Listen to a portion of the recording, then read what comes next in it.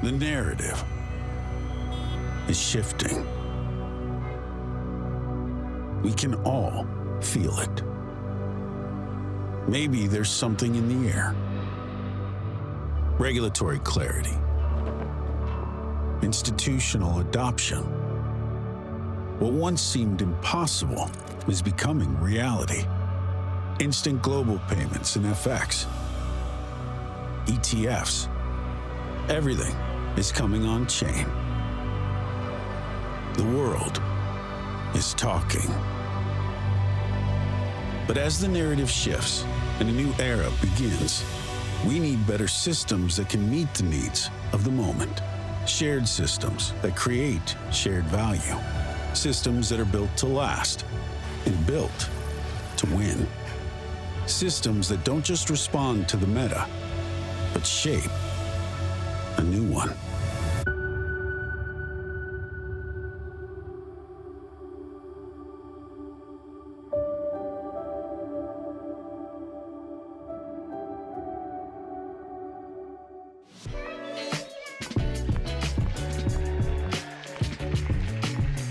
Good morning, New York. Thank you so much for joining us today. It's really actually pretty special seeing everybody in this room, and it is a dream that all of us at Dromos Labs have had for nearly 3 years. So on behalf of everyone, thank you so much for joining us, and for everybody streaming online, thank you so much for tuning in. At Dromos, we consider all of the users of our products to be co-contributors. So truly, you all are the reason we are up here on this stage today, so thank you so much.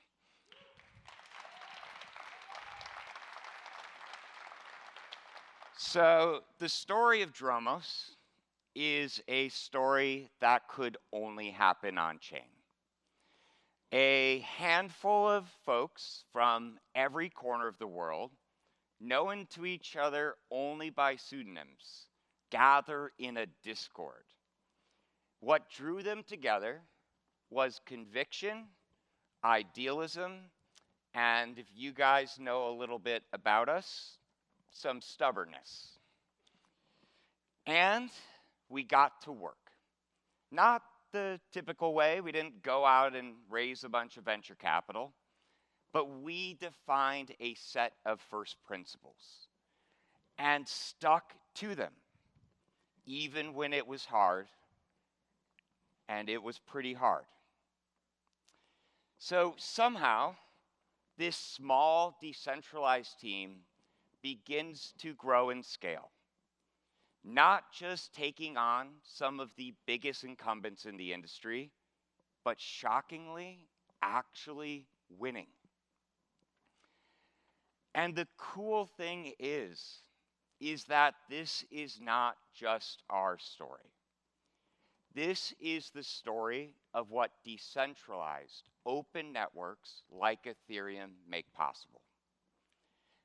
Because, as I think many of you in this room know, when you are on-chain, it does not matter who you are. It does not matter where you are from. Only what you build, and importantly, what you believe in.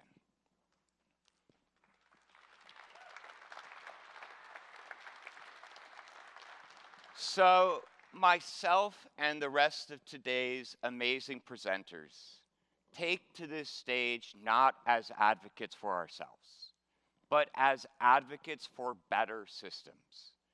And beside us, around us in this room, streaming online, is a global team of anonymous contributors and an expansive stakeholdership all over the world.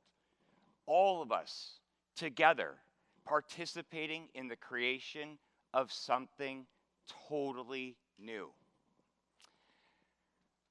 And what unites each of us at Dromos is a common belief that shared systems should create shared value. This is important to us. We stand against value extraction and concentration of power wherever it occurs. But we think this is especially essential when it comes to the critical infrastructure of modern society, because we believe that there is a better way to build it, a better way we must build it. So our purpose is to build common infrastructure that delivers uncommon value. And we do this through the development of decentralized financial technology. Technology designed to reward every participant. And we combine leading technology with this economic innovation to give every participant a greater share in this new economic era. And we think it'll be a better economic era, at least if we have anything to do with it. Because just as the world came online, it is now coming on chain. And this is actually happening at an accelerated rate.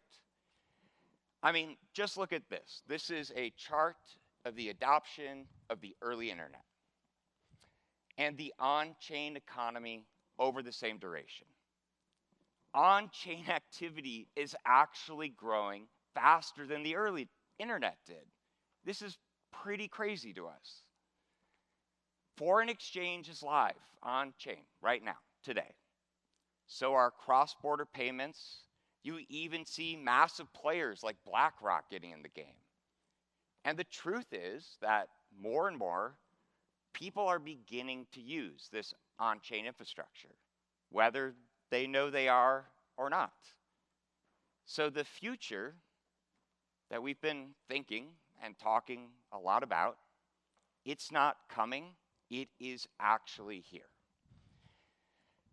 And I just want to take a moment and share one example that I think makes this totally clear. Let's say you need to convert US dollars to euros. You're going on a nice vacation, or maybe you're a small business and you need to pay international contractors. Well, you might go to Wells Fargo, one of the world's oldest and largest banks, and they would charge you about 3%. Not bad. Take about 5 days maybe to clear, but you're used to it. But hey, you know what? You go over to Chase instead, right? They'll charge you 2%. That's a bit better. But actually now, there's even Wise. Wise is a leading financial tech company focused on international money payments. They would take a 0.2% fee. Pretty good.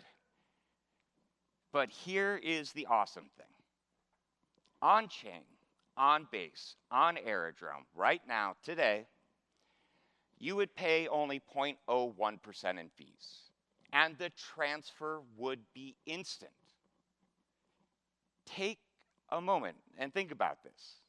These small online protocols, Aerodrome and Base, are literally delivering a product that is up to 300 times better than the biggest institutions or the hottest fintech startups with all of their money, all of their people, all of their resources, all that distribution can provide. This, to me, is a revolution. And it is one that we are still in the early days of. So Brian Armstrong, the CEO of Coinbase, recently predicted that as much as 10% of global GDP will move on-chain in the next 5 years. This would represent an order of magnitude increase over the size and scale of our industry today. So if you boil it down, we're not just talking about the on-chain economy, but the economy coming on-chain. And this is so exciting to us. But it's not for any of the reasons you suspect. It is simply happening because products built on-chain, just like the digital products that you are all familiar with, are faster. better, cheaper than incumbent solutions. All this is a continuation of a 30-year trend. If your business, product, service, or institution can be distilled into code, it will be. Because code wins. Code is weightless. It demands less infrastructure and fewer people. And it is globally accessible in real time. And all on-chain systems are doing is accelerating this process. And their core technology, the token, represents the biggest revolution to coordination since the very invention of the firm.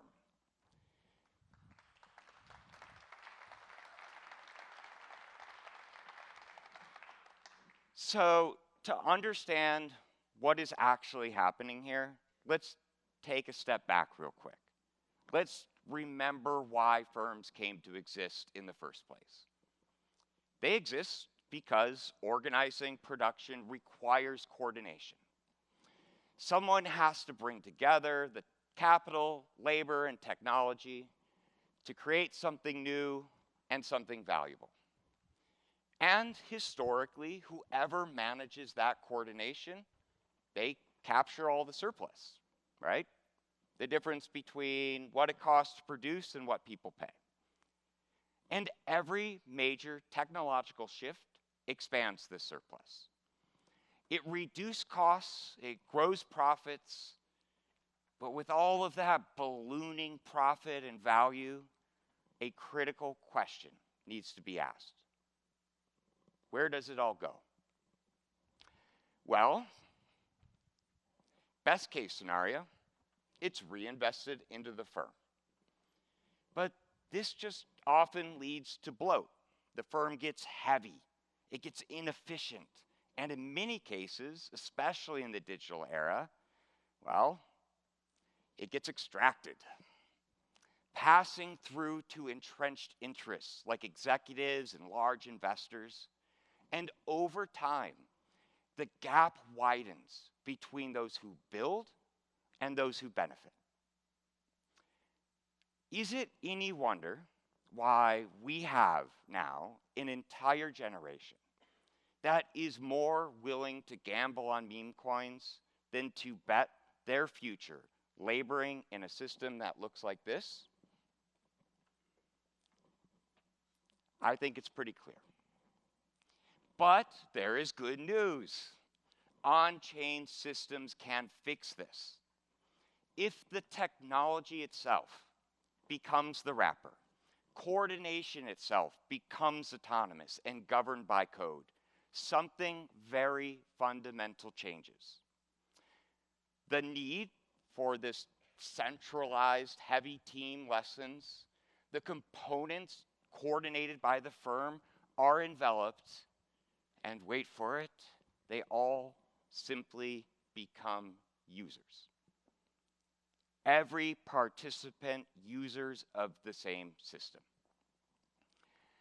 All of them now participants in a hyper-efficient on-chain firm. And the impact of this becomes all of these old competitive advantages, they fade away. And a new singular one emerges. And that is how much of the value is distributed to the users.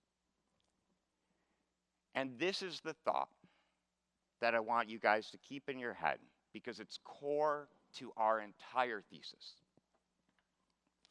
Any industry or product built on centralized value extraction, or any on-chain firm that extracts value to teams or insiders, will struggle to defend itself against hyper-efficient on-chain firms that importantly internalize and distribute maximum value.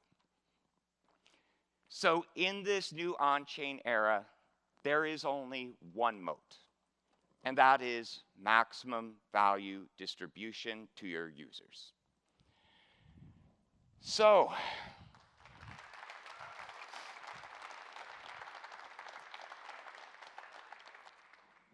So we've obviously got this new name, Dromos.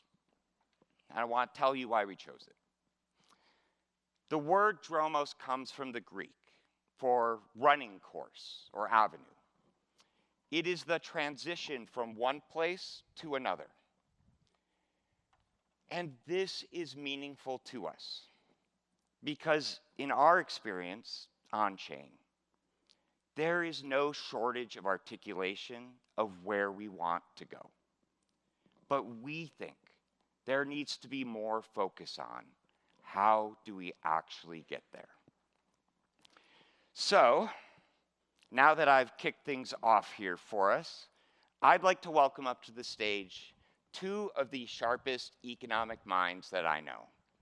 Chris Boulos is a former research economist, hedge fund analyst, and strategy consultant with the Boston Consulting Group. He's also one of my closest friends, and we are so lucky to have him as president of Dromos Labs.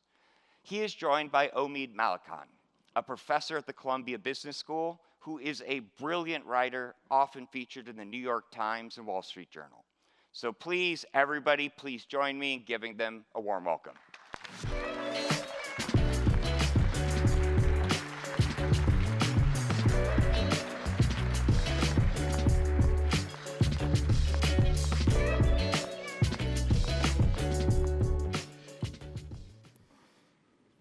All right, hello. So thanks for joining me, Omid. Thanks for having me. This is really meaningful to us, and it's also kind of full circle, as we talked about backstage. The first time we ever talked about any of this stuff that Alex just talked about was at a class that you taught a few months ago, and we got to sit and watch this lecture, and you introduced to us this concept of enshittification, which is really relevant to, I think, a lot of what we're talking about and building against.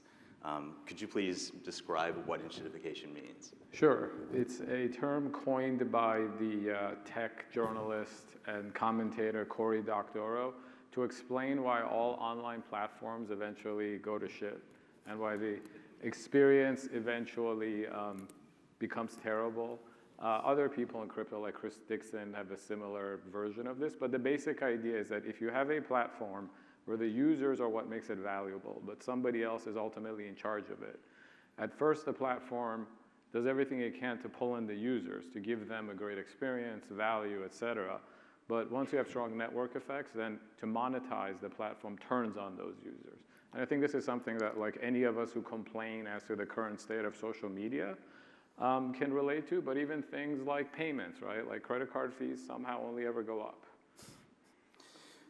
That makes total sense. And so one thing that we're talking about generally is, I think, this idea of trust that you've actually talked about, right? This curse of history, where you have a large platform that brings in value from users. It starts to become increasingly trusted, and then it starts to be corrupted by the amount of dominance and trust that it's able to generate. We're talking about building an industry that's supposed to move beyond this. Would love to hear your thoughts on how crypto allows us to move past a lot of these failures of the past. So I spend years thinking about what is the easiest way in one sentence to describe crypto to people, and blockchain and DeFi and all of it. And what I eventually settled on is that it's a better way to build trust in a digital setting. Because trust is very important in everything that we do. In financial services, it's literally the product of every financial company. The financial services companies don't make things.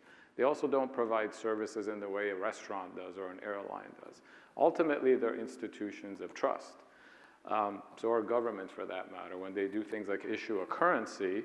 But the cycle is that once you become really, really important, you're now becoming in a position to abuse that trust, and you have incentives to do so, like you make more money. Or you have more power over other people. So there is a cyclical nature, and technology has always been deployed to try to sort of at least slow down the cycle. Right? If you think about everything from the idea of a contract, right? The point of it is to just make trust more sustainable and less abusable. And the beauty of blockchain and crypto and DeFi to me is that it's a utilization of the best tools we have, whether it's people being online or cryptography or the fact that we all walk around with a computer in our pockets, to try to short circuit that cycle as much as possible and to make the activities that everyone all over the world participates in more trustworthy for them. So when we talk about this then, how are we doing as an industry? Are we actually delivering on this sort of promise? And what should we be doing if not? In some areas, yes. I think Bitcoin has arrived and achieved what it set out to be. But that, I think many of us would agree, is limited in terms of the possibilities. Like non-sovereign, decentralized, censorship-resistant money is great, but people have more needs than that. Right? People have their day-to-day activities when it comes to buying and selling and banking and taking out loans. They also have their non-financial activities like social media. So on the one hand, we're slowly chipping away, I would say, at all of the other activities.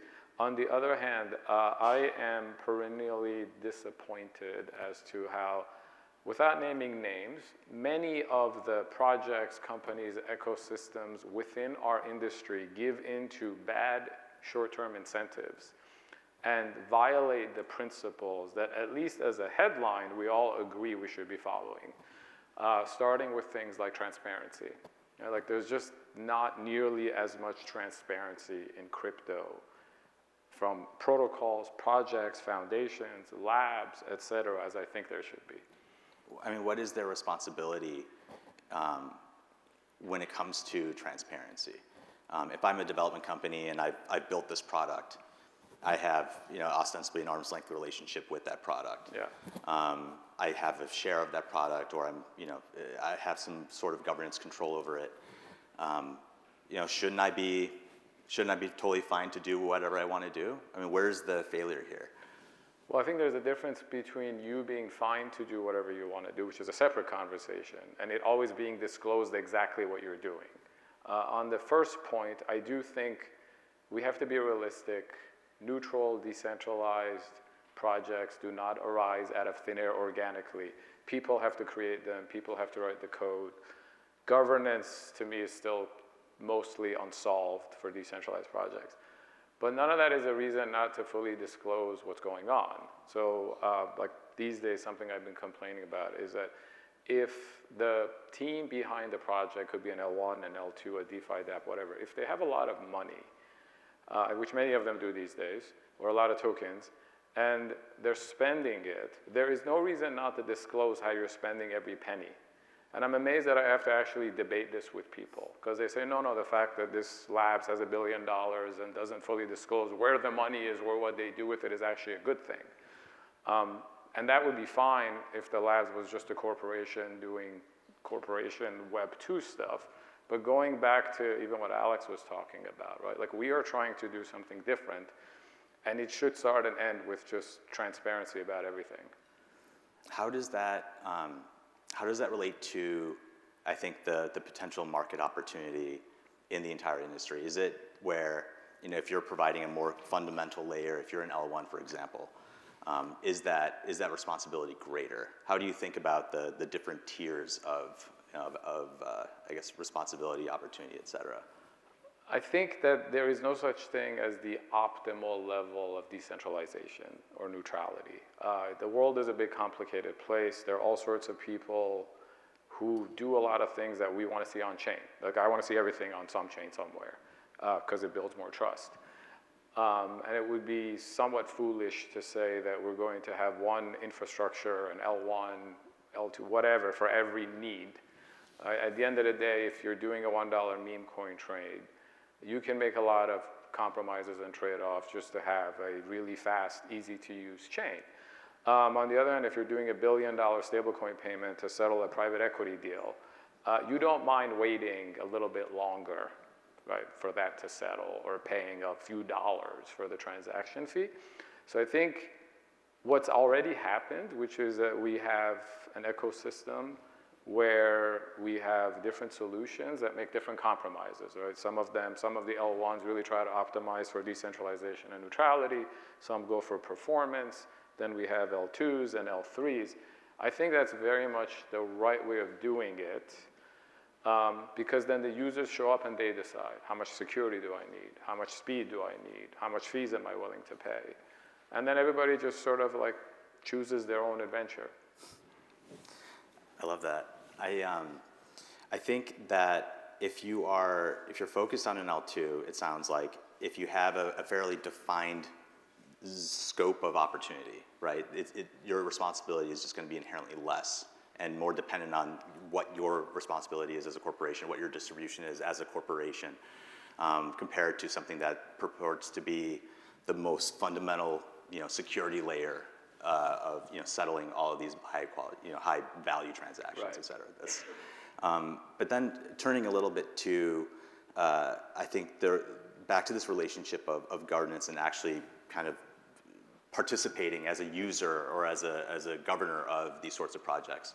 I think you've spoken a lot in the past about this problem of dual ownership structures where you have these potential conflicts within these decentralized organizations. I mean, what are your evolving thoughts on that? And would want to ask, like, how do you feel about this recent news by Uniswap? Because I think that was a really phenomenal move by them.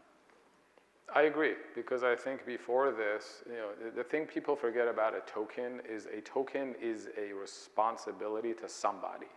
I used to say it's a liability, and then people say, well, it's not dead. But in a way it is, because if somebody is holding your token, if they paid money for it, money that they could have deployed elsewhere, then they're doing it because they expect something from you. So it's never good to have tokens out there where it's not clear what it is that you're delivering. And it's also problematic if you have founders, a team, whoever, that on the one hand are accountable to token holders, but then also simultaneously are accountable to equity holders, particularly if they raise money for their equity, because now they have shareholders, and they have a legal responsibility to deliver value to their shareholders. But how does that align with the less clearly defined responsibility they have to deliver something to token holders? So I want to be sympathetic to the fact that these are very complicated questions that even the most well-intentioned teams are going to have a hard time answering perfectly today. There's just a lot we just don't know about decentralized governance, DAOs, all of it, right? And ultimately, you need corporate structures, you need shareholders, you need VC funding. But the more you can align and say, look, here's a bunch of stuff that the team is going to be doing, and if they succeed, it's clear who benefits, whether it's the token holder, the user, which is sometimes a token holder, but sometimes not, the shareholder in the company, then the better. So I like the Uniswap announcement because it's what they're proposing will create a lot more alignment than is currently the case. So you talk about selling tokens, you talk about paying a team and making sure that it actually goes and builds the thing. I mean, what is your ideal end state in a team going out bootstrapping or fundraising more broadly, and making sure that it has its own some sort of stake in the thing it's going to ultimately bring to people? How does this actually look as an ideal end state for the industry? The ideal end state is that the team eventually just becomes more and more like a customer or user of the thing that they create. It is very hard to do. It probably takes many years, because at the end of the day, on day 0 or day 1, the team is all that there is. And we need them to be incentivized to work hard, write code, make it a project that's publicly useful. We have yet as an industry to figure out what that exact transition looks like, right? But obviously, if you design a protocol and have a multi-sig indefinitely that will control the code of that protocol, that's not ideal, right? That lends the risk of some kind of enshedification, because let's say your protocol does become important financial infrastructure. It's not good for the users that you have a multi-sig, that you can change it. It's also not good for you, because there have been instances where governments go to protocols and say, use the multi-sig to do something that you don't want to do. And the team says, we don't want to do it. That goes against our values. And the government says, too bad. You have the power, right?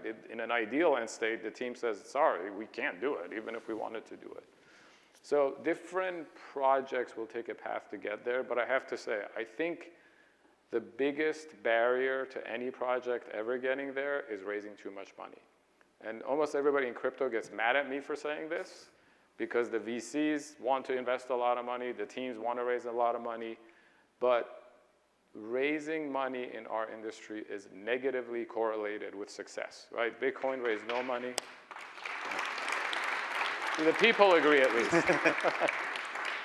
It's just a fact, and to this day, I don't understand why if you're just writing software, you need to raise $200 million.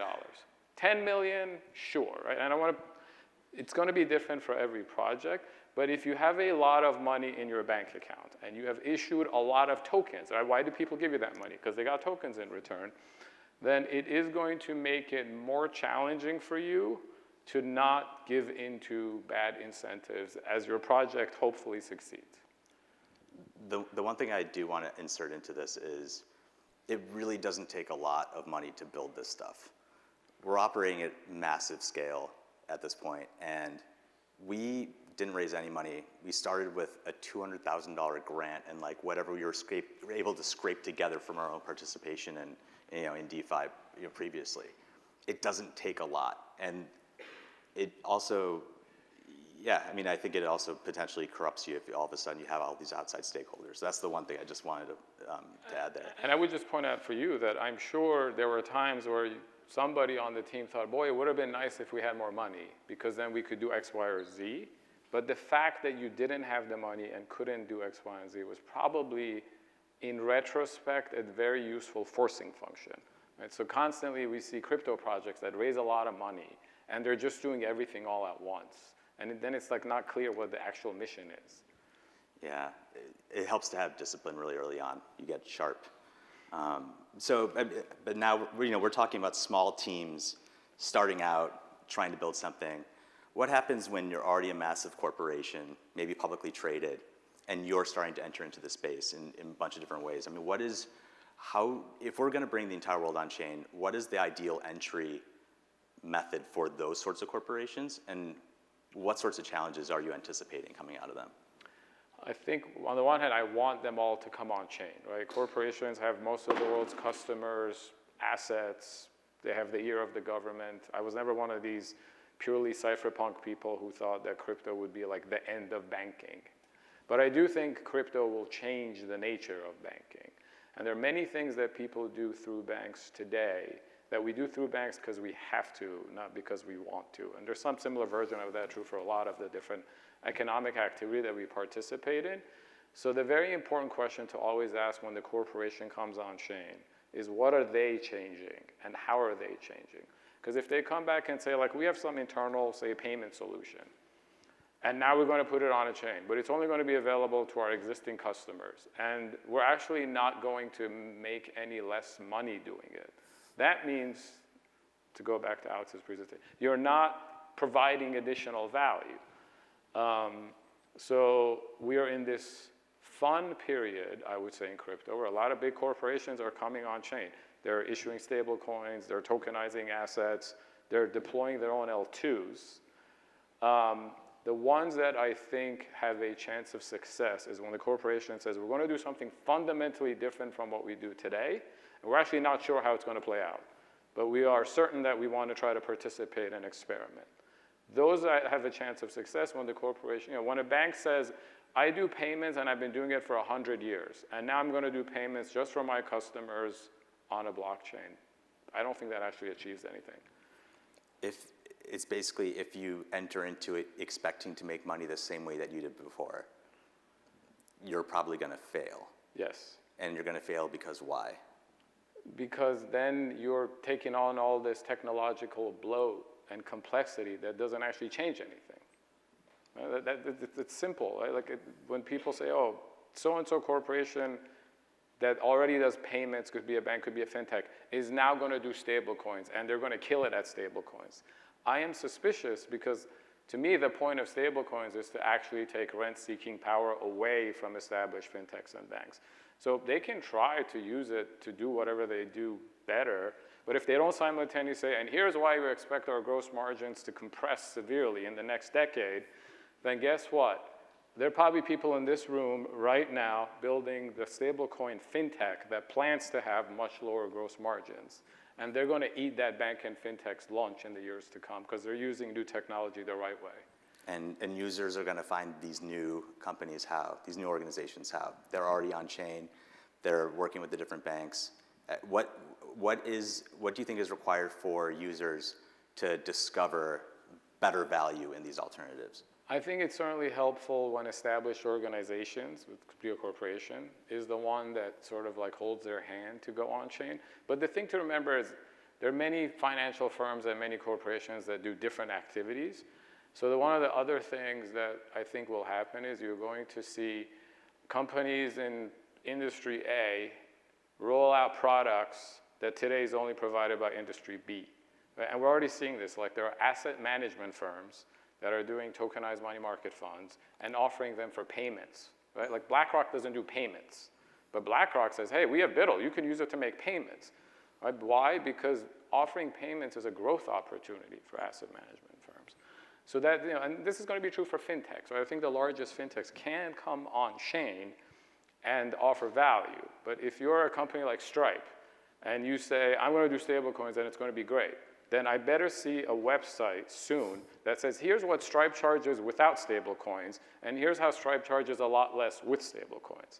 Because if that's not there, again, somebody else is going to build this. And ultimately, the merchants are going to say, well, if I can save money and the service is close enough, I'll switch. If you don't deliver the value, somebody else will, and you'll lose. That's all the time we got. Great. But thanks so much. Please. Thank you, everybody. Thanks.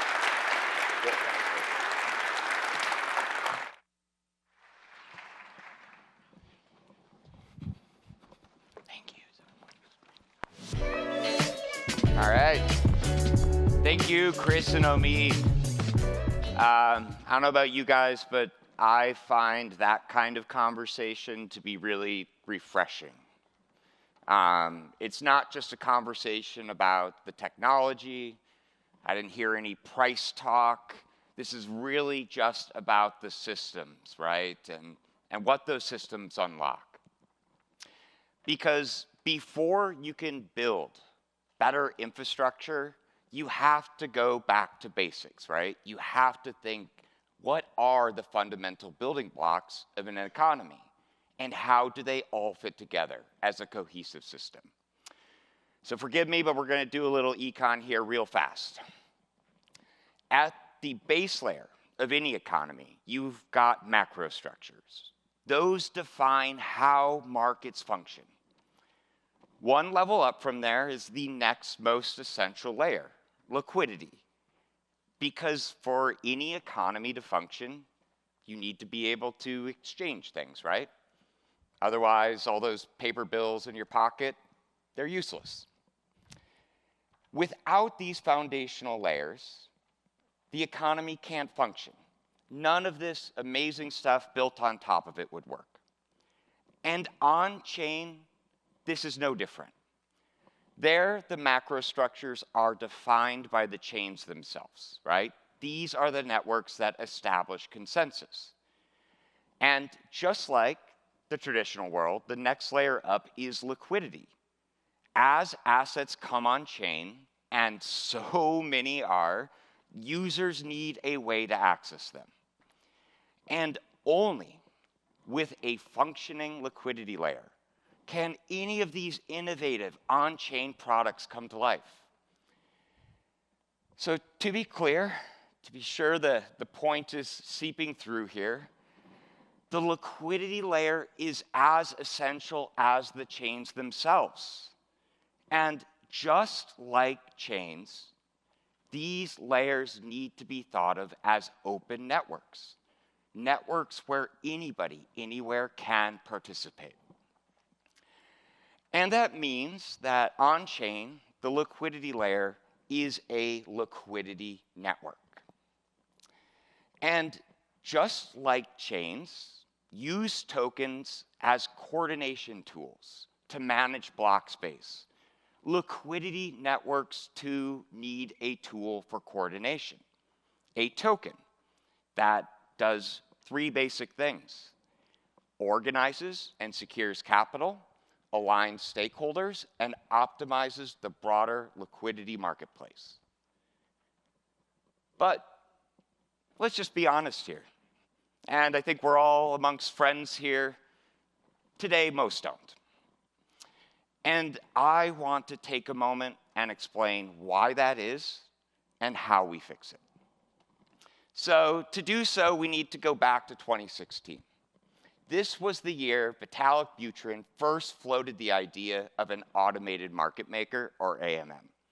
And this has almost become like water to those of us in the on-chain community, but this was a revolutionary idea. Instead of relying on buyers and sellers to manually post and match trades, these sophisticated financial instruments were distilled to mere code. Now, all of this trading activity, the quoting, the routing, happened automatically. And by virtue of doing this, it made the very act of market making, previously reserved for a privileged few, an open network that anywhere, anyone in the world, anytime could join. Now, in 2017, Bancor was the first to take these ideas and make them real. In 2018, Uniswap iterated on them further and brought them to scale. But both fundamentally were two-sided marketplaces. They connected two stakeholders, traders and liquidity providers.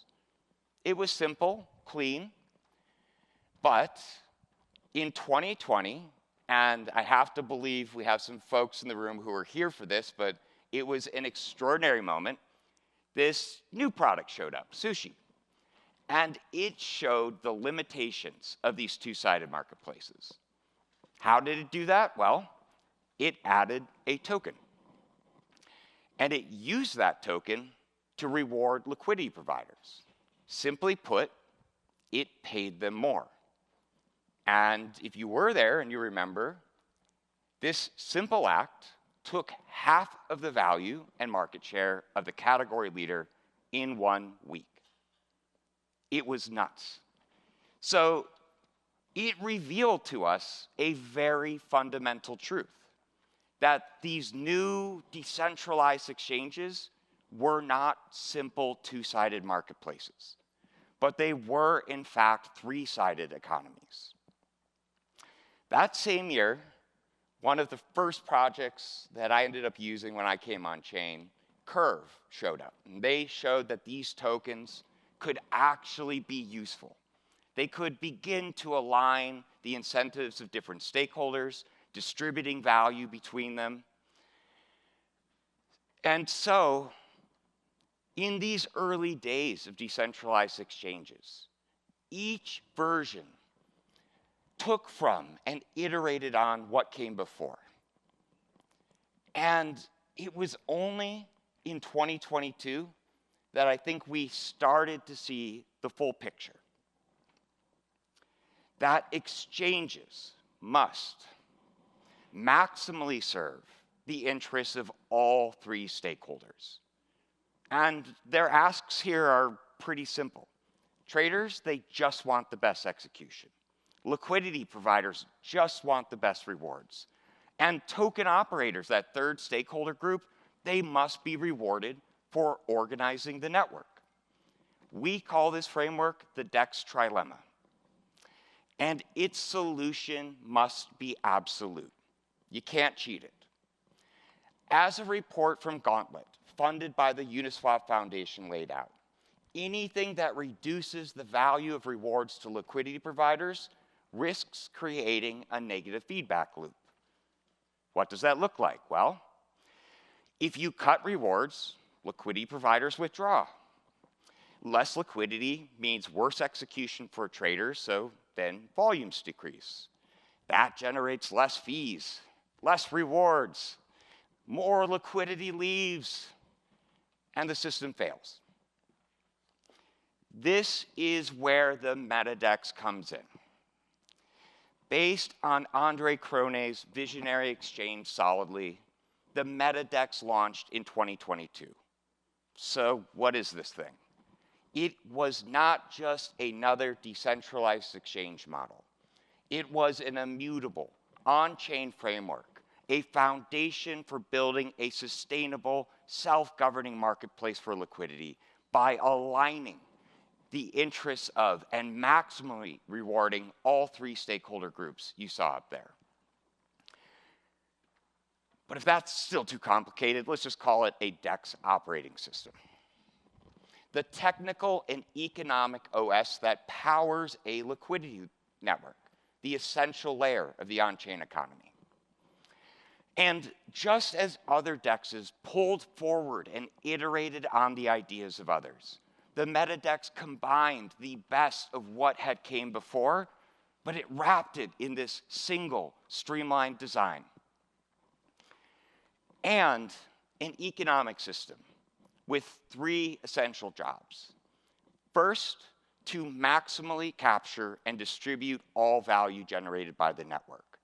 Second, to reward those who add real value, continuously redistributing control to those who make the network stronger. And third, to ensure all stakeholders are aligned through transparent and immutable code. And at the core of all of this was the token, the essential coordination tool of on-chain firms.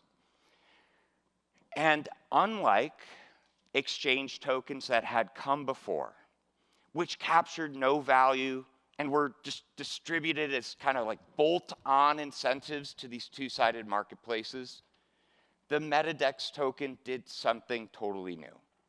It maximally captured and manages value. It starts, of course, with directing 100% of fee revenue of the token. But it doesn't stop there. It also internalizes additional revenue streams. And these are streams that we've just been shocked that no other exchanges have seemed interested in internalizing. They leak them and outsource them to extractive third parties. But we, of course, direct it right into the token, which means 100% of the exchange's revenue from all sources is wrapped now in this token, and that token is distributed to the single most important stakeholder in an exchange ecosystem, liquidity providers, and specifically liquidity that is actually useful for traders. So if you remember back to the sushi example, MetaDEXs can, in effect, pay more than traditional exchanges. But the big difference with sushi is that this is with a token that is actually useful.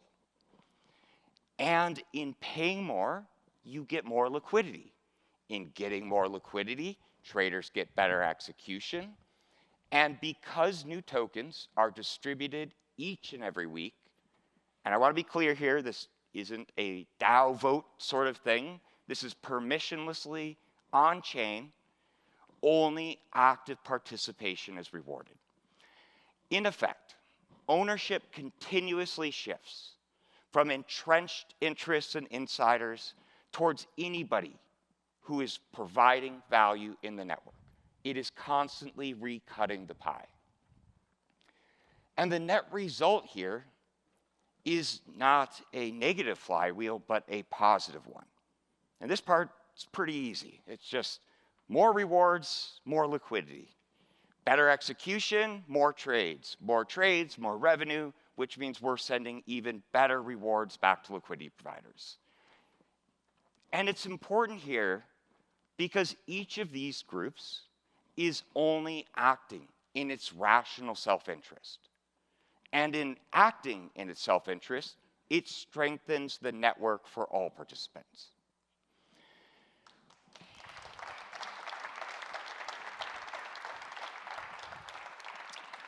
And this is one, just want to get out there. I'm hoping we can solve this once and for all in this room. Let there be no doubt the system works.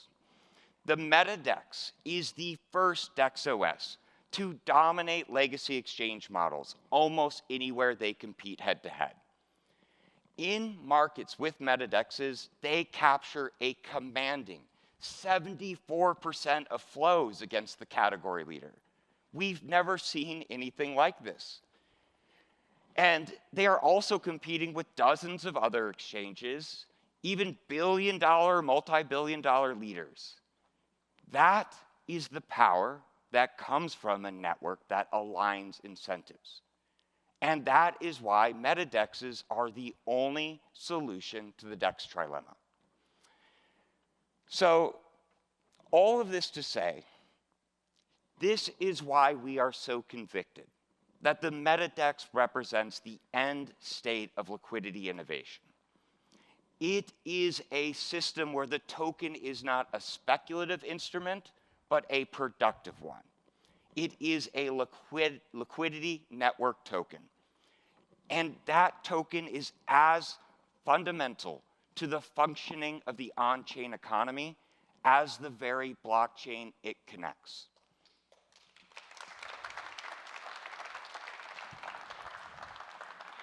And boy, if you aren't convinced yet, and I infamously spend enough time on Twitter to know that many streaming, at least, probably still are not there yet, I'm not just going to ask you to take my word for it. I'm going to invite up one of the world's best and most infamous traders. I'd like to welcome up Jonas, I haven't even practiced your last name all week. Jonas from Wintermute Ventures. How did I not do that?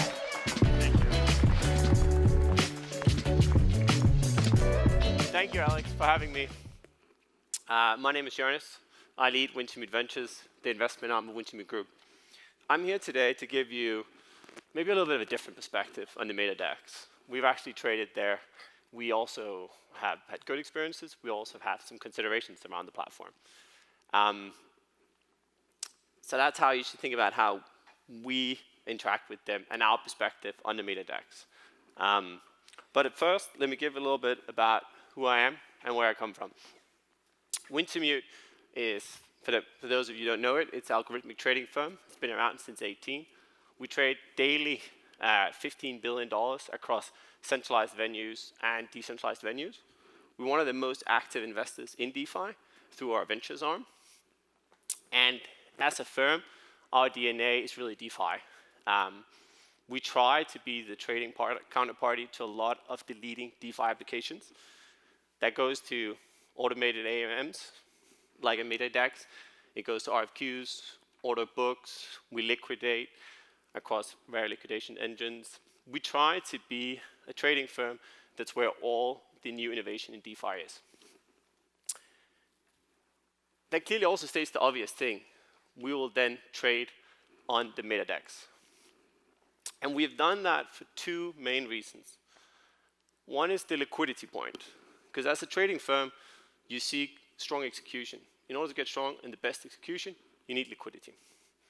And I think what Alex has alluded to, that's one of the core principles behind Aero, Velo, and the whole MetaDex ecosystem. The other thing that's made us trade there is the economic model. Because I think the economic model has evolved from the early days of Uniswap, SushiSwap, to where we are today.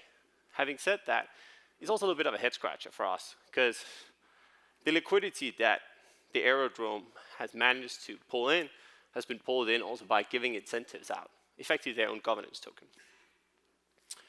But that leads me to, when did we get involved with the MetaDex? We got involved in early 2024 when Slipstream was launched, effectively Aerodrome's concept of concentrated liquidity. What happened is liquidity improved massively on Aerodrome. They became one of the leading, if not the leading DEX on the base ecosystem.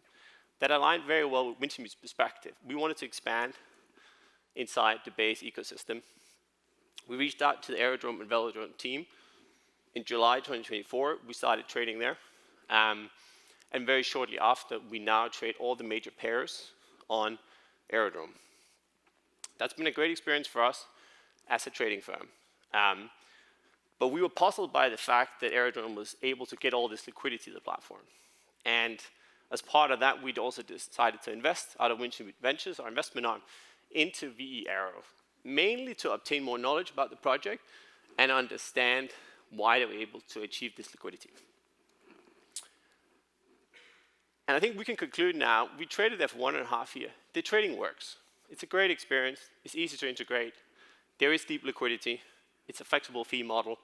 And there is a lot of liquidity as where we need it as a trading firm. But as you heard, all of the Dromos people up here today, they talk about this trifecta. And the way we see the Aerodrome ecosystem is, you really have 3 stakeholders. You have the traders. That could be average trader that want to trade a DeFi application. It could be a sophisticated firm like Wintermute that comes to want to trade. What do we want? We want good execution. When we trade there, the fees, they flow to the second stakeholder. That's the token holders. What's been invented is this model of them receiving all the revenues. Sounds very good. Token holders have probably been very happy with the project. It's been an interesting journey. And then you have the third, and probably the cornerstone of this project, is the liquidity providers.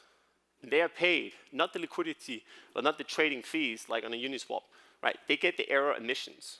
And that's also what, from our perspective, had a little bit of a head scratcher, because they're effectively giving out their own value, their own equity to pay for this liquidity. We have now been involved with this project for 1.5 years, both as a trader and as an investor. It's been super successful. It's also been a very good experience. But are we fully comfortable on the token model yet? Not really. Despite us being an investor and being a trader, we still question whether the longevity of this model, because they're paying their own value to the liquidity providers. Having said that, they have achieved something which not many projects have. They have now, for several years, provided very strong liquidity in the base ecosystem, and I'm very curious to what they will announce later today, what that means. But I suspect it will help this flywheel they talk about, where they will probably cater even more to the liquidity providers, whether that's through Aero emissions, revenues. I'm not in the know of what that entails. But with a platform like Aero, it's good tech. We're tech nerds at Wintermute. At least from our perspective, it works well. It's been an easy integration for us from the trading side. It's been a good experience as a token holder. But we're also skeptical around the token model, because that's really what the innovation here with Aero, it's of course a good tech, but it's really the economic model. And we sit as a firm, we want to be involved in some of the new DeFi stuff. But I think the question we asked the Aerodrome team today is, this is an economic model. It's proven well for now 2 years, but can the Dromos team really stay at the frontier of DEX innovation?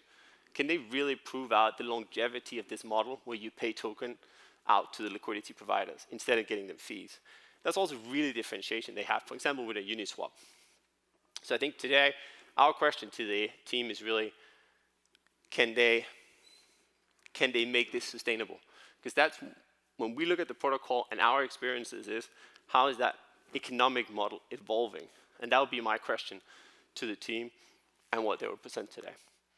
That's the view from Wintermute.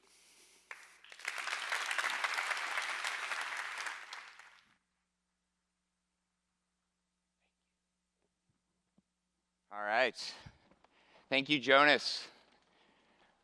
We love actually working with Jonas and Wintermute Ventures because they always come unfiltered. They ask us some of the toughest questions.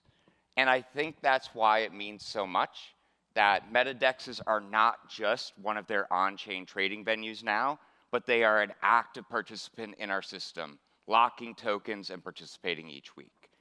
And if there was one thing that I hope came through in what Jonas shared, they're not doing this out of ideology. They're not doing this because they're fans of ours, but just their own rational self-interest. And the cool thing is, they're not alone. MetaDexes are now the infrastructure for over 100 partners. And I want to explain now why that is. The entire journey starts with MetaDex 01, our first product in the original DEX OS, launched in 2022. It took what worked so well in André Solidly and built on it. MetaDex 01 brought together some of the best AMMs at the time and provided in-house what other exchanges leak to outside parties. 1 year later, in the summer of 2023, we released MetaDex 02. And this is the DEX OS that powers both Velodrome and Aerodrome to this day. They are now amongst the top revenue-generating protocols on-chain.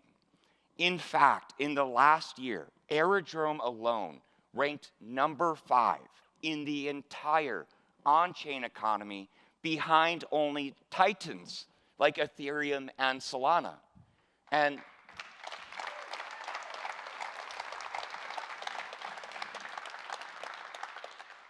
this is something, if you had told me this, 3 years ago, I would not have believed you. But that's not all.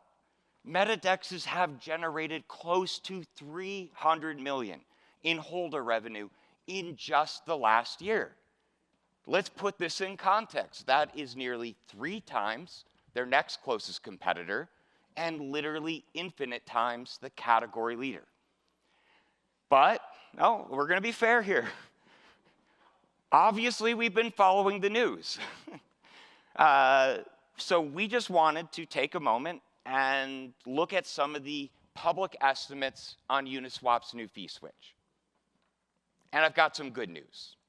Even with the backtesting that we've seen, and these are some of the higher estimates, MetaDexes are still number 1.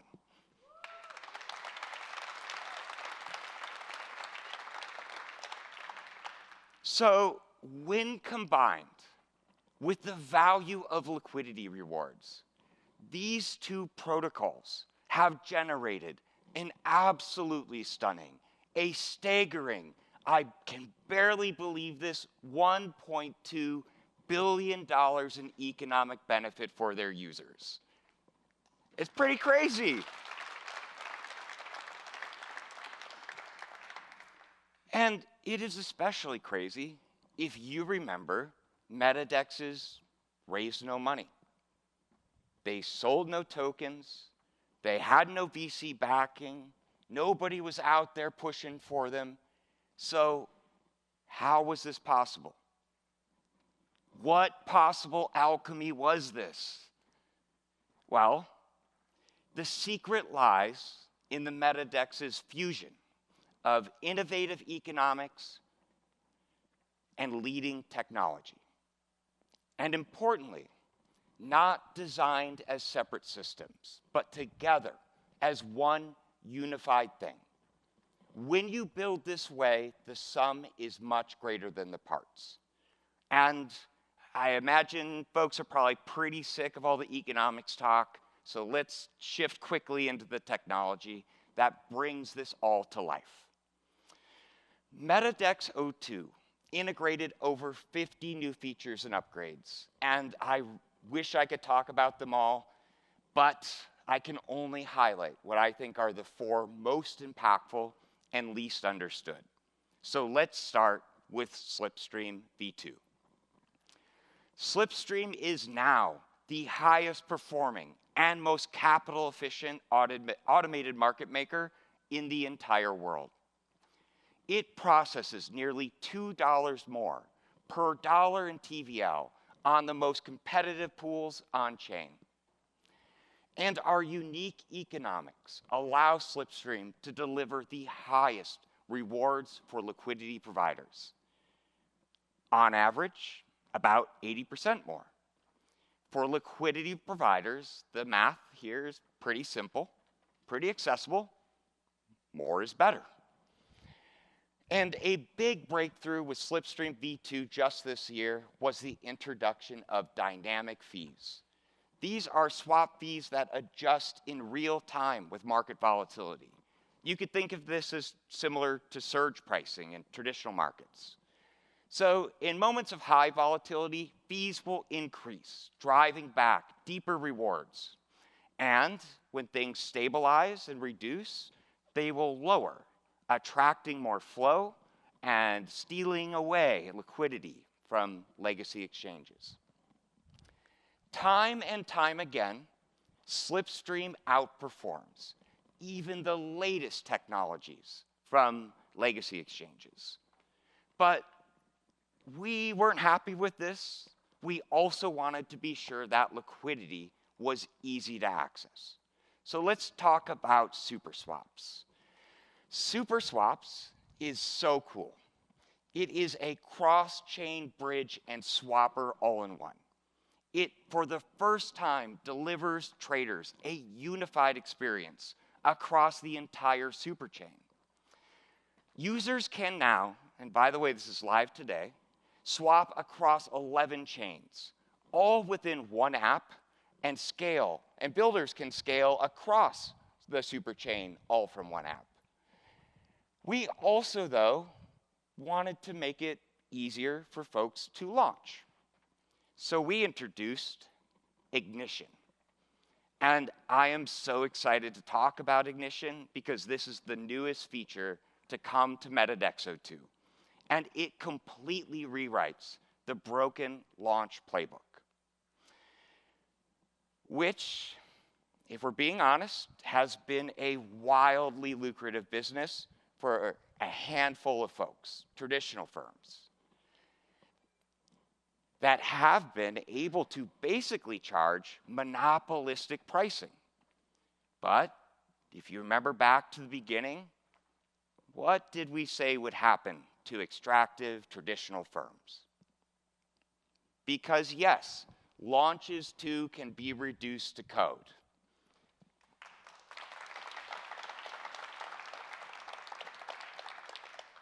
And to put this in perspective, the potential here is a billion-dollar market where the MetaDex can undercut the incumbents by 90%. With Ignition, price discovery happens organically in the market.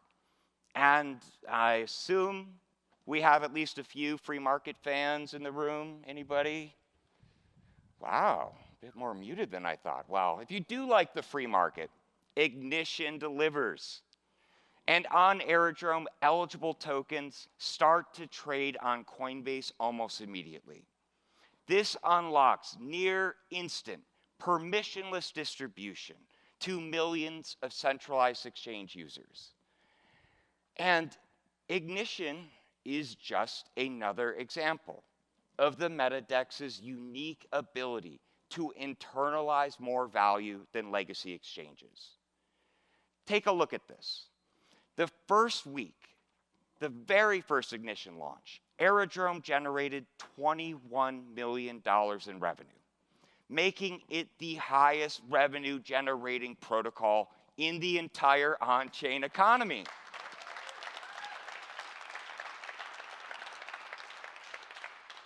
It's crazy, but none of this stuff is possible without some really cool and innovative technology under the hood. So I want to talk about what I think is one of the least understood components of our stack, but it is also one of the most important. It's the DApp, or Decentralized Application. Our commitment to decentralization is deeper than just governance.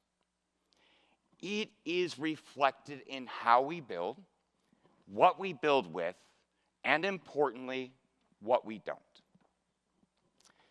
A lot of on-chain projects love to talk about their decentralization. But when you actually go to connect to their apps, what are you connecting through? Well, I hope I'm not pulling back the veil here for anybody, but it is a tangled, gnarly mess of centralized servers, databases, and APIs. This is just Web 2 all over again, is it not? Their smart contracts might be on-chain, but the UI you interact with isn't, the data isn't, and so, inevitably, when AWS goes down, so does the front end. And this is not a trivial thing. These are advanced financial instruments. AWS and Cloudflare outages this year alone rendered infrastructure used by many leading crypto projects completely non-functional. Hyperliquid's July outage cost them $2 million. And just last month, Binance's outage cost them roughly $300 million. This is devastating. With the MetaDEX, though, everything that you see is on-chain. The front end is decentralized. The data is pulled directly. No centralized API, no intermediary service, no indexer. But more simply, for users, it means three things. One, all the data you see is real time. What you see is what you get. Two, it is totally private and totally secure. And three, and this is the craziest one, it has 100% uptime. It is literally as reliable as the chain it is on. And this also means that it is infinitely scalable at zero marginal cost. And I want to emphasize this because this is a legitimate tech moat that MetaDEXs have over more centralized competitors, many of whom will go so far as to ask their token holders to subsidize their Web 2 infrastructure costs. I'm out of time. Okay, well, there is so much I didn't get to. A comprehensive feature set that makes MetaDEX 02 the most powerful DEX OS on the market. But we didn't stop there. In fact, we have spent the last 2 years in research and development, building something we think is even better. A DEX OS purpose-built to meet the needs of this new, fast-growing, on-chain economic era. Or more specifically, a DEX OS that is more interoperable, more responsive, and more powerful. A DEX OS built not just to outcompete today, but to scale with the possibility of tomorrow. So I am thrilled to introduce MetaDEX 03.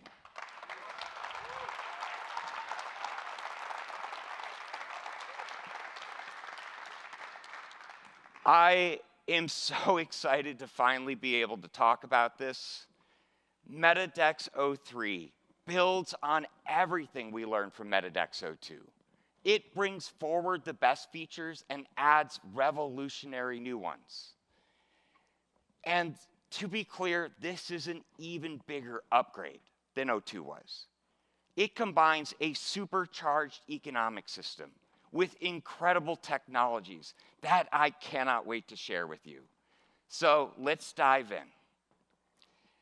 Now, as we've already discussed today, MetaDEXs are leading every other exchange in their ability to internalize and redistribute value.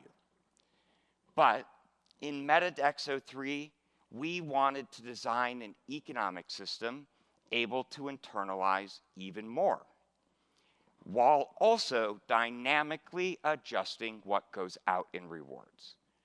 A fully optimized reward system, more responsive, more dynamic, that powers two new economic engines I'm excited to share, the Rev engine and the Air engine.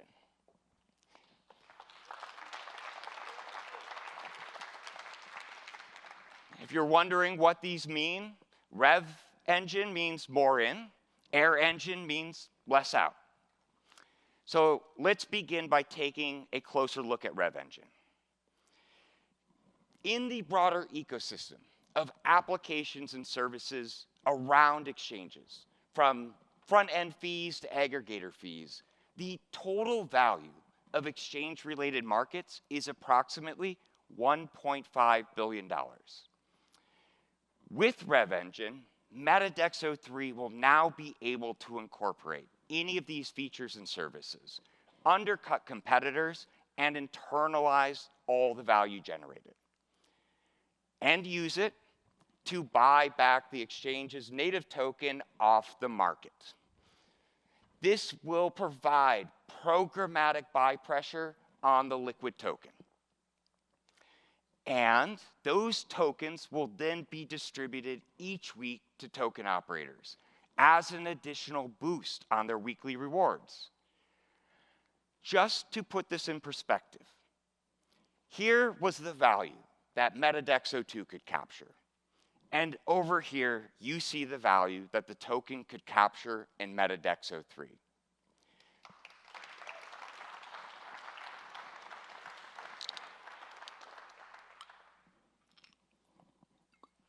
Got to hydrate up after that one. And yes, of course, this is all going directly into the active tick of liquidity. And in doing so, this deepens a moat already so powerful that even multi-billion-dollar incumbents can't beat it. And we look forward to seeing how it stacks up against exchanges that may soon pay liquidity providers even less. We're going in opposite directions here, and we're excited to see how MetaDex 03 competes.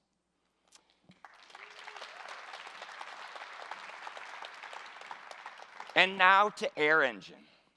With Air Engine, we are updating the entire reward system. AIR stands for Adaptive Emissions Rate, because with MetaDex 03, the rate of rewards won't be predetermined or merely adjustable, but truly adaptive, responsive to the market in real time. So fundamentally, the Air Engine does two things. It optimizes rewards and it surges rewards. What does this mean?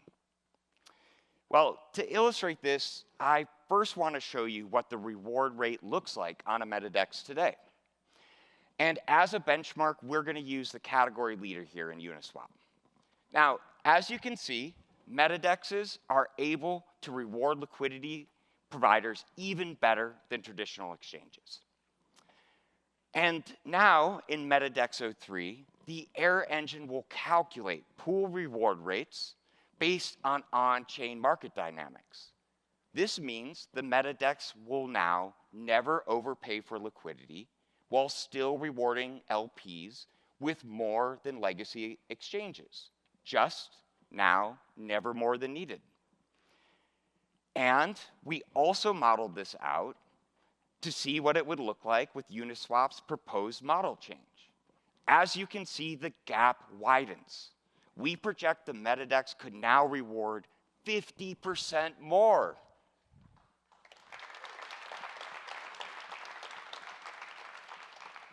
So now let's look at surging. This chart shows what could sometimes happen in MetaDex 02. In certain conditions, the rate at which a fee-based DEX could compensate LPs might exceed the rate that a MetaDex could purely through token rewards. With the Air Engine, that reward rate will be able to surge, increasing the rate of rewards during periods of increased trading activity. And the benefit of this is that it helps ensure liquidity providers stay right where they are, on the MetaDex. And it also keeps liquidity deep when it is needed most by traders, which is in these moments. And once again, we wanted to model this out against the proposed Uniswap changes. And you can see the gap only widens once again. So in short, the Rev Engine increases value in, the Air Engine reduces the value going out. But I'm sure you're all asking the fundamental question, by how much? Well, I'm happy to share. Based on even conservative estimates and backtesting, we estimate the Rev Engine could increase value in by 40%, while the Air Engine could reduce value out by 25%. This is insane. This is the type of systems optimization that any business would love to go out and announce that they've been able to achieve in a given quarter. And we're bringing it to MetaDex 03. But if you're worried that that math might not be mathing, I'd like to introduce to you one of my oldest friends and the CFO of Dromos Labs, my quant, Dan Wick.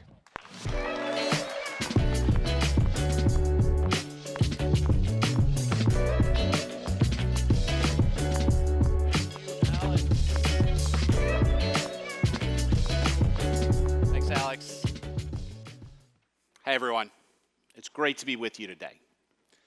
We've learned a lot over the last 3 years building the MetaDex. And I believe we have meaningfully changed the game with the economics for MetaDex 03. So let's get into it. One of the core challenges of on-chain protocols is balancing growth with token incentives. MetaDexes are no exception. So let's talk a little bit about fees versus issuance when using Aerodrome as an example. Data providers like DeFi Llama and Token Terminal are infinitely useful platforms. But as a user, you still need to understand how protocols work to properly evaluate a token's economy. That's because for most on-chain projects, revenue and incentives come from completely separate entities. The protocol itself generates fees from users, while costs accrue to a DAO or foundation. And because of this, Aerodrome is usually at a disadvantage when taking a surface look on these data platforms. So for example, if I'm interested in learning about protocol net profitability, and I go select something, like something simple, like fees versus incentives for Aerodrome, and I pull up another similar protocol for a comparison, I see this. Look at this pristine chart. All fees, no incentives. And on the right, we have Aerodrome. Incentives are higher than fees. Now, looking at these charts is a bit of a test. Is your primary observation, wow, Aerodrome seems very unprofitable? Or is it most surprising that the other protocol appears to be infinitely profitable? It has no cost to operate? This can't be the complete picture. And if that's what you were thinking, you'd be right. And that's because most tokens are not actually core to the economy of their projects. While many protocols look infinitely profitable, most tokens are infinitely unprofitable. Their primary purpose is to be hyped, and then they get sold to fund the team or pay off investors. So while the protocol itself may be sustainable, the token's economics often are not. And that is a core part of the MetaDex value proposition. In the MetaDex, the token and the protocol share the same economics. Our revenue and our costs, for better or for worse, show up in the open. And this has created a robust discussion about what profitability and sustainability look like for MetaDexes. And to be clear, we welcome this discussion. Today, I will be sharing how MetaDex 03 upends everything you thought you knew about DEX tokenomics. But first, a little more background. As you heard in the conversation about the DEX trilemma, dominant DEX economies are about aligning the interests of LPs, traders, and token operators. So yes, token holders transparently face dilution as a cost in the MetaDex economy. The question is, how well these costs are balanced with other forces in the ecosystem. And one of the key features of MetaDex 02 was the introduction of automatic stabilizers to improve the balance between rewarding LPs and reducing dilution. These stabilizers bought back and locked over 14% of the circulating supply. Over 150 million liquid tokens were taken off the market. And this doesn't include the locks from other parties that were incentivized by these programs. The end result is that the net inflationary effect on the liquid token was significantly lower than our first quick look at fees versus incentives. Well, let's talk a little bit about buybacks. Revenue to the token is good. Buybacks are positive. And we are excited to see that more and more major category leaders are finally acknowledging how important this principle is to the growth of our space. But it's important to know what happens to your buyback. And it's often more complicated than what you see on crypto Twitter. METADEX 02's buybacks are about increasing the health of the system to optimize future revenues for token operators. Other buybacks can be offset by sell pressure from unlocks. You have to weigh the buybacks against net new tokens hitting the market. And that's what we're going to do. Now, in order to do that, I got to apologize, because as we're going to have to get down into the weeds a little bit here, look at some complicated charts. But it's important to develop a framework for evaluating the Aero economy as a baseline so that we can properly blow your mind with the impact of the Air and Rev engines.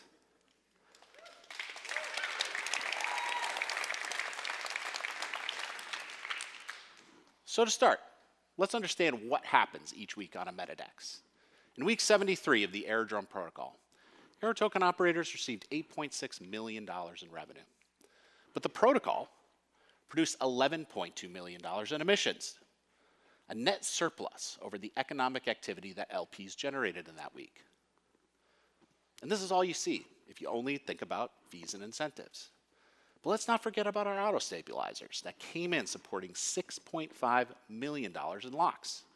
The protocol turns its original deficit into a $3.8 million deflationary effect on the token economy while preserving the original surplus value that was given to LPs. And this is why the METADEX economy is so powerful. It can consistently reward LPs' excess value while still producing that value for the token economy. Does that seem impossible? Well, it only works because the token has a purpose, an immutable claim on all future revenues of the product. Now, if we take the net outcome from this chart, the $3.8 million in net value, and we combine it with all the other weeks from the last year, we get a sense of the net value accruing to token operators over time. So on the left, once again, we have our simple look, fees versus incentives. But on the right, using the same framework, but using the net emissions figure, we see a different story. For the last year, Airdrome has consistently produced more revenue than net emissions, creating a sustainable system to reward LPs in excess of the fees that they produce.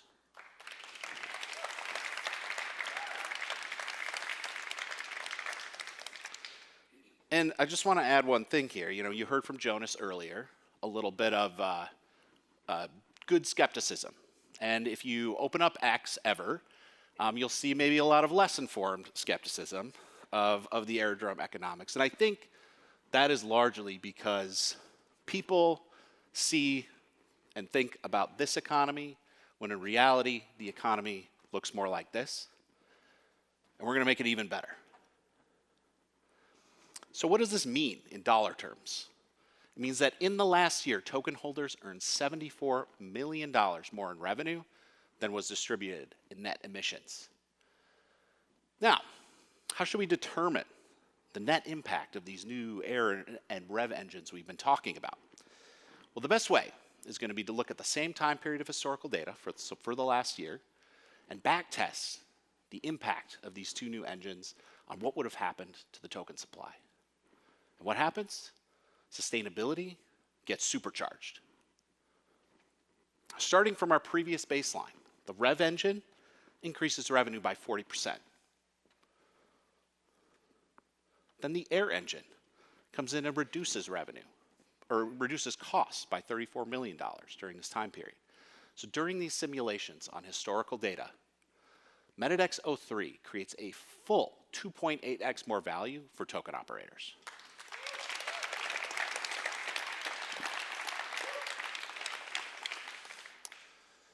And the key is, this happens all while preserving the incentive level to LPs that made METADEXs the dominant players on two of the largest L2 networks. And there is more at play here. We envision METADEXs to be a forever product, METADEX 03 especially, one that we can confidently model out for 10 or even 20 years. And as a part of that, equally important to generating more net value for operators is how the Air and Rev engines impact supply. And here too, their impact is dramatic. Cutting back-tested inflation that was realized by 85%. The Air engine meaningfully reduces inflation. Yeah, 85%, let's go.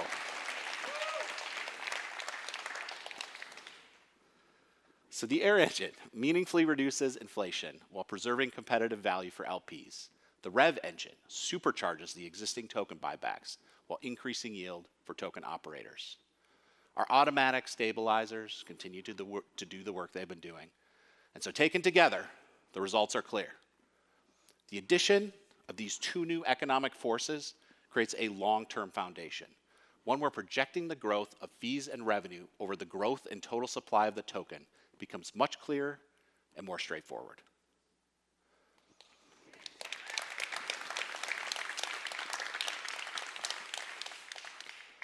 So more to come on this and potentially another surprise tool in the deflationary toolbox this afternoon. But first, the best economics only work if the tech backs it up. And I'll pass it back to Alex to tell you a little bit more.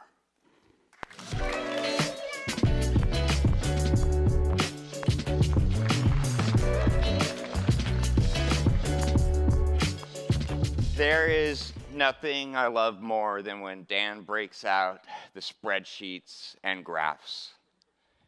So thank you, Dan. And I hope now you're convinced that the math is indeed mathing and that the best protocol economics on chain are now getting supercharged. So let's shift to the technology in MetaDexo 3, starting with Slipstream. Internalized MEV auctions, major upgrades for institutions, upgraded dynamic fees, and so much more. This is Slipstream v3.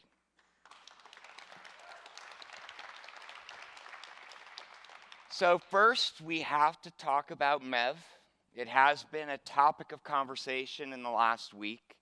And to be clear, this is something called maximum extractable value. We're going to get a bit technical here, but the simplest way to understand this is if you are active on chain as a liquidity provider or as a trader, bots have been dogging you and extracting value from your on-chain activity. So in 2024, Paradigm wrote a paper that described to us a very novel approach to solving this problem.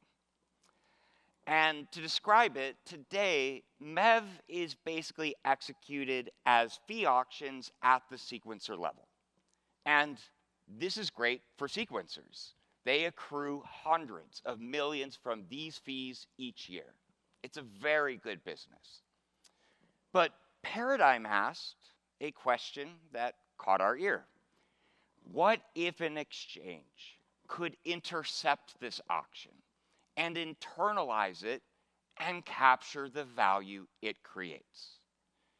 Well, in Slipstream v3, we will be introducing the first internal MEV auction built directly into an AMM. And it is coming standard. So, yes, I think you've started to follow the flow here.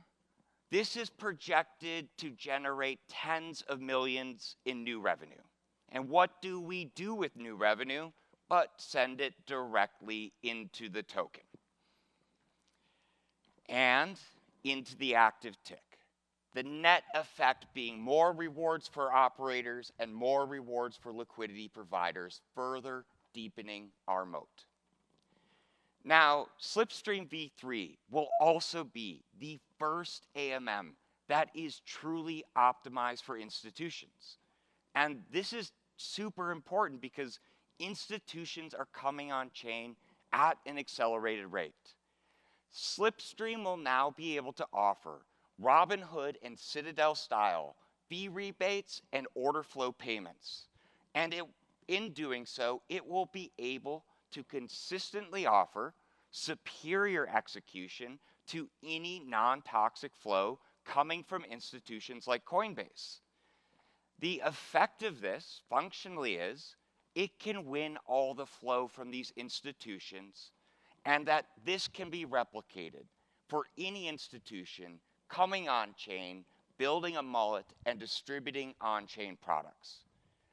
And this is so important to us, all of this is built on-chain. Zero centralized dependencies.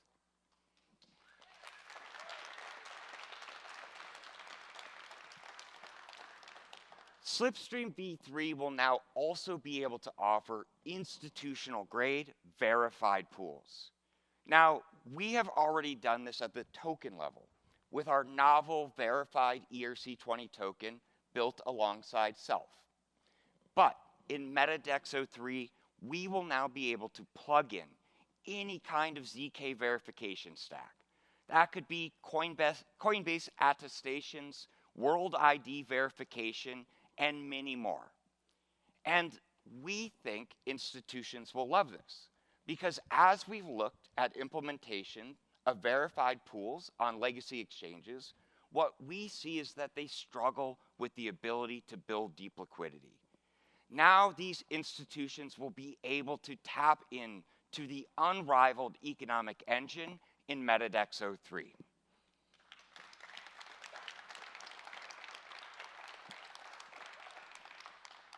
And forgive me, I just have one more thing on Slipstream, and I want to emphasize it. Our modular infrastructure, the way in which we build, ensures that all of these things can be done without any fragmentation of the underlying liquidity, with no disruption to the user experience. And we mention this because when we look out at the market, we are seeing many projects abandon composability. And we understand why. This is what traditional businesses do. They create vendor lock-in, and it helps them drive deeper margins.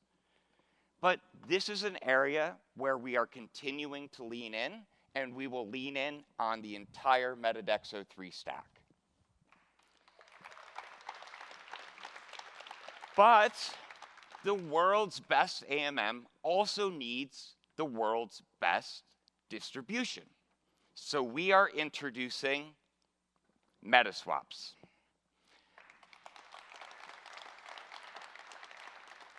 I am so excited about this because this is something totally new. It is a bridge, a cross-chain aggregator, and a swapper, optimized now for the entire Ethereum and EVM ecosystem.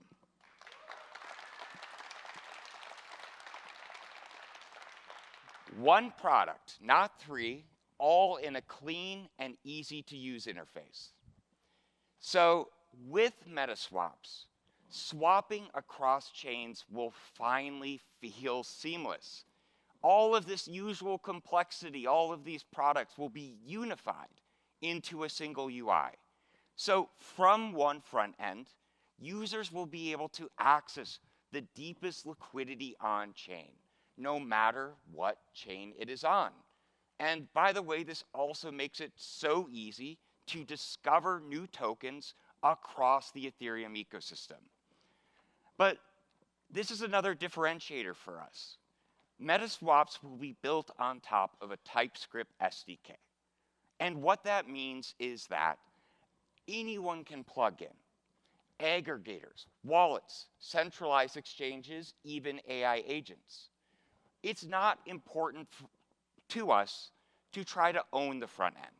We want to make it easy for anybody to integrate the world's best cross-chain swaps infrastructure.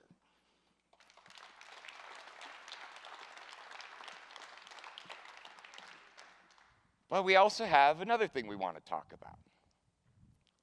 Autopilot.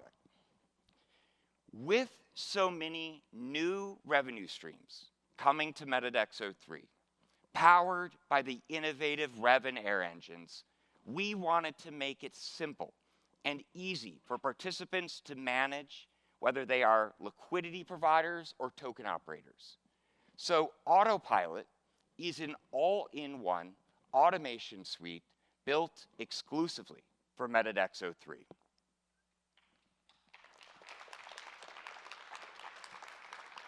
So token operators will love this because Autopilot will now optimize their weekly voting rewards across all pools. Claim, compound, and yes, finally convert your rewards to the token of your choice, but now from every chain on which a MetaDex operates.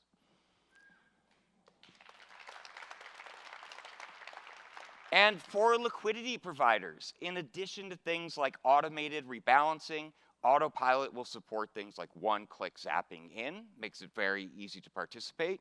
And if you want, it can also auto-compound your rewards. These are things you would have to go to 4 to 5 different apps to access today across legacy exchanges. Now, it's all in one. And these tools also come with institutional-grade security. We have heard this a lot from the funds and institutions who use our products, some of whom are in the room today. These are fully on-chain. They are non-custodial. There are no oracles, there are no multi-sigs, there are no centralized dependencies. And while maybe out there to the retail community this doesn't mean much, but I can tell you, institutions will not use products with these services, so we have built this optimized for them.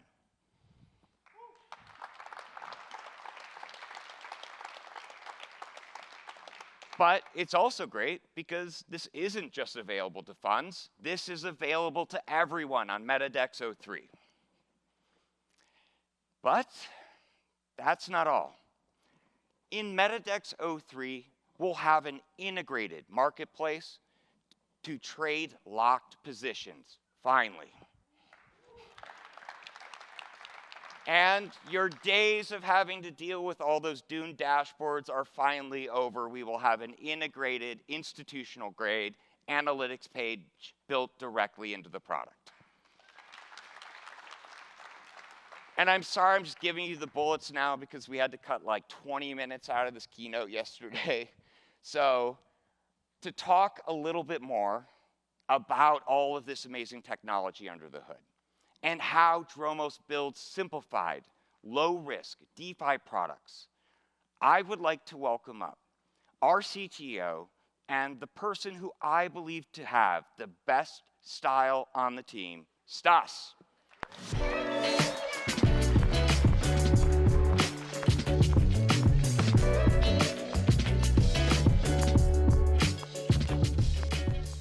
Hello. Thank you.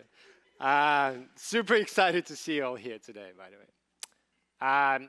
In 2022, we made a bet. We said that Ethereum is all we need to build real-time, first-class DeFi products. Whatever we're talking about, 1 or 12 chains with 18,000 pools or thousands of tokens. Today, we are proud to say that the MetaDex protocols run on some of the most sophisticated DeFi apps that live entirely on-chain. Apps like Aero and Velo, apps that need no DevOps, no SRE teams, where security and privacy is paramount, and our uptime is basically the underlying uptime of the L2s.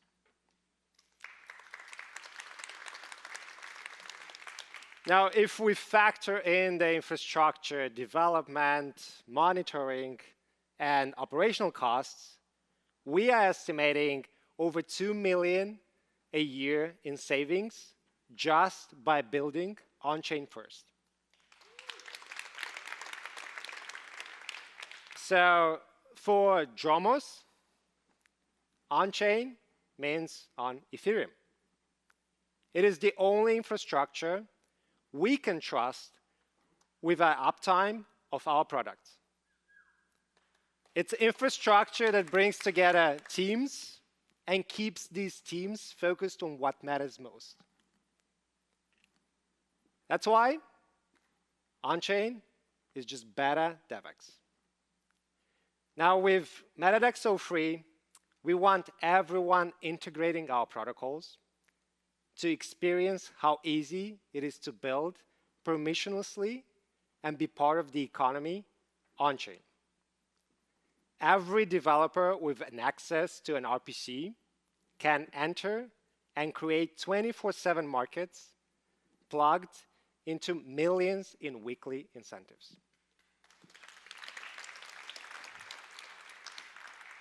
For us, the economy on chain means real time at minimal costs and available at most critical times. Now, on-chain is not just high availability. For the first time, AMMs are really efficient, not just thanks to concentration. And thank you, Moody and UniV3 team here, but also thanks to the efficiency of the interoperability. Let's take a closer look. Let's start all the way back where that active liquidity sits. The slipstream pool. A lot more of them. Well, Aero alone has 16,000 of those, which is very easy to connect on one single chain, but with many more chains. In fact, 30 plus alone are running an Optimism OP stack. We need a secure and private way to swap, ideally by tapping into all that cross-chain liquidity. We need common infrastructure that scales, never leaves on-chain, and executes through the deepest pools anywhere on MetaDex. We call it the Meta Lane.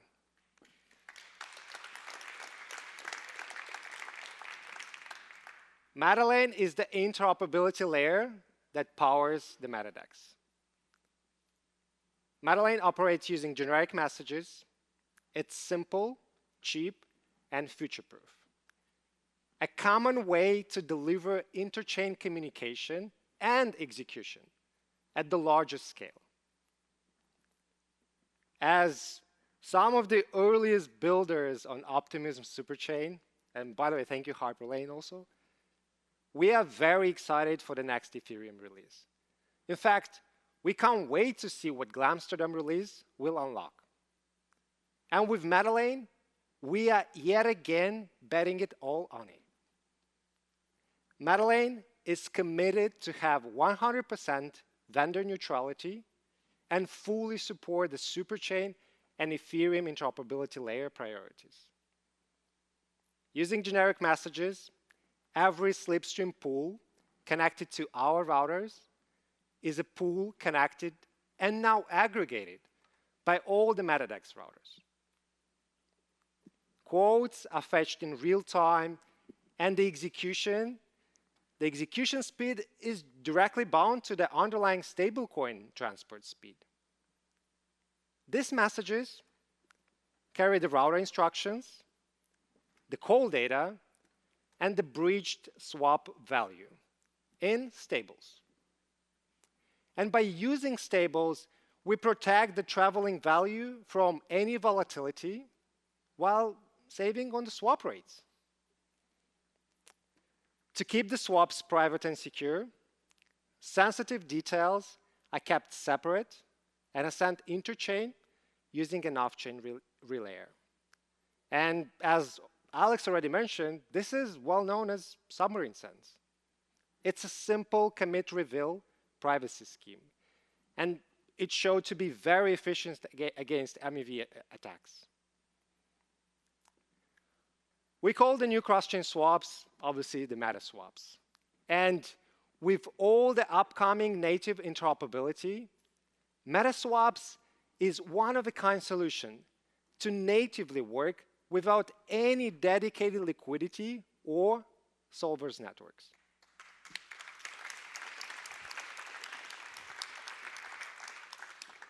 And wait for it, as Aero and Velo are the home for over 200 million in different stables, With meta swaps, this capital efficiency goes interchain.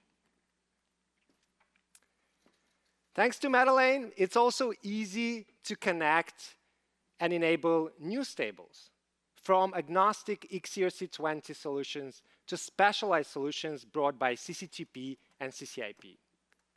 By committing to keep the MetaLane neutral, we fully rely on the growing number of stablecoins, their native security and interoperability. And speaking about capital efficiency and our MetaDex pools, together with our friends from Vending Machine, our research on the dynamic fees, volatility, MEV, which is largely inspired by the same paper that Alex mentioned from Paradigm, this has led us to what we call Slipstream v3.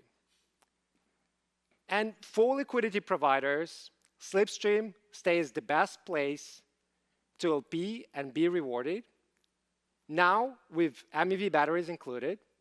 And for partners routing through the MetaDex, we offer fee rebates and order flow payment similar to that of institutions like Citadel and Robinhood.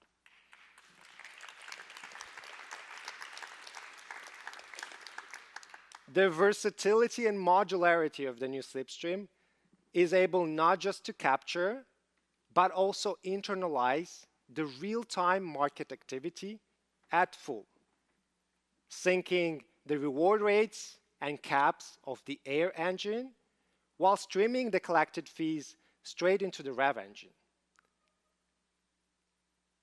You know, we've designed, modeled, and backtested the MetaDex looking at a 10+ year timeline. The on-chain SDKs, the permissionless and open pools behind the launch and ignition, the modular registry-based architecture, the new autopilot suite, all of these represent a new set of products ready for the next wave of integrations and contributions.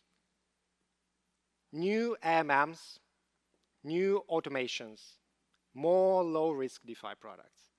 We honestly don't know what new DeFi will be bringing in the next years. So we put together the best we can today to make the MetaDex ready for that future. Now, who's best to discuss that future other than the same Aerodrome and Velodrome contributors? Those who already have been building on top of MetaDex 02 and MetaDex 03. So please welcome back our visionary CEO, Alex. And together with him, Nam from Hyperlane, Jean-Luc from Vending Machine, and Matthias from Wonderland.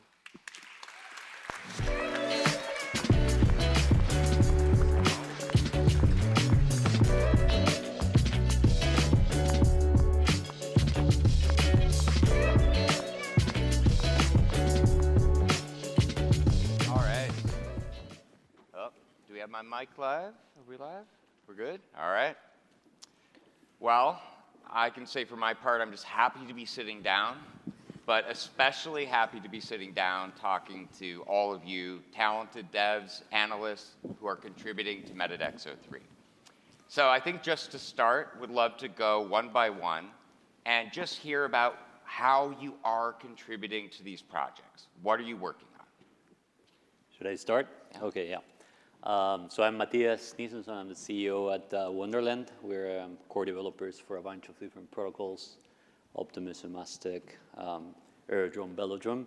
And we're doing a bunch of different things for you guys, for the protocol, from relay to some of the voting contracts, some public goods as well that we're working on. So it's a bit of everything. Yeah, awesome. Cool. And yeah, my name is Jean-Luc. I'm the co-founder of Vending Machine. And similar to Matthias, we're working with both Aerodrome and Velodrome, mostly on crypto economic optimizations. So we do things from dynamic fee optimization to working on like sustainability of the economics like long-term for this future protocol. So yeah, we're super excited to get into the weeds.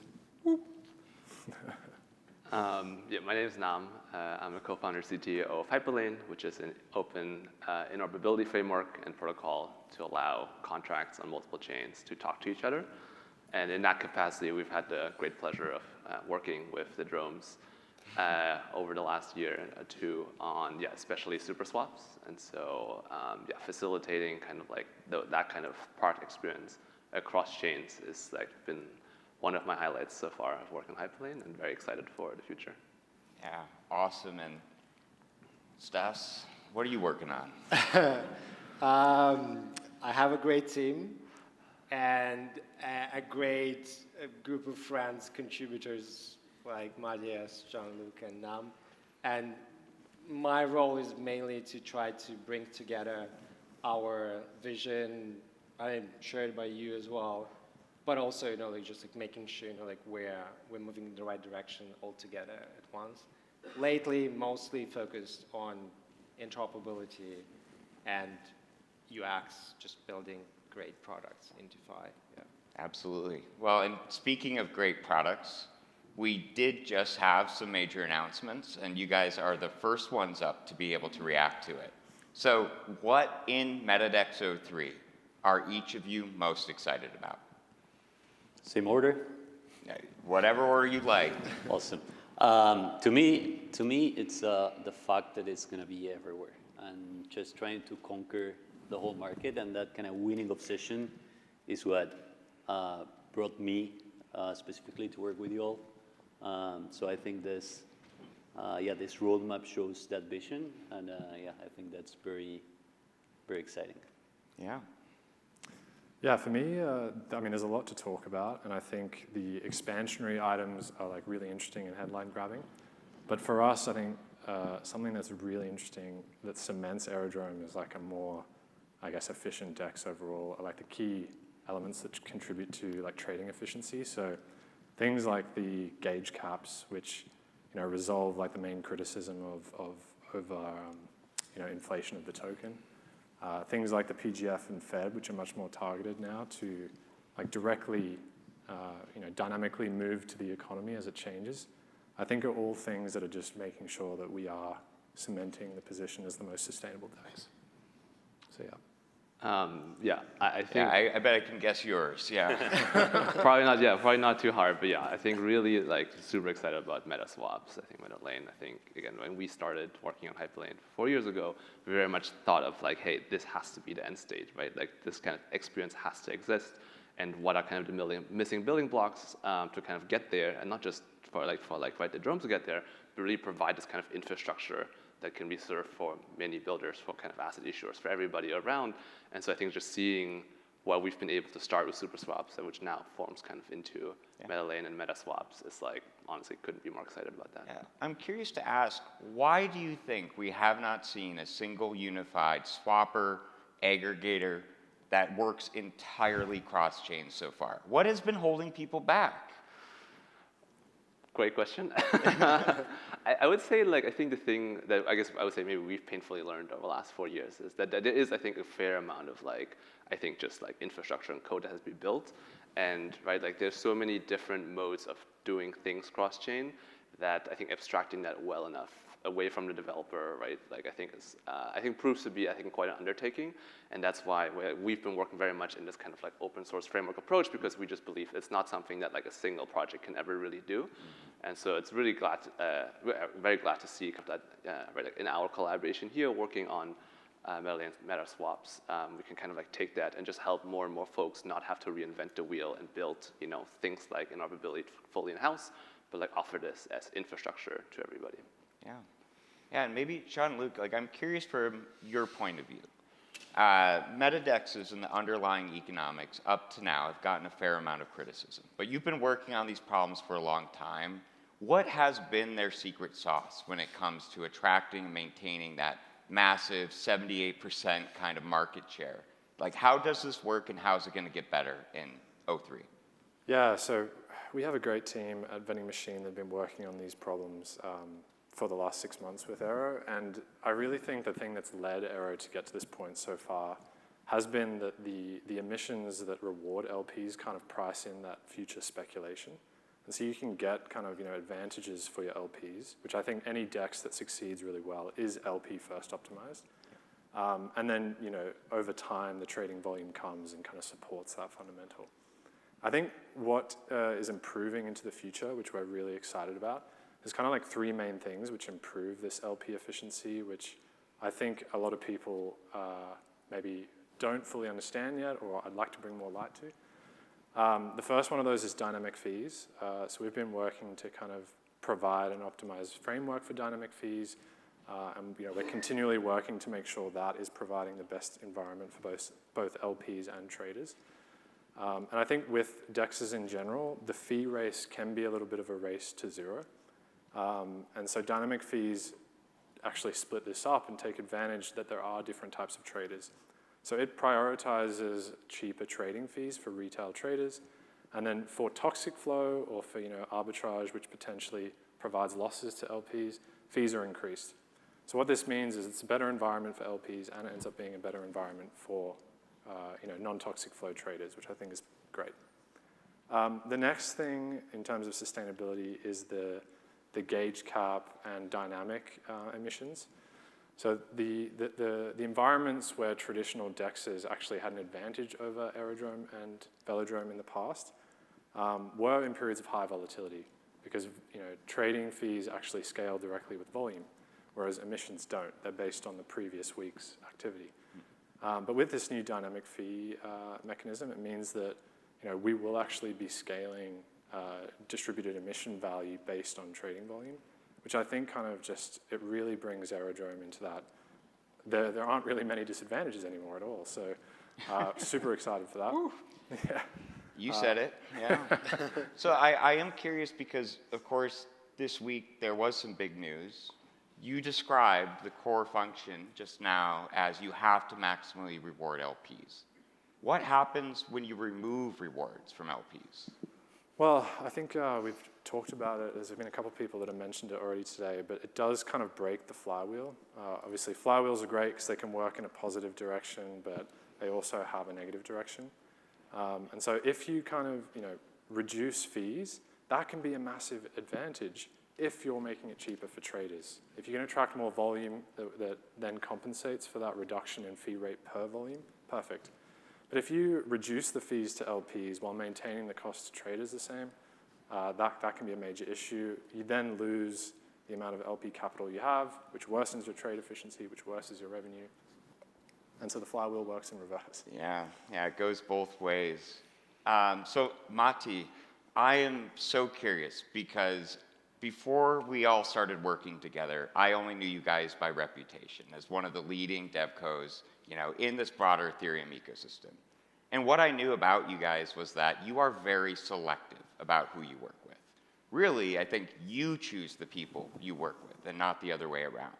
So how did you come to choose to work on the MetaDex?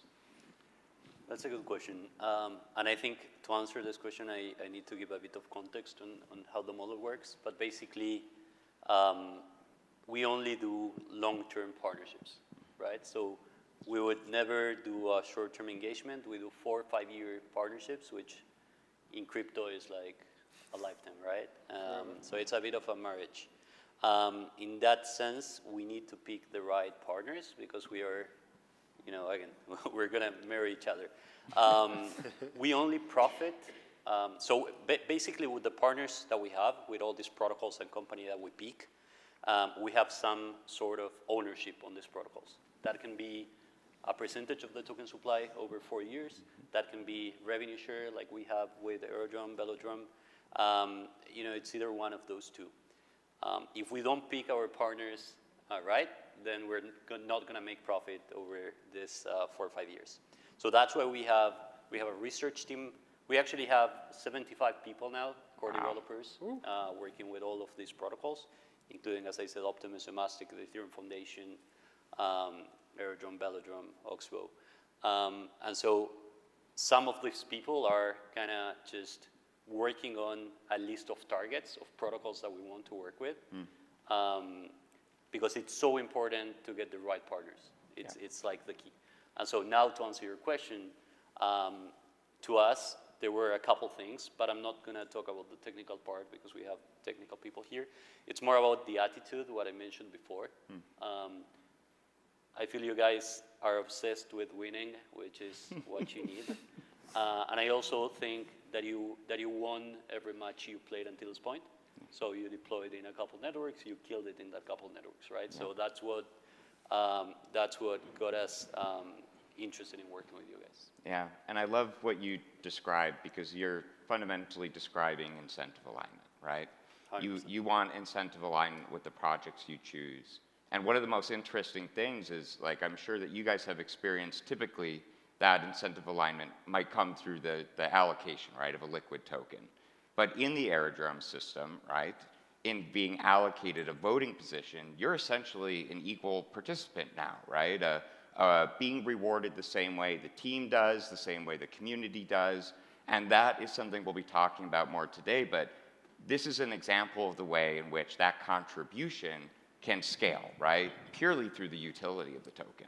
Not only that, but we have been buying locked positions Whoa. week by week since we started working with you guys. That's, I mean, I can't imagine a higher compliment. So Stas, I think one of the remarkable things about you is that you have an eye for talent, right? So in many ways, you have helped to bring together this network of contribution. How do you think about scaling contribution to the MetaDex, to Aerodrome over time?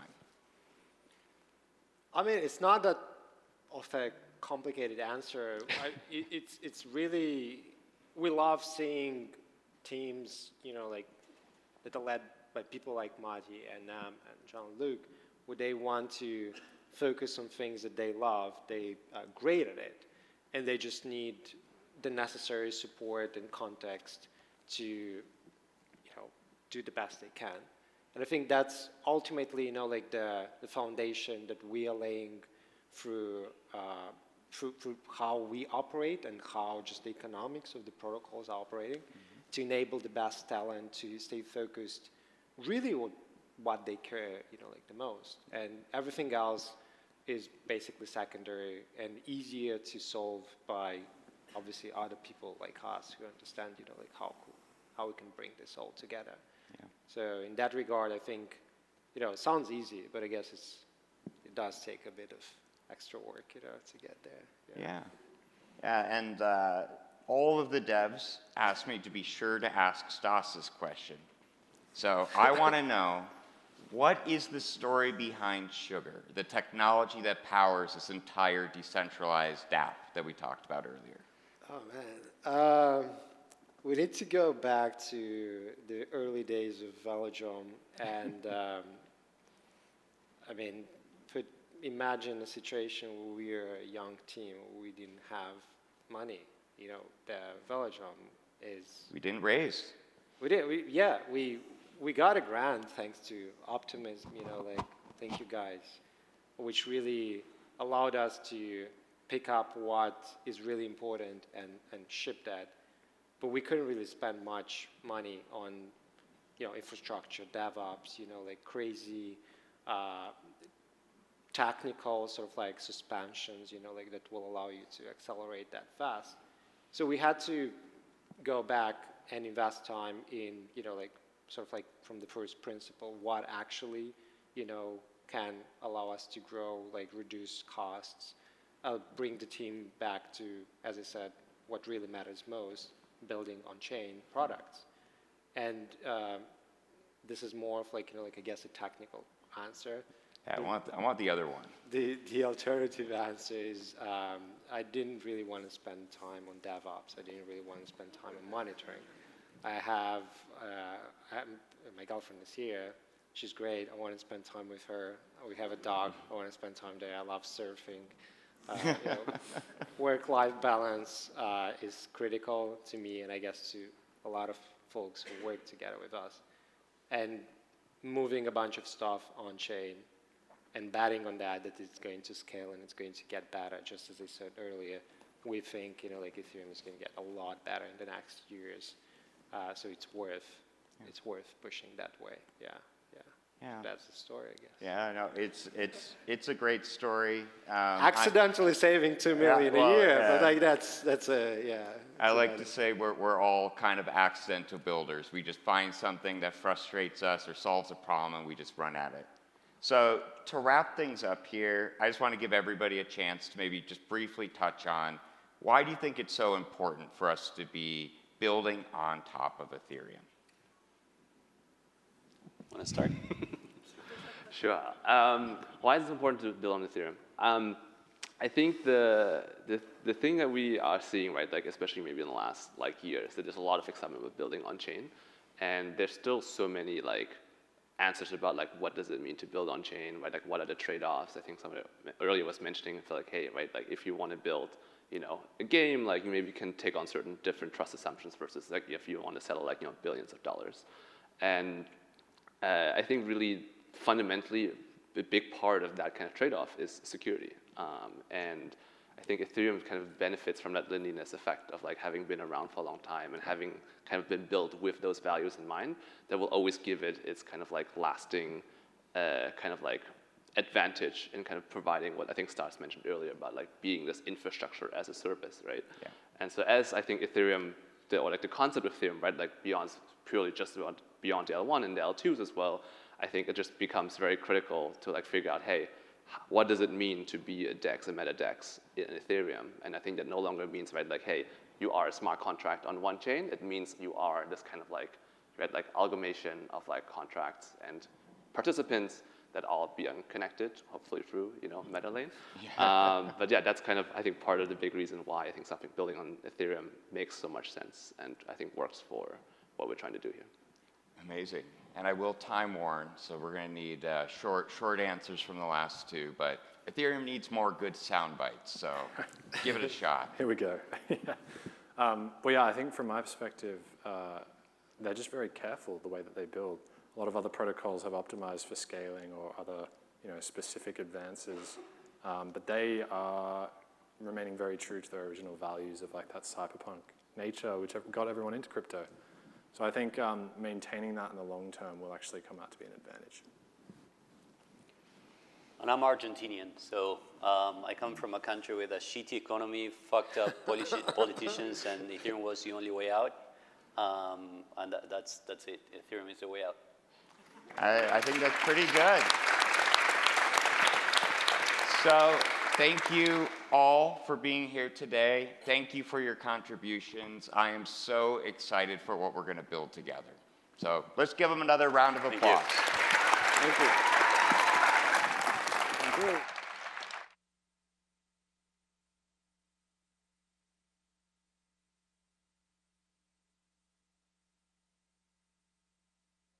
But before we do, thank you. We talked a lot today, this morning, about what MetaDex 03 enables.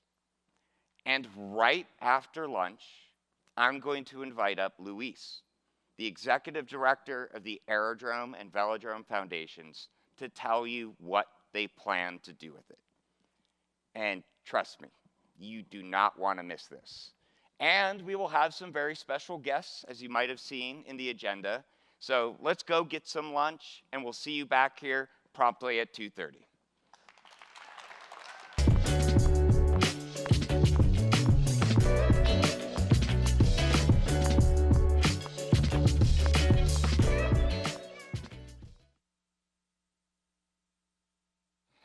I hope everybody had a good lunch. Oh, that's great. And you are ready to settle in for a very exciting afternoon. So before we begin, I'm just going to do a quick recap.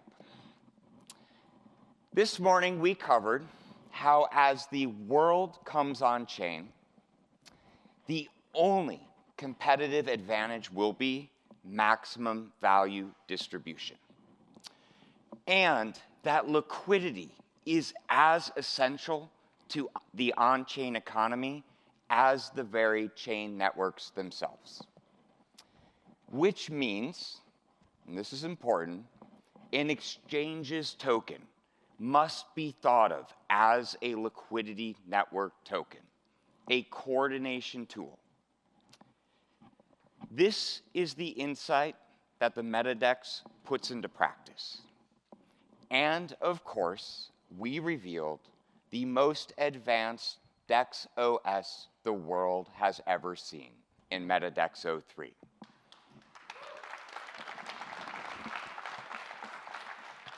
So, when we were thinking about MetaDex 03, we had two things in mind. One, MetaDex 02's dominance against competitors proved that the model had a right to win. Two, right now, MetaDexes only compete for about 1/5 of EVM. That is a market opportunity. So, what happens when a right to win meets a market opportunity? Well, to answer that question, I would like to introduce Luis de la Cerda. Before joining DeFi, Luis advised global tech companies at the Boston Consulting Group and strategic investments at Swiss Re. He now serves as the executive director of both the Aerodrome and Velodrome foundations, and he is here to share what is next. Please join me in welcoming Luis.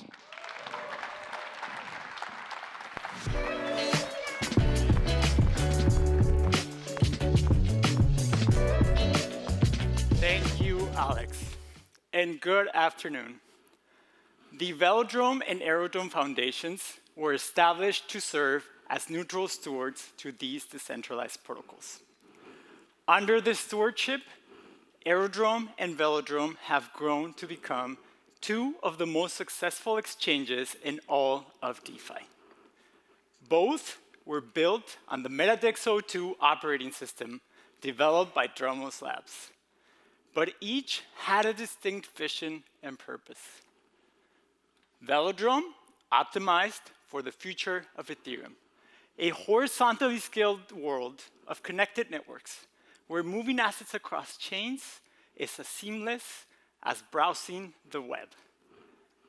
Aerodrome, in contrast, was designed for the merging of DeFi and TradFi systems, purpose-built to strengthen the base ecosystem and to serve as essential infrastructure connecting capital to digital markets. Two missions, two blueprints, both validated at scale over years.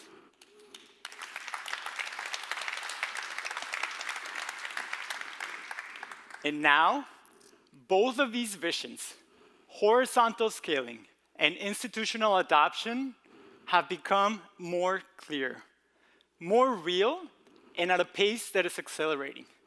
Since Velodrome's launch, over 100 new chains have emerged. And since Aerodrome's launch, the world's leading tech and financial companies have moved decisively on-chain, tokenizing assets and integrating DeFi into their core products through systems we like to call mullets, products that blend the mass distribution of Web2 fintech with the open, composable on-chain rails of Web3. In other words, business in the front, party in the back.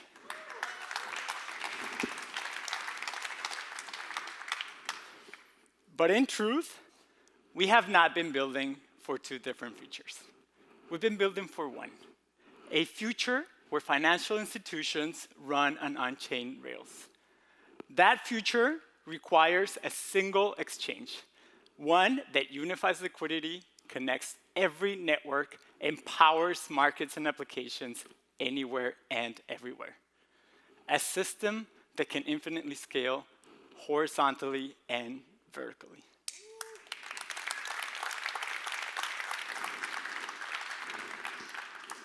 With MetaDex 03, we finally have the operating system to make that vision real. So, I'm going to play a video to show you what that future could look like.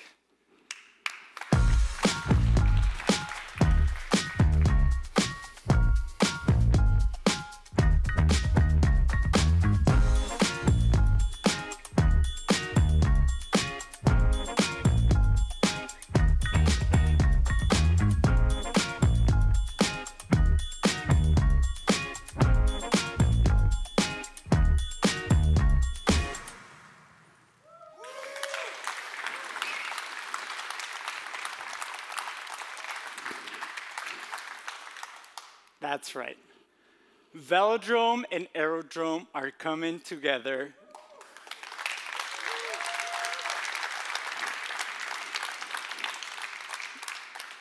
with one goal: to build the dominant liquidity layer for the on-chain economy.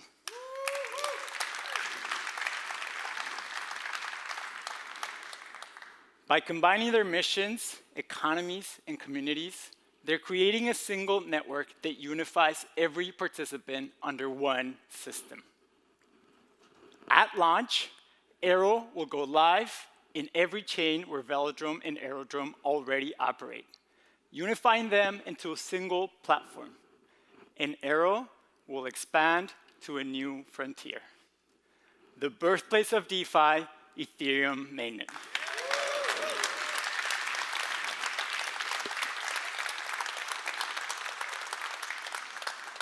Home to the deepest capital base in the on-chain economy. With over $75 billion in total value locked, ETH mainnet commands 7 times more capital than any other network. Until now, Aerodrome and Velodrome have operated across markets that represent about $5 billion in TVL. With this expansion, Aero will be able to connect more than $80 billion in global capital. Over 80% of all TVL across the EVM. And the opportunity size is also reflected in economic activity. After this expansion, Aero will serve chains with $200 billion in monthly trading volume.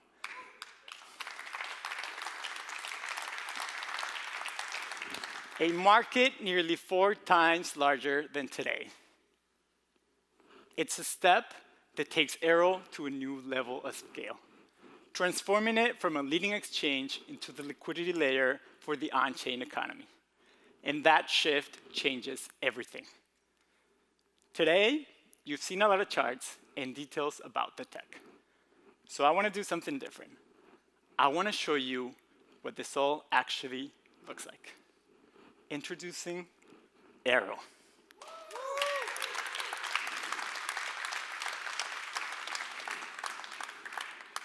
Aero aggregates capital and users into a single responsive platform, eliminating fragmentation, maintaining composability, and making it easier to integrate across services. Every barrier abstracted away to deliver 3 core experiences. Trade, the best place to swap any token anywhere. Earn, a single platform to grow your capital. And launch, a global marketplace to introduce and scale new tokens. Let's start with trading. Today, trading across chains is a fragmented and frustrating user experience. You need to know which chain a token lives on, whether you have the wallet to support it, and if you have the right gas. Let's say, for example, you're in Ethereum and you see a token taking off. You go to swap, perhaps on Uniswap, but it's not there. You check an aggregator, still nothing. You dig a little bit deeper and realize it's some base. But you don't have funds, so now you're bridging. Which option do you take? The fastest, the cheapest? You just choose one. After waiting for your funds, you go back to swap. Nope, you forgot gas. Back to the bridge for some ETH. Finally, you make it to base and you're ready to try again. But this time, there's no liquidity, price already moved, or you get crushed by slippage on a legacy DEX. At this point, you're 10 taps deep, 5 layers of fees, and you still don't own the token. I think we've all been here. Aero fixes this.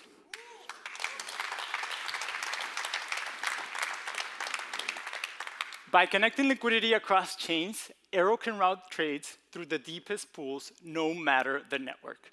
Gas, bridging, all the steps you just saw abstracted away.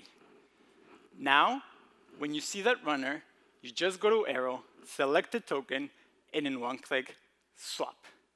Your trade executes instantly. Behind the scenes, MetaSwaps handles everything. All you see is this.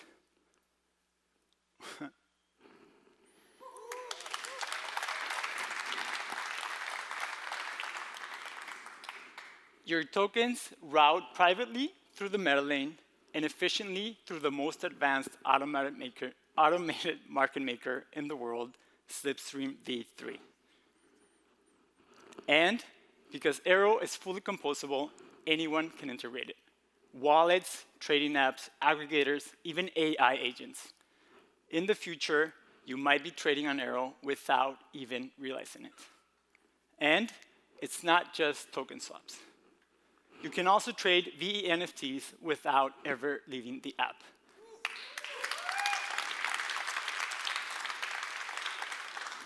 Everything directly on Aero. This is why Aero is the best place to trade. Now, let's talk about earning. Today, earning yield on chain is an equally fragmented experience.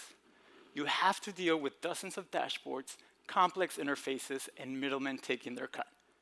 Let's say, for example, you finally bought the tokens you wanted and thought, okay, let's put them to work. You head over to a product like Curve, but as you read about YCRV, TriCRV, CVXCRV, and CRV USD, you think to yourself, okay, there has to be a shortcut. So you go to Convex instead, which seems easier. They take a fee, it's not a big deal, until you realize that to optimize voting, you need to use Votium. Another platform, another set of fees. And if you want to get the full picture, you'll need to open even more tabs. So maybe locking isn't for you. Let's just provide liquidity. Uniswap is good for that, right? You go there, but rewards look kind of low. You check another app, there's better yield, but they take a cut too. So you look for more options. Maybe Beefy, Merkle, and Auto Compounder. You open a few more tabs, trying to decide, but at this point, you're once again touched a bunch of apps, maybe paid a bunch of fees, and you still haven't earned a single token. You just want something simple, something that works, something as easy as swapping on Aero.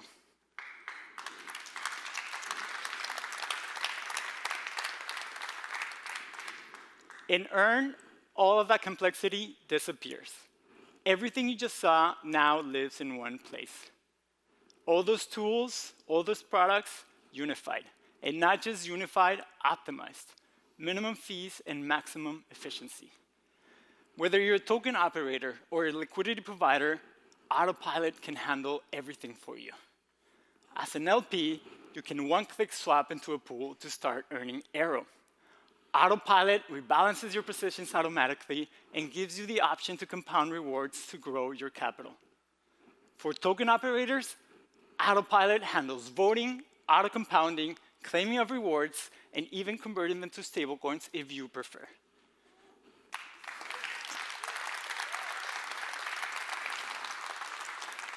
And on top, Autopilot makes for a great mini app on Farcaster and on the base app.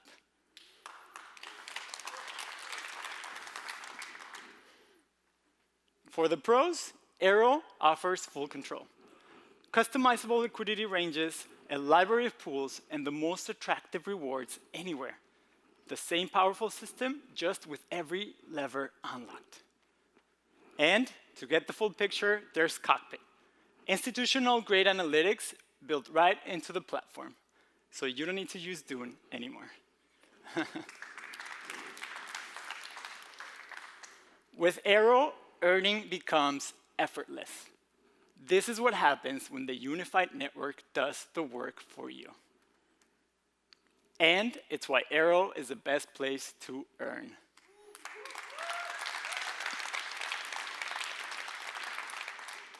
But Aero doesn't just make things easier for users.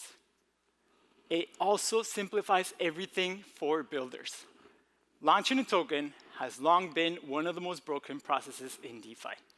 Projects have to choose between giving up a large part of their supply to centralized exchanges and market makers or going on-chain and hoping they can build liquidity from scratch.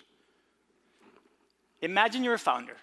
You spent months creating your product, growing your community, and now it's time to launch your token. You talk to a few exchanges, they seem interested, but each one of them wants 2% or more of your entire token supply. Not only that, you'll need to hire market makers, and they'll take another cut. After days of negotiations and paperwork, it starts feeling more like a handoff than a launch. So you decide to go on-chain instead. You head to a DEX to try some of the new hooks you heard about.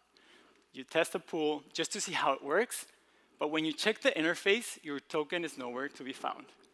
You also hear that to get traction, you might have to burn the liquidity, which means giving up on trading fees that your project could earn. So, do you go to a launchpad? Well, now you're dealing with snipers, thin liquidity, and an interface that is perhaps not great for your brand. At this point, it's pretty clear. Launching a token should be easier. As easy as swapping or earning on Aero. Aero fixes this. By providing advanced but easy-to-use tools designed to support every kind of builder through 3 simple paths. Aero Launch for permissionless fee-earning pools. Aero Ignition for community-driven launches with aligned incentives. And Aero Verified for institutions that need built-in compliance and transparency. For early-stage projects and launchers like Zora or Clanker, Aero Launch, powered by open pools in MetaDex 03, is the simplest way to get liquidity on-chain.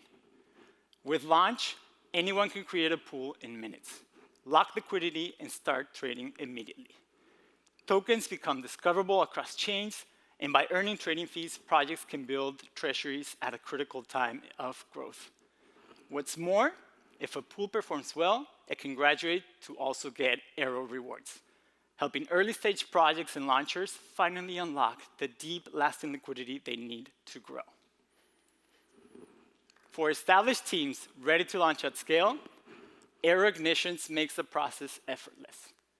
All the project has to do is deposit their tokens as incentives, and Aero handles the rest, elevating pools seamlessly to token operators, liquidity providers, and traders.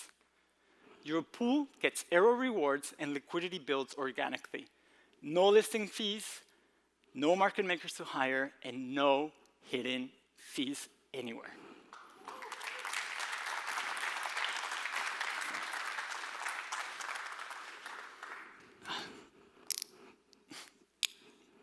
One second.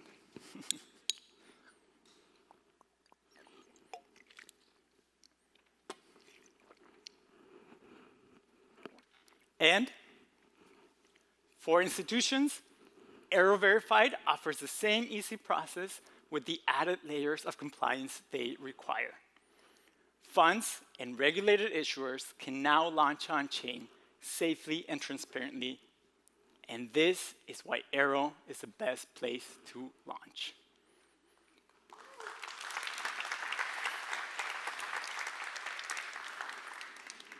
And under the hood, every action creates value. Value that flows back to one place, the token. At launch, the Velo and Aero communities will come together to take part in something much bigger. A single unified token that will carry the ticker Aero.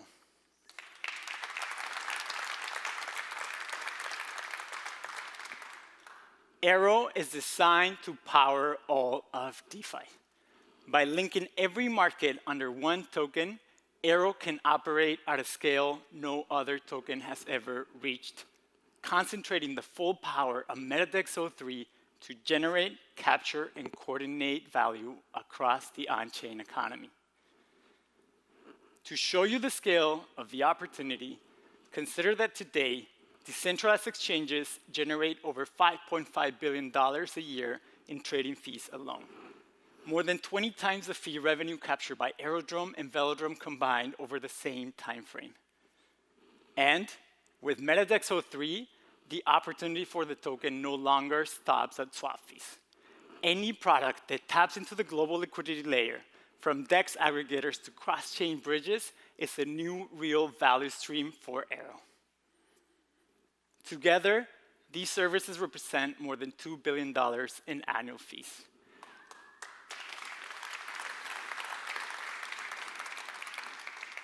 An opportunity that Aero will pursue live at launch, consolidating fees from front-end trades, bridging, aggregator routing, liquidity management, auto-compounder, NFT marketplace, and the value generated by the internal MEV auction and Slipstream v3.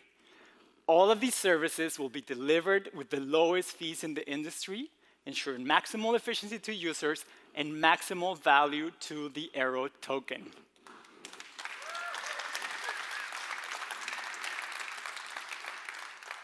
For the first time, all that value can flow into a single place.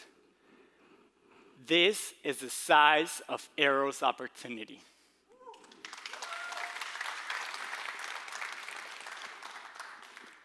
So far in crypto history, no token has aggregated verticals and networks in this way.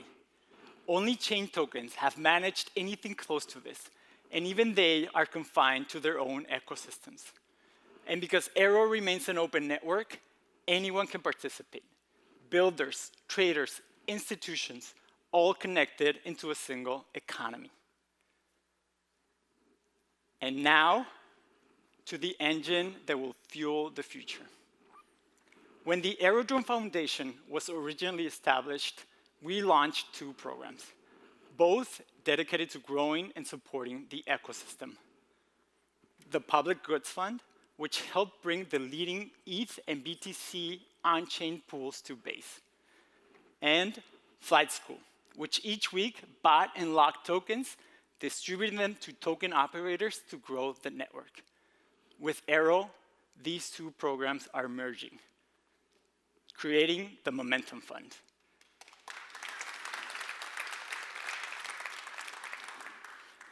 This is the Foundation's flagship program to power Aero. Its purpose is simple: to make the Aero economy stronger. To do so, the fund follows 3 core mandates. Grow, supporting pools to accelerate economic activity. Stabilize, buying back and burning Aero when it matters most. And align, attracting top talent by offering them a shared ownership on the network.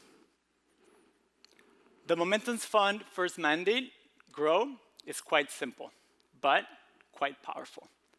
The fund will direct Aero rewards to pools that grow the Aero economy, following the same playbook that helped Aerodrome rapidly grow liquidity for core-based assets like Bitcoin and Circle's US dollar and euro stablecoins. The fund will act as a standing source of economic power, ready to take market share, win flows for the most valuable pools, and help quality projects build a lasting on-chain presence. The fund's second mandate is to stabilize the Aero economy. The beauty of the MetaDex design is that the Momentum Fund, as a token operator, will earn rewards while it helps liquidity grow. And it will direct 100% of this value back to the token. But it will do so in a way we haven't seen before, through a system we call market-aware buybacks, a mathematical approach that acquires and burns tokens when it matters most. In simple terms, the fund accumulates reserves when markets are strong and rewards are healthy. When the markets cool off, the fund deploys these reserves to buy and burn Aero, following a simple formula. Better yet, it can choose between liquid and locked tokens to acquire, taking advantage of any discounts between these markets. This means that the fund acts as yet another stabilizer to the Aero economy, reducing supply on top of the air engine you saw earlier. Just to show you the impact of this approach, we ran the numbers. Using historical data on Aerodrome, we backtested the Momentum Fund's rules under the same economic conditions. What you see here are the simulated results. Over a 2-year period, the fund would have removed over 100 million Aero tokens from the market, while at the same time building a stable reserve ready to deploy funds as needed. I'm going to use Dan's framework that you saw earlier from the Rev and Air engines to show you the full picture of these simulations. Just to recap, over the past year, Aerodrome delivered $74 million in net value to token holders. With the Rev engine, we estimated that the value would go up to $177 million. Add in the Air engine, now we're past 200. Now, with the Momentum Fund stepping in to remove supply from the market, we see the full potential. Nearly $300 million in net value to token holders.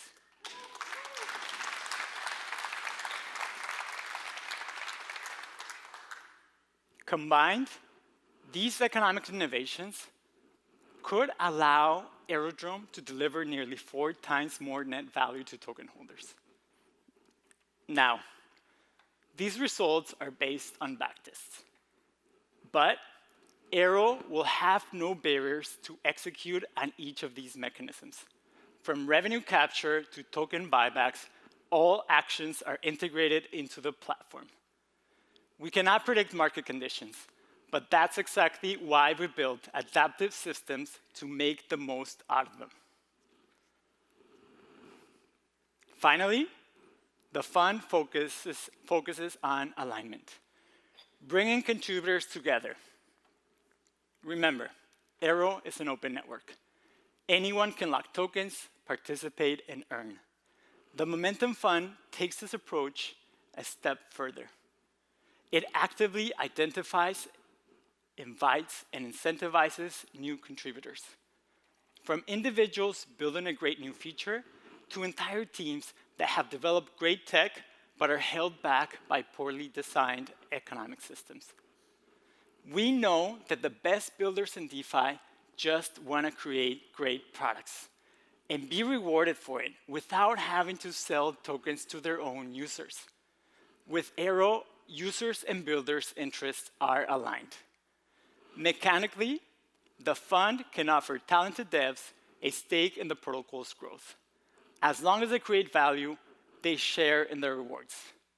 You can think of this as a public goods meets mergers and acquisitions, all on chain.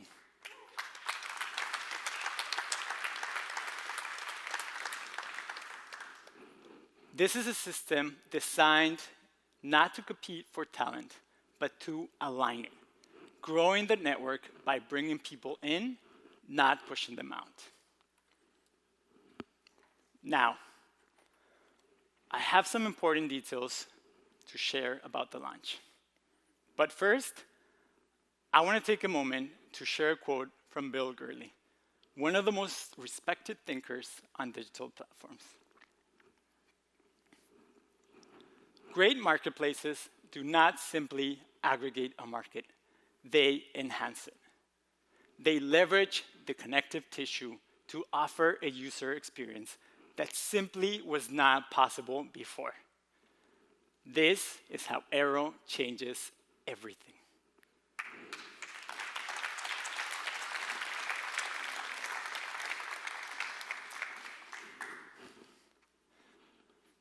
All right, let's talk about the transition. I'm sure you have a lot on your mind, like, what does a launch mean for current holders of Aero and Velo tokens? And how will the initial distribution of the upgraded Aero token work? The answer, fortunately, is clean, transparent, and based on straightforward math. The economics of these protocols make it more straightforward than most, because there are no vesting team tokens and no private investors to complicate things.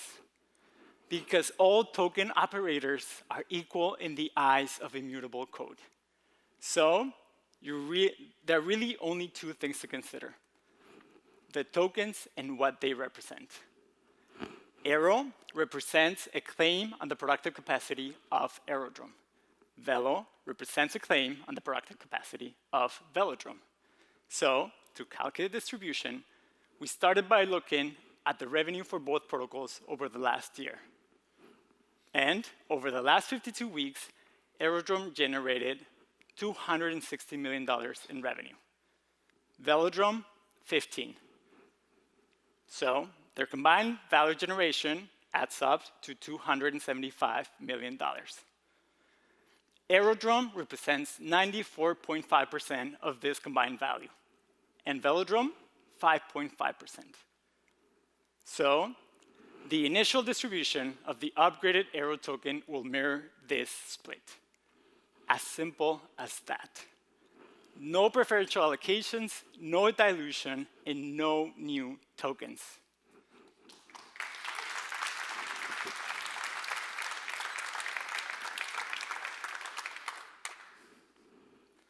This means that if we had announced nothing else today, no new revenue streams, no expansions, no tech upgrades, each current token operator would have the same claim of the combined pie they do today. But with the expansion to mainnet, and potentially more to come, plus additional revenue streams from sources like the Rev Engine, MEV auctions, and all the others we shared today, the total addressable market for Aero is much more than Aerodrome and Velodrome combined. This split doesn't translate to the same share of the same pie, but the same share of a potentially much bigger one.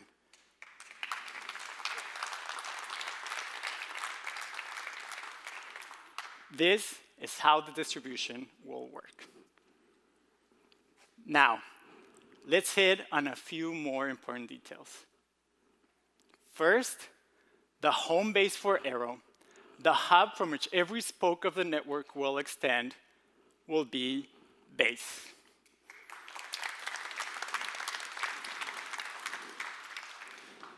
Base has been an incredible partner to Aerodrome, and now it becomes the center of gravity for the entire on-chain economy. With low cost, high speed, and a thriving ecosystem, Base offers the perfect environment for scaling global liquidity. It gives Aero unmatched reach, connecting millions of Coinbase users to the full power of the Aero network. It's a perfect combination. The world's most advanced liquidity engine anchored to the fastest growing chain in the ecosystem. The core contributing dev code behind Aero will continue to be Dromos Labs, the creators of MetaDex 03.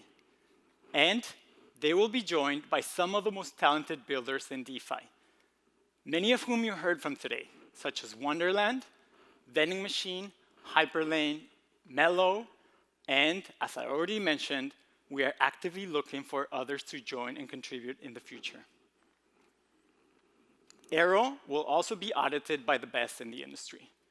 Chain Security, Mixbytes, and Sherlock are ready to review code. And we're in talks with some of the best builders, institutions, and funds in the industry who are ready to join Aero day one on Ethereum mainnet.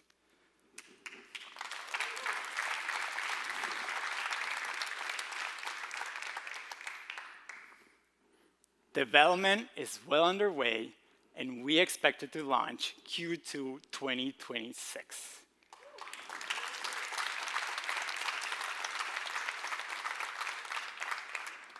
Much more to come and more to discuss in the coming weeks and months. So stay tuned.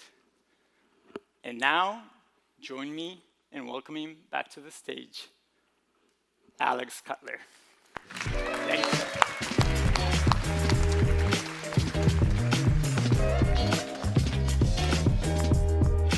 Oh man, are you all excited? This is awesome.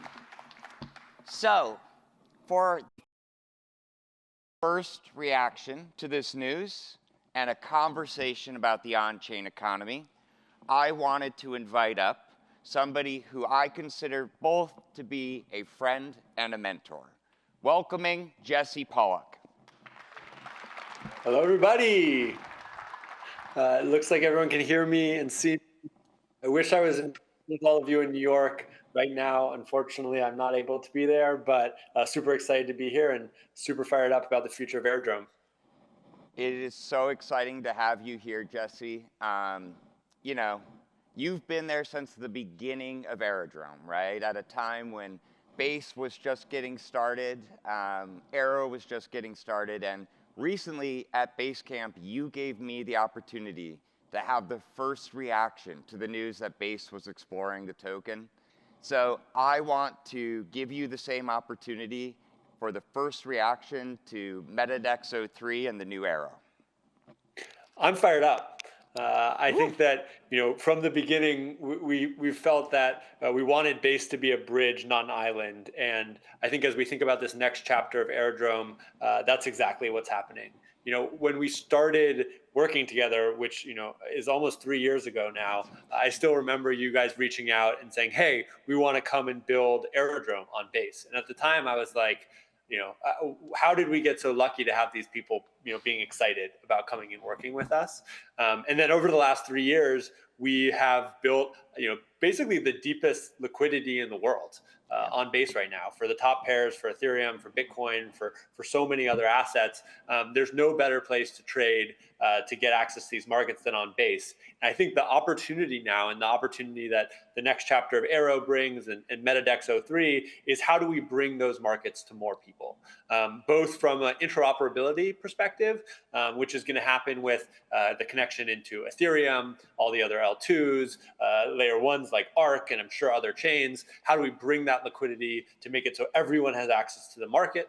And then also from a user experience perspective, you know, it was so awesome to see the kind of new products that y'all are rolling out and how it's, you know, built for the mini app kind of context, where we're increasingly seeing that people are going to be engaging with this new global economy through kind of these aggregator super apps like the Base app, and having Aerodrome be an easy, friendly way for anyone to get started, you know, swapping or kind of participating in this new market, I think is incredibly exciting. And so for me, this feels like the logical next step, you know, 3 years in to further our vision of building a global economy that works for everyone. Yeah, I mean, it is incredible because you think about all the growth in the last 3 years of the on-chain economy. You think about things like the Base app, the DEX integration on Coinbase. I mean, you guys have one of the most trusted brands in the world when it comes to crypto. And you've said your mission is to bring the world on-chain. What does that mean for you? How has that led to things like the Base app, like the DEX integration, and how you are thinking about this seemingly so different than so many other consumer crypto companies? Yeah, you know, I think when we started building Base, we originally conceived of it as a platform for Coinbase. Like that was the first idea. It was like we needed to have a place where we could build our on-chain products as a business. And to do that, we wanted to build literally a software platform where we could write EVM code, we could make it secure, we could make it trustworthy, and then we could integrate it into the Coinbase products. But I think, you know, within a few months of rolling Base out to the world and getting outreach from folks like y'all starting to work with us, I think we started to realize that, wow, you know, yes, this can be a platform for Coinbase, but if we just built a platform for Coinbase, we'd be underselling ourselves and underselling the impact that we could have on the world. And so that really kind of gave us this forcing function to pull back and say, what is our mission? And the mission that we distilled out was we want to build a global economy that increases innovation, creativity, and freedom. And that flows from Coinbase's mission, which has been to increase economic freedom all around the world. You can think about Coinbase trying to do that with economic freedom, and Base building the economy where that can actually happen.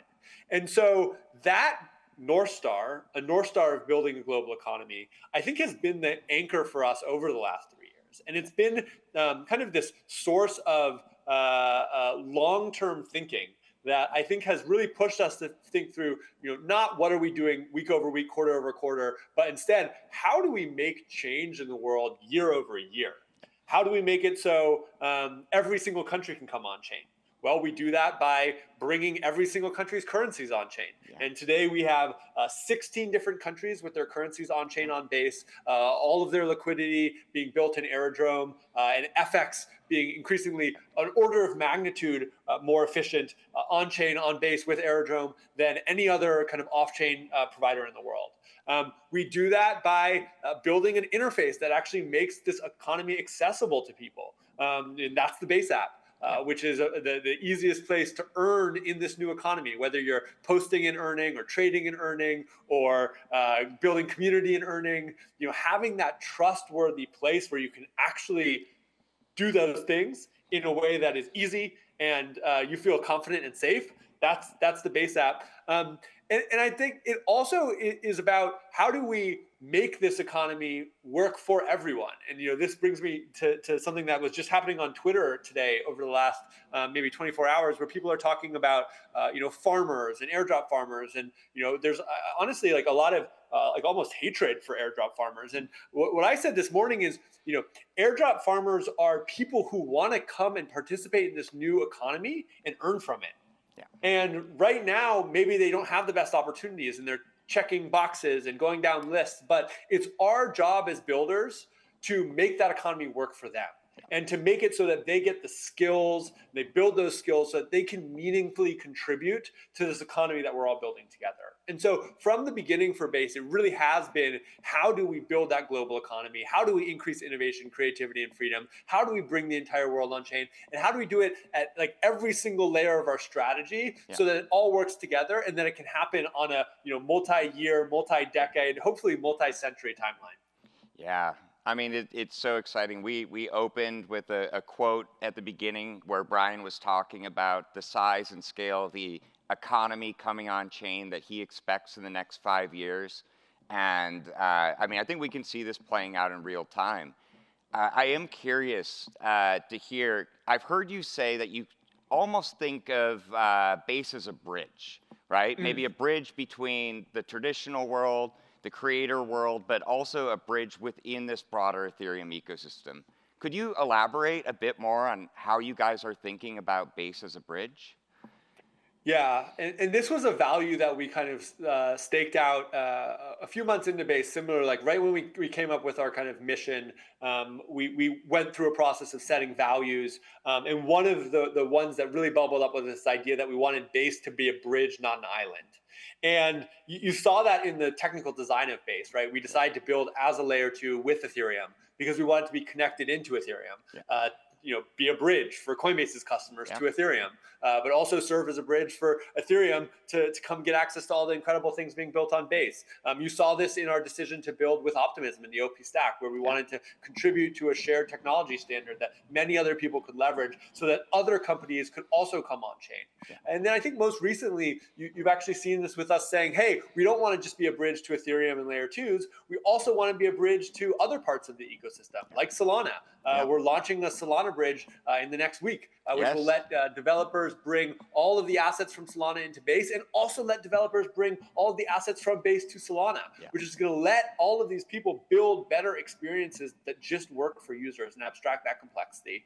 And I think there were two things that really drove this. One was, I had worked at Coinbase for the last 5 years and had been following Coinbase for a decade. And Coinbase always had in its head this idea that it was going to be a bridge for people to come into the crypto economy, right? It was going to be the on-ramp, the thing that brought people in. And it felt really important that we continued to live that value in how we built Base. And then the other thing is, I think as we took a step back and thought about what does it actually mean to be a global economy, one of the things that really struck us was that we didn't want to just use new technology to rebuild old systems.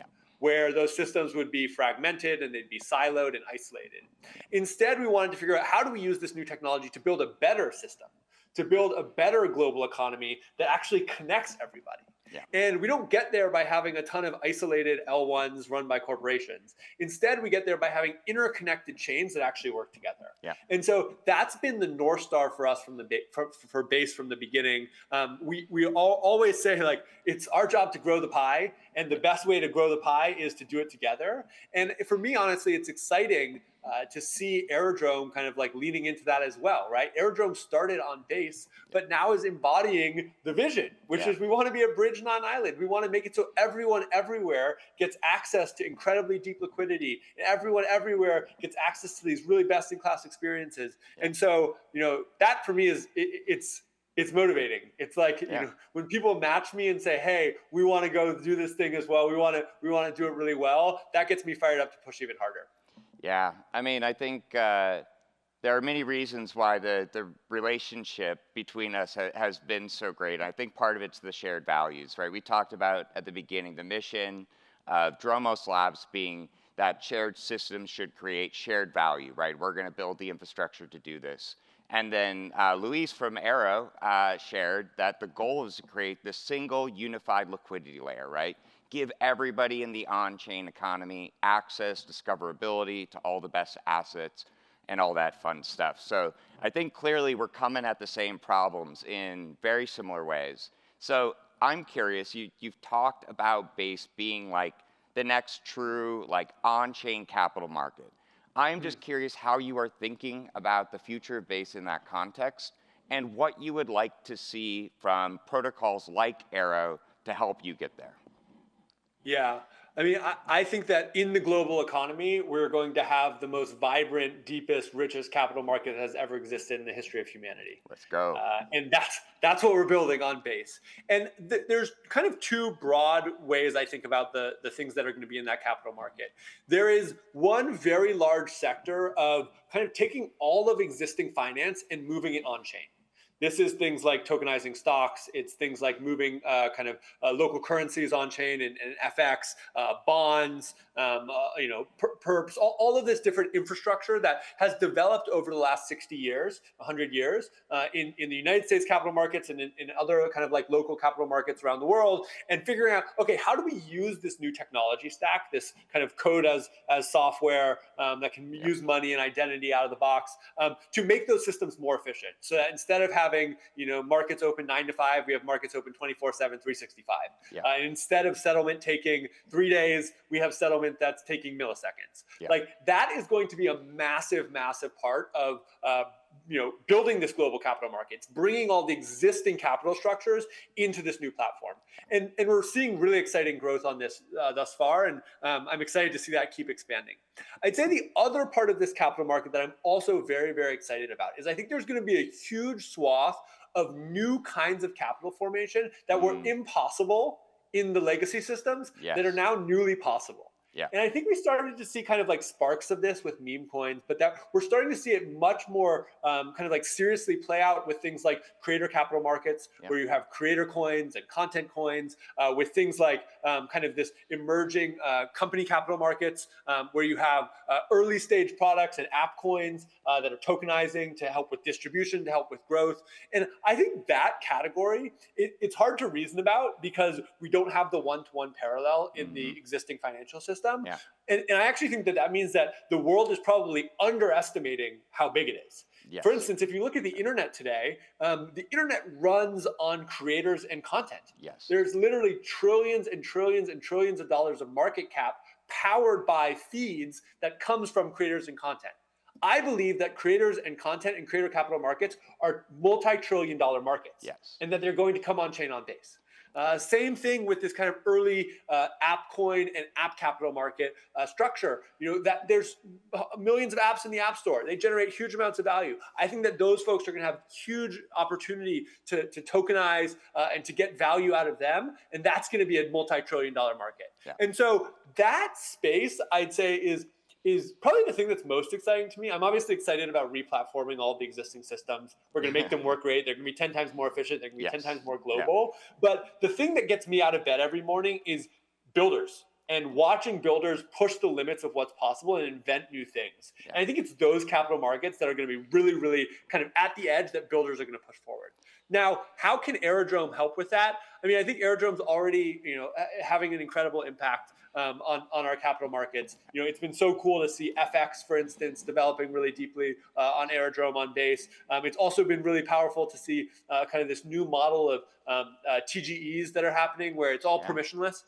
So people can launch, they're instantly listed on Coinbase through the DEX integration. There's no listing fees, it all just works. And I think we just want to keep pushing on those things. The thing for me is the way that we can build the healthiest, deepest, most effective capital markets is by giving as many people access as possible. And then by trying to create kind of the visibility and transparency in those markets so that people have the right information to make decisions. And I think the more people we can give access, and then the better information we can give everyone, the better and healthier markets we're going to have as people start to invent these new things and as they start to bring in all of the existing finance that makes the world work today. Yeah, I love it.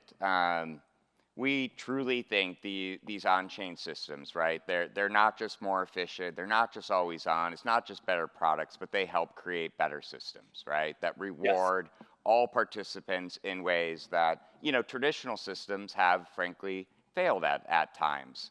So, like, I'm just curious, Jesse, because I think we've got a wide range of kind of audience perspectives. We no doubt here have some on-chain natives, we have some funds, institutional side, but when I've seen you speak, as I have many times over the last 3 years, I think you can frame up probably better than almost anybody I know, like examples of literal life-changing events, like why this technology matters. So I would just be curious, is there an example, a story? I mean, I know you are such an evangelist that sometimes you will go out on the street and try to get people to come on chain. But like, what is the way, right? When you boil this all down, why does this matter to people? Yeah. I mean, I'll sound like a dead record and people, maybe will make fun of me for it. But, a big part of me is a builder. And I love being a builder. Like it's my joy to get to lead Base on a day-to-day basis and have built that from the ground up. But there's another big part of me that's a creator. You probably see it if you follow me on Twitter. It's like all day I'm just like taking ideas and turning them into content that I create. And one of the really rewarding things about being a creator in this kind of new economy that's emerging is that it's global. And so alongside me creating content every single day, I get to consume content from other people, and then I get to have conversations with people about their experience of creating content in this new economy. And one of the things that strikes me is on a day-to-day basis, I am talking with creators in Nigeria, in Iran, in Argentina, in the Philippines, in Indonesia, and countless other countries around the world. And what they're telling me is that before Base and before the new creator capital markets and the new creator economy that's being built on Base, they had no way to make money from their creativity. And they were basically cut out of the system. A system that, again, has generated trillions of dollars of market cap and hundreds of billions of dollars of revenue every year. The creators were getting cut out. And now on a daily basis, I'm hearing people say, my life has been changed. Because now I can create and I can actually earn. And for some people, it's not that much, right? Maybe they're earning $1 or $2, depending on where you are in the world. That actually might be a lot. But I think the thing is this access. This ability for people to participate in the system and earn from the system is a totally 0 to 1 phenomenon. Where before they went from, I am only able to earn money from my kind of like local economy and the opportunity and the access that is there. And now they're participating in a new global economy. And they're seeing that the opportunity there is actually much better. And so those stories, the DMs that I have every single day of people's lives literally being changed by bringing their content and their creativity into these new capital markets. And again, it's not just creators. We're also seeing it with builders who are building apps for the first time and getting distribution and earning directly from that. That to me is the most striking thing. And I think one of the things that's most remarkable about it is I live in the United States. You guys are in New York today, and oftentimes when I talk to people in the United States, the reaction that I get from folks is, "What's crypto even good for?" They're like, "What? What's this crypto thing? Like my credit card works fine." And the juxtaposition for me on a daily basis of like, going to drinks with a group and people asking me that, and then like opening up my phone and talking to the 15-year-old creator in some country who had no access and his life has been changed by this new technology is so stark. Yeah. And I think that it leads to a blind spot among American citizens and American builders and really people building in developed countries around the world around just how much opportunity is actually being created right now in these new systems and how impactful that is already being and will continue to be as we grow them even further over the next few years. And so I'm just fired up. It gets me so fired up every single day to see people's lives being changed. Yeah. We had a panel earlier, and the last question was, why Ethereum? Why are you building here? And one of the answers was simply, I was from Argentina, and it was my only way out, right? And that does put it into perspective. But speaking of Ethereum, you guys, had the fastest, most meteoric rise, right? In base becoming the #1 L2 on Ethereum. And I believe it just took like a year or so, right? It was that fast. I am just curious, as you think about the next year of base, what's next? What's ahead? Keep building. Still day one. Yes, I was waiting for it. I was trying to get there. I just got back from we did a 1-day offsite with my leadership team. People flew in Sunday, did a Monday, flew out Tuesday morning, and we were thinking about 2026 and where we go in 2026. And I think the observation that we have is the chain is cooking, it's growing, it's scaling. We just doubled capacity over the last 30 days. We're seeing more demand than ever for people across the whole spectrum, from small builders to the largest institutions in the world. JP Morgan just launched their bank deposit token today, fully live to customers. And so that's the chain side. On the app side, it's not publicly available yet. It's still in beta, but we've been rolling that out kind of week over week, and we're seeing really strong retention, really strong engagement. We're working towards a public launch later this year, before the end of the year, which I'm really excited about. And we're seeing that it is solving people's problems. It's letting them come into this new economy and earn. Yeah. And whether they're creating and earning, or they're building and earning, or they're trading and earning, or they're onboarding and earning, that opportunity to earn is a really powerful hook that has already working for tens of thousands of people in the app today. And we expect many, many millions more in the weeks and months ahead. And so now that we have the chain working and we have the app working, I think the opportunity is, how do we bring that to as many people as possible? Yeah. And how do we use that as top of funnel to make it so that all of the builders and all of the creators who are building this economy with us win as base wins. Yeah.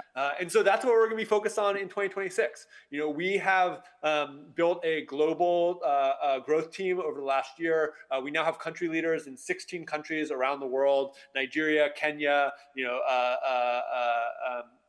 Argentina, Indonesia, India, Singapore, 16. We're going to scale that probably to something like 25 to 30 in the first half of next year. We have 16 different countries with their currencies on chain. We're going to try and get that to 50 next year. And we now have these products, the chain that's working, the app that's working. And what we're going to do is we're going to go and distribute it in every single country in the world. And we're going to make it work for folks in that country by connecting them to the global economy. Yeah. And so, I think the thing for us is it's a year of execution ahead, where it's all about how do we continue to grow this product and grow this ecosystem and grow this economy while living up to our values and the things that we stand for, and bringing the entire world on chain. And I'm excited that hopefully all of the people in this room and many, many more people around the world are going to be a part of doing that with us. Yeah. I'm excited to be a part of doing this with you. But I think I will ask one last question as we close things out here. I think we've got a lot of builders in this room. We probably have a lot of builders watching online, creators too. But what advice do you have for anybody who is entering this new on-chain ecosystem, like we did all those many years ago? What advice do you have as people are getting started in this new on-chain economy? Yeah, I'd say the most important thing is showing up and learning. That's it. It's like, if you show up every day and you give your best and then you learn and you get better, everything else will take care of itself. And I think, no one's ever going to be perfect. We're never perfect. I'm never perfect. But that drive, the drive to show up again and again, even when you get knocked down, I think that that's the most important thing. And because we now have this global economy that everyone can participate in, it means that you're no longer restricted from showing up depending on where you live or where you were born or what phone you have. Everyone can show up. Yeah. And I think you'd be surprised that maybe not that many people are really ready to do the work to show up every single day. And so if there's one thing I could say, it would be figure out how you can find that inside of yourself to just show up, whether it's good or bad, to ship, to build, to create, to learn, and to get better. I love that, and I think we've seen that sort of dogged perseverance, like in you, in the entire base team. It's what helped draw us to the ecosystem. I think we obviously have that same sort of dog in us as well, pushing and driving and trying to make this vision of this new, better on-chain economy work. And Jesse, I just want to say thank you. Thank you for all the support you've given me, to Aerodrome, to the entire base ecosystem, and I really hope that we can make this vision real. Amazing. Well, thanks for having me. Thanks everybody for tuning in. Keep building, keep creating, and stay based. All right, still day one, Jesse. See you in Argentina. See you in Argentina. All right, well, there is nothing more energizing to me than chatting with Jesse, right? Really, I think gives you the juice to maybe push through the last bit of what's been a long day and a long week. So next up, I thought it would be nice to hear from some of the builders who will be building on top of MetaDex 03 and the new Aero. So please welcome up to the stage Will Papper from Syndicate, Ivan from Reserve, Vince from Frax, and Danny from Morpho, and Erwan, our VP of Partnerships. Discombobulated. Good to see you.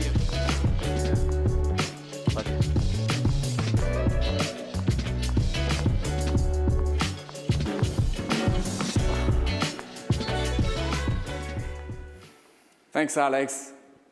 I'm really excited to get into this discussion. Danny, we've just heard that Aero is expanding to mainnet. What's your first reaction to that big news? Music to my ears. It's something we love to see at Morpho.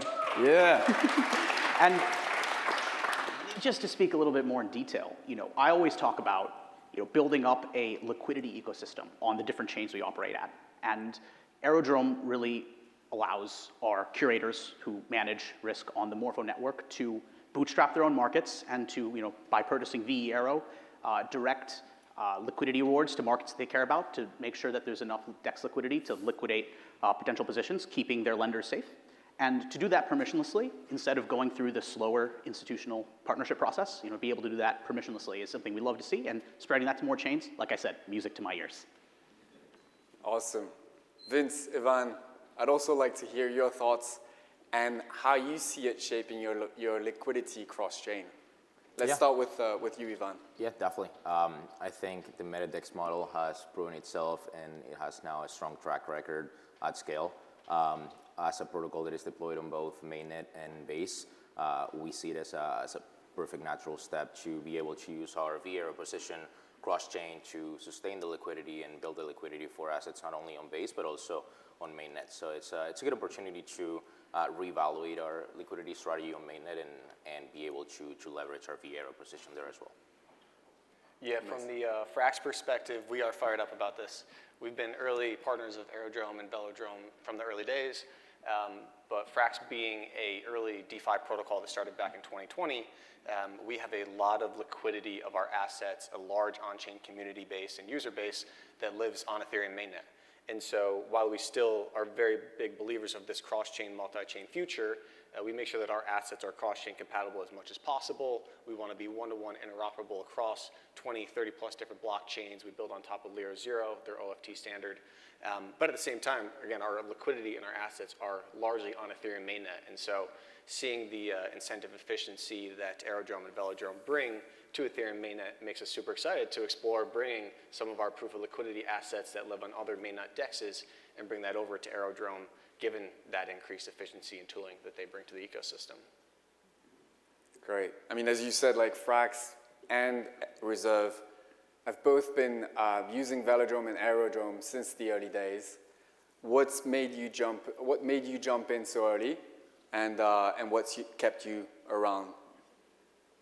Yeah, so for Frax, we have been very early and active in DeFi, like I said, back in 2020, and early on in the Curve ecosystem, where there was a lot of activity in terms of growing on-chain liquidity, and specifically for stablecoins, which is a big part of the Frax protocol. And so that's what got us super excited to see what Velodrome was bringing to Optimism and Aerodrome on Base when it comes to the increased efficiency. But also, we have had a great relationship with the team in terms of their customer service, their customer experience. We see that Aerodrome, they really build their protocol as a platform and not just a liquidity protocol. So the great user experience, the great tooling that they add on top of the platform to make it super easy to connect to Frax's existing systems, to manage liquidity across multiple blockchains, that is what has made us stay and continues to grow the partnership in a big way moving forward. Yeah, love it. It's pretty similar for us. As a protocol rooted in stablecoins from the early days, we were participants in Curve governance for several years. We built up a significant Curve governance position through StakeDAO and Convex, so we're very familiar with using voting power to direct emissions to liquidity pools and using sort of that strategy to as a core principle. So when we evaluated and explored launching on Base, Aerodrome seemed like a very natural fit. We launched there right after Base mainnet went live, and I think a month after Aerodrome went live. So we had the opportunity to make an early investment and get a good VR position, which so far has paid off handsomely, not only in obviously by accrual, but also by giving us the tools to build the liquidity for our products on Base in a sustainable and reliable way. And innovations like Leapstream's capital efficiency and how easy it is to auto-compound your voting power and having everything in one platform, as you mentioned, I think it's pretty invaluable. Great. Denny, you focus on risk at Morpho, and we've seen borrows against CBBTC collateral over the past year on Morpho, on Base, grow past $1 billion. How did Aerodrome, what was the role that Aerodrome played in that growth? Yeah, definitely a large role. As I mentioned in my first question, right, the VE Aero gauge system allows our curators to participate in the Aerodrome ecosystem, help direct rewards, and our curators are the ones that manage risk. They need to lend against different types of collateral, and to be able to do that comfortably, they need to be able to guarantee that liquidators will show up if the collateral moves against them. And with the VE Aero gauge model, being able to permissionlessly participate in that and kind of direct incentives to build up that liquidity ecosystem really enabled the product to grow. And it's not just the technical side of VE Aero, but it's also the subject matter expertise that the Aerodrome team brought. There's a whole host of different parameters AMM pools have, whether it's obviously the 2 tokens, the fees, the minimum tick size. You can parameterize these things any which way, and different pools have different kind of incentive structures. And so, the subject matter expertise we got from the Aerodrome team, how do we direct rewards to which pools to maximize liquidity, to minimize the slippage, to allow for liquidations to be profitable and smooth? We got plenty of help, both us and our curators. And it's what really, was one of the tenets and the core pillars that really powered the product to grow and exceed my expectations for its growth this year. Cool. I want to switch to Will. Earlier in the day, we heard and we learned about Aero Ignition. Yep. But Syndicate was the first project to actually launch its token through Aero Ignition. That was a really bold move. What made you take the shot? Yeah, so at the end of the day, we looked at it and we were like, this, being able to launch an Aero ignition, being able to be one of the earliest projects is a lot of upside, and the worst case scenario is pretty much just the traditional model. So if you look at the traditional model of token launches, it's basically launch on a centralized exchange, give them a bunch of tokens to list you, and the higher tier of the centralized exchange you're listed on essentially determines your FTV. If you get a tier 1, you have a really nice FTV. If you get a tier 2, it's okay. If you get a tier 3, it's probably not a good FTV. And the centralized exchanges know this. So they can request lots of tokens and really charge quite a bit for the service. It's a very extractive game. Aero Ignition, on the other hand, is very grassroots. It's very community-driven. It's very market-driven. What we basically said is we took 1% of the token supply, and instead of giving that to centralized exchanges, we put it into the Aerodrome Ignition pool. And then the Aerodrome voters took an opportunity cost. They voted for our pool, not knowing the fees, not knowing any information about the tokens market reception. And they took that opportunity cost, and in exchange they got a share of those 1% of tokens. And then that creates a very market-determined FTV, which is really, really kind of like the purest form of crypto. We talked about free markets earlier. Like, markets should be determined by what the market thinks your price is, not based on other arbitrary metrics like the tier of the centralized exchange you're on. And we're like, worst case scenario, we can always go to the centralized exchanges and do a non-day one listing, which all the data shows tends to perform better anyway. So it was unequivocally a lot of upside, and definitely a tool that I would recommend to the vast majority of project teams in the space. Great stuff. Can you actually expand a bit more on that potential misconception around like day one listing? The fact that sexes really want that day one listing because that's when most of the volumes happen. But what have you found like when you've discussed with those sexes? Yeah, I mean, and I'm just going to speak broadly because every team is different, every project is different, every agreement is different. But broadly speaking, Aerodrome Ignition gave us the ability to say no to deals we didn't want to take because our FTV was not determined by the centralized exchange tier. It was determined by essentially the Aerodrome voters who had a supply of the tokens, airdrop recipients, which was over 100 projects in the ecosystem. And non-day one was not a problem for us. And if anything, it was unequivocally a good thing because the market determined like all the details of the token, and then the centralized exchanges followed. I think that when it comes down to it, in any negotiation, having an alternative is a good thing. And in Aerodrome Ignition, you have the alternative of DEX first, so you can say no to any sex that you don't want to take. That's a very good thing. That helps quite a bit. And then non-day one, in general, if you look at the data, tends to perform better than day one. So all of it stacks up to be a very good set of characteristics for your project when you decide to launch. Great, great. Going back to you, Danny, I want to speak a bit about Morpho V2, which is set to go live a bit later. And I want to see or try and get your take on how that might influence liquidity and activity on DEXs. Yeah, I think it will have a huge influence over time, and I think we can't even predict the kind of emergence of what will happen, but I'd like to kind of give a roadmap as best I can. For those unaware, I think the key tenets of Morpho V2 is fixed term and fixed rate lending. And as I talk to different players across the crypto ecosystem, as well as some more seasoned TradFi institutions, I think fixed rate is really the missing piece on lending on chain. And I think there's a lot of volume, a lot of users, a lot of liquidity on the sidelines for lending, waiting for fixed rate. And as this comes in, this will impact downstream the DEX liquidity in several ways. So one is, as I mentioned earlier, having smooth liquidations is the bedrock of safe lending on chain.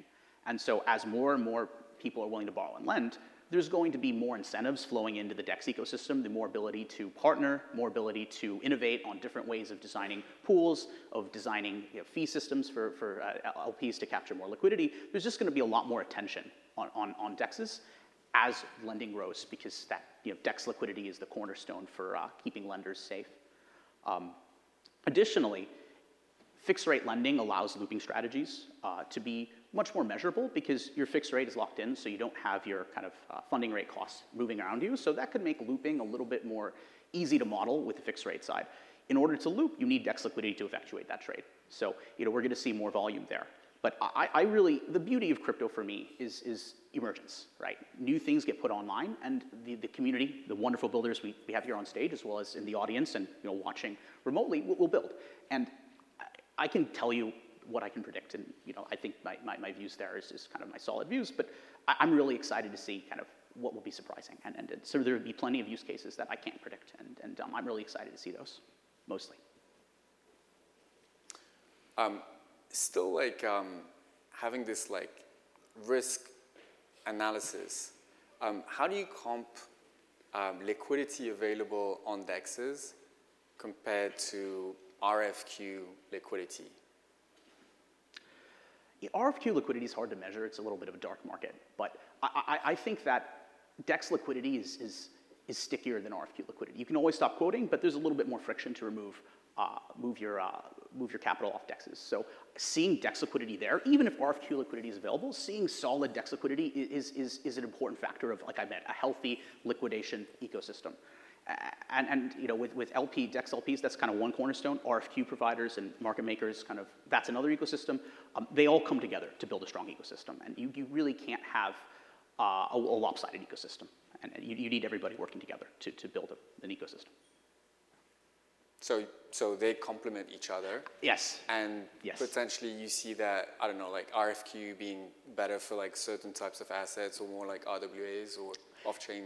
Yes. So I think that for example, RWAs that might have some sort of permission requirement, I think RFQs will be better. For permissionless assets, CB Bitcoin, wrap staked ETH, other assets, for those permissionless assets, DEXs are better, but you're going to see, folks trying to work with permissioned assets on DEXs. You're going to obviously see permissionless assets on RFQ. There's going to be a mix of both, but yeah, that's how I see the kind of the complementary system work out. Cool. Will, I want to speak a bit about, or get you to speak a bit about Syndicate, and tell us, like, looking ahead, what's next for Syndicate? Any really exciting developments upcoming? Yeah, so a number of them. I'll survey them briefly. So Syndicate, those of you who took part in our Aero Ignition launch may know we're a platform that allows anyone to launch and scale rollups through what's known as horizontal scaling. So we see a world where there's many rollups, not a small number of giant chains.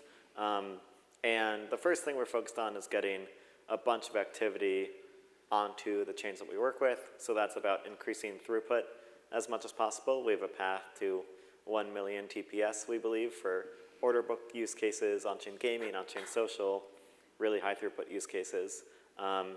We're working on Synd 2.0, led by our COO, Justin, who is essentially focused on how do we make it really easy to provision infrastructure for these chains, so they don't need to think about all of the details. Our network and our token incentives take care of that for them. And then the third thing we're thinking about is with all this activity and all this infrastructure, how do we generate as much fees as possible for community members and token holders? And through things like, for example, custom block building, MEV that goes to the community instead of going to individuals. And I mean, Aerodrome, for example, just launched their rev engine. That's a great example where now Aero holders are getting revenue across all parts of the stack. And we're thinking to ourselves, our token design is very lovingly inspired by Aerodrome. We're thinking to ourselves, how do we ensure that all of those fees, like where can we help? Where can we generate more fees? So we've been longstanding partners with you all. There's things we're excited about. But I'd say the third category is definitely how do we increase revenue for token holders based on all of this great activity coming into the rollups. Amazing. And yeah, we look forward to keeping that relationship and build together. Maybe a final question to Van and Vince. Any key lessons that you've learned about managing on-chain liquidity that you'd like to share to the builders in the room? So from the Frax perspective, we really think about building on-chain liquidity as that foundation. It is not the finish line by any means. And so what I mean by that is your on-chain liquidity, that's the bedrock that everything gets built on top of. And so we see some teams that are thinking maybe a little bit short-sighted about trying to drive on-chain liquidity to see that TVL number go up. But you really need to think about that long-term roadmap and where that usage and adoption is going to be built on top of that on-chain liquidity that you're driving for. And so whether that's borrow and lending use cases or derivatives and perpetuals that get built on top of that foundation, that's the things that you should be thinking about as you build that roadmap and not just looking at that short-term number going up. Yeah, I can second that thought. I think having a clear goal is sort of like the overarching theme here. Having a clear goal and be able to have a system in place to measure whether you're driving towards that goal properly. Like, I think using our own experience as sort of a lesson, we initially would pair with other projects and other assets that would be like similar profile to be able to leverage co-incentives and make our efficiency of incentives better, right? Like get more liquidity for less cost of capital. That's everyone's goal, right? But then we later realized that wasn't really the right goal to optimize for, where when you're trying to maximize utilization and use cases for leverage and in lending markets, as Vince mentioned, you really have to think about, okay, what I'm solving for here is I want to make it easy for users to get in and out of positions. Like if I have a lending market, I need to be able to facilitate liquidations, and those liquidators need to be able to get in and out of the assets. So that sort of like brought the light to having deeper exit pools rather than co-incentivized pools as a better way of accomplishing that goal, because deeper liquidity on key pools like USDC and ETH proved to be way easier for liquidators to get in and out and supported larger market caps on these lending markets. Awesome. Well, this has been a really insightful discussion.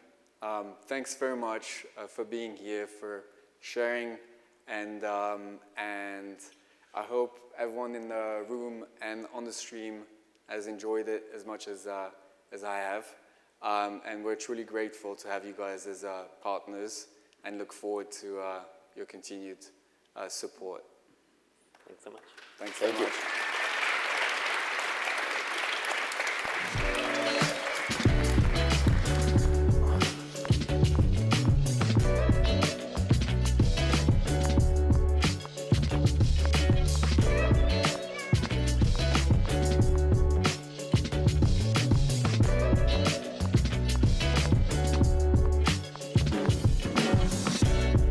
All right. Welcome back. Am I live? Am I good? All right, sounds like it. Let's go. All right, so I was gonna do another thing here, but while I was backstage, Luis grabbed me and he said, I forgot something. So I'm gonna welcome back up Luis for one more thing. It happens, you know? Thank you. Well, Alex, our expansion to Ethereum mainnet is just the beginning. Our vision is to unify liquidity globally, to make Aero the network that powers every chain that matters. And with that, we're excited to announce 2 more networks that will join Aero at launch: Syndicate and Arc.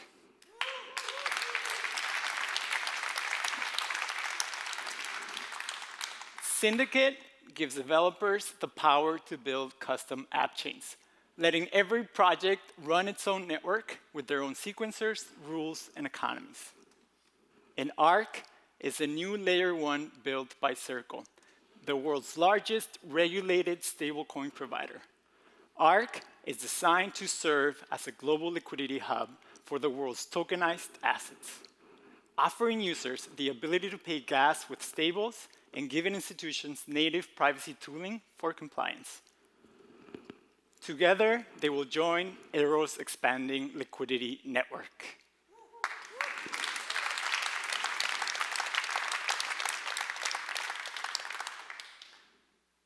For some perspective on how Aero fits into Circle's broader ambitions for the on-chain economy, I'd like to play a message from its co-founder and CEO, Jeremy Allaire.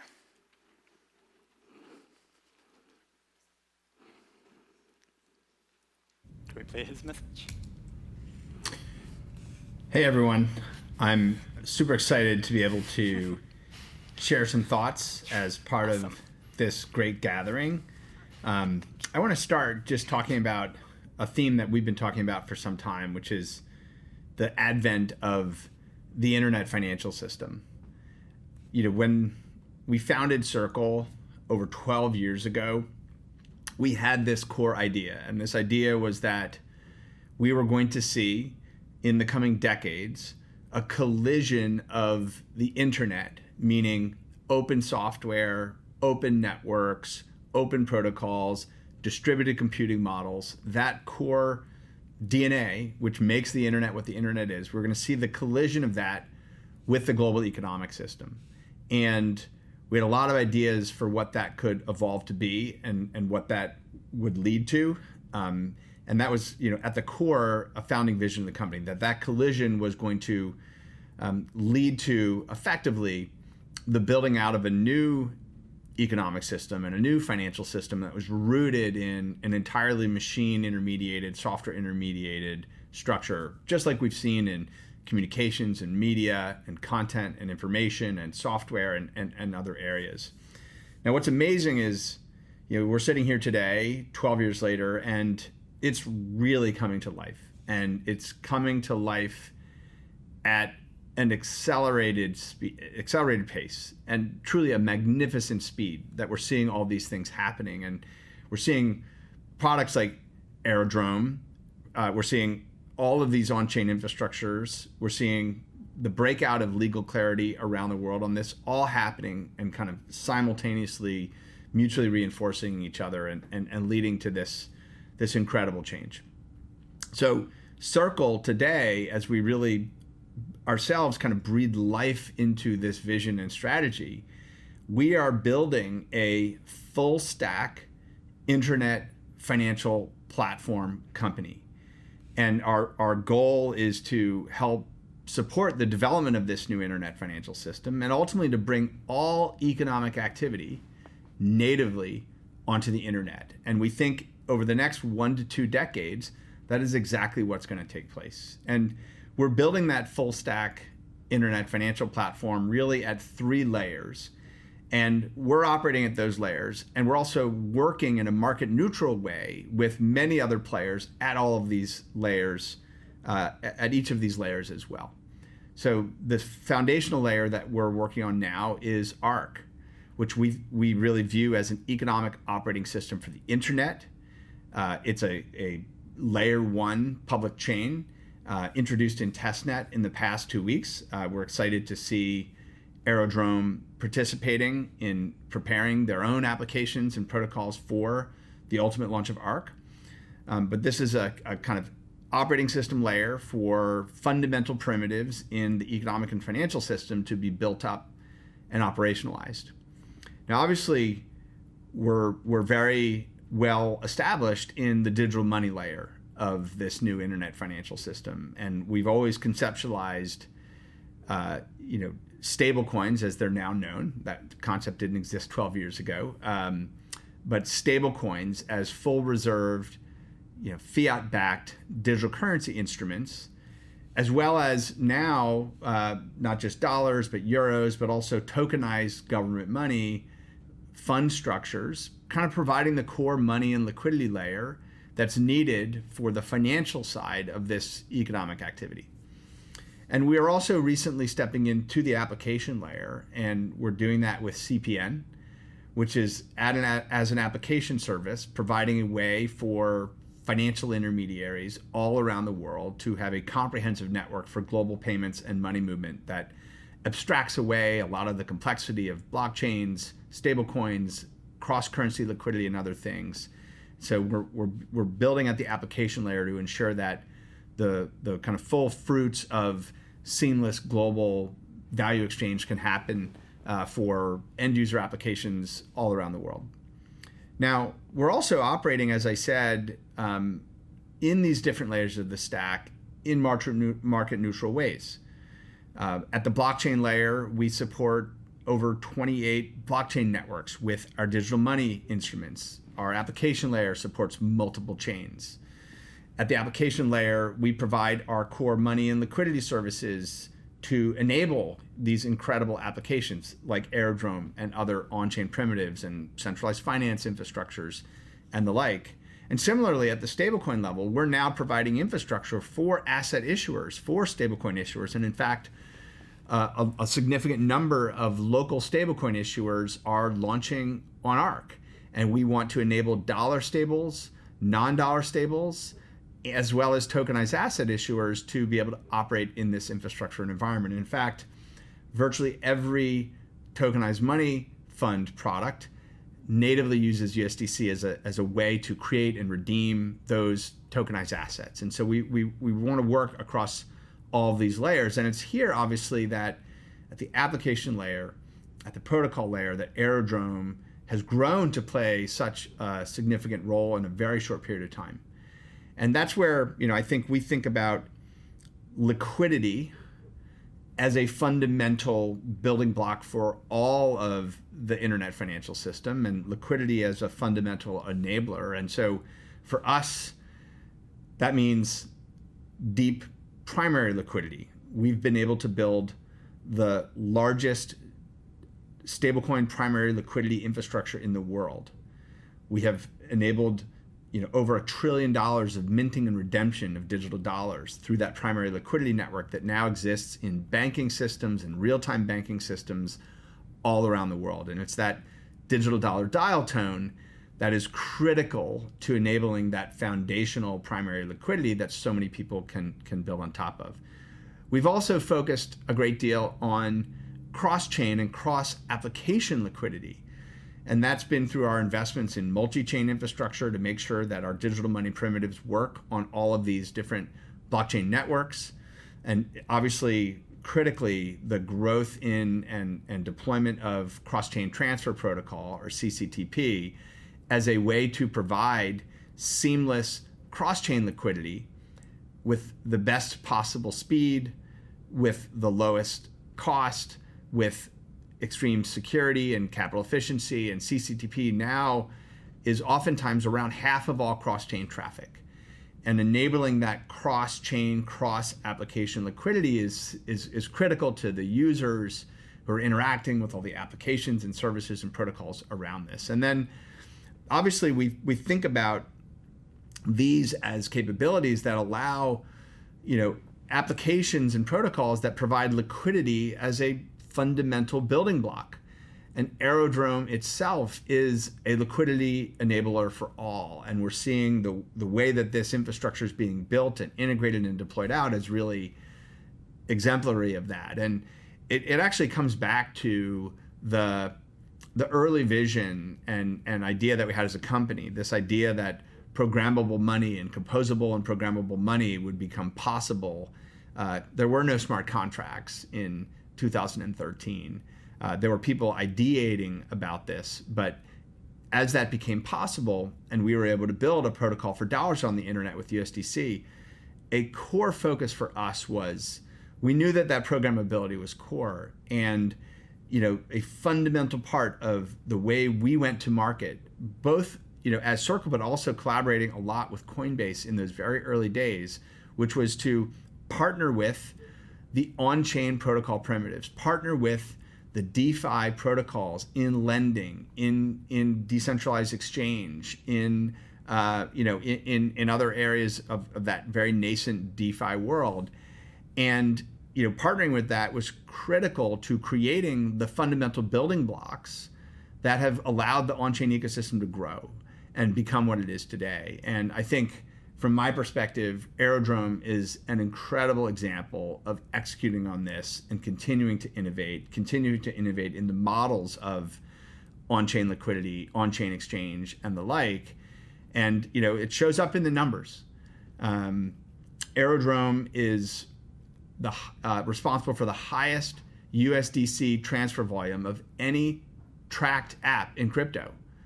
That's according to Artemis Analytics, and so have already become critical to that digital dollar liquidity in these on-chain markets.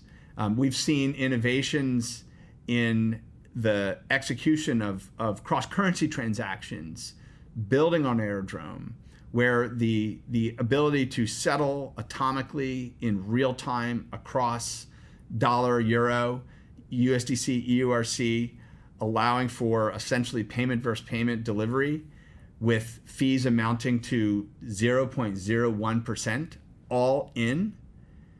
That is comparable to the very best FX swaps, but with actual atomic delivery.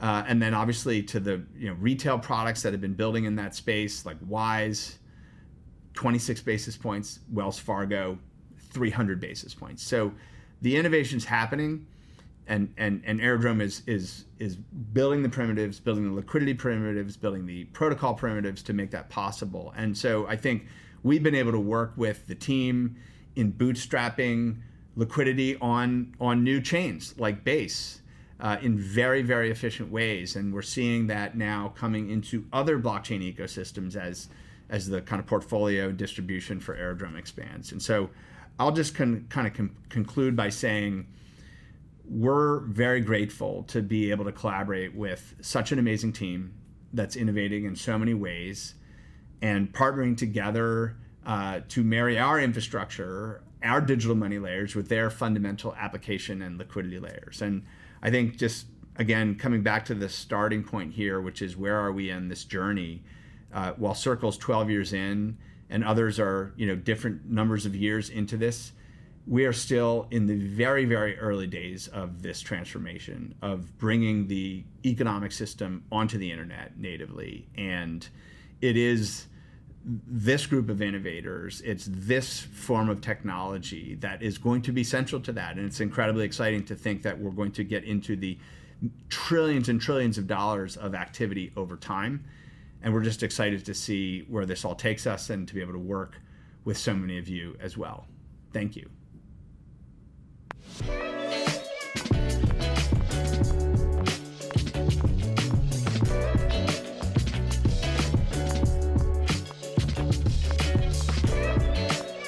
That's Jeremy Allaire. It's pretty exciting, huh? He's talking about some really, really big stuff. He's throwing around trillions of dollars. He's talking about the economic operating system of the internet. That means that any sort of transaction, any sort of value exchange, if it's happening online, it's happening on chain. It's something that we've been talking about really for a number of years now, right? I think it's an old idea, but I think we're starting to get to a place where we can actually get there. And the demands are high. We need on-chain infrastructure that can reliably outperform incumbents, make it better, faster, cheaper, so that people will actually start to use everything on-chain. So with me now are going to be some people who are directly involved in making this happen. We've got James Smith from the Ethereum Foundation. We've got Carl Florisch from OP Labs. He's also the visionary behind the superchain. Andrew Flockhart, who's from the Base chain at Coinbase, and Matt Stafford at Circle. Please help me welcome them.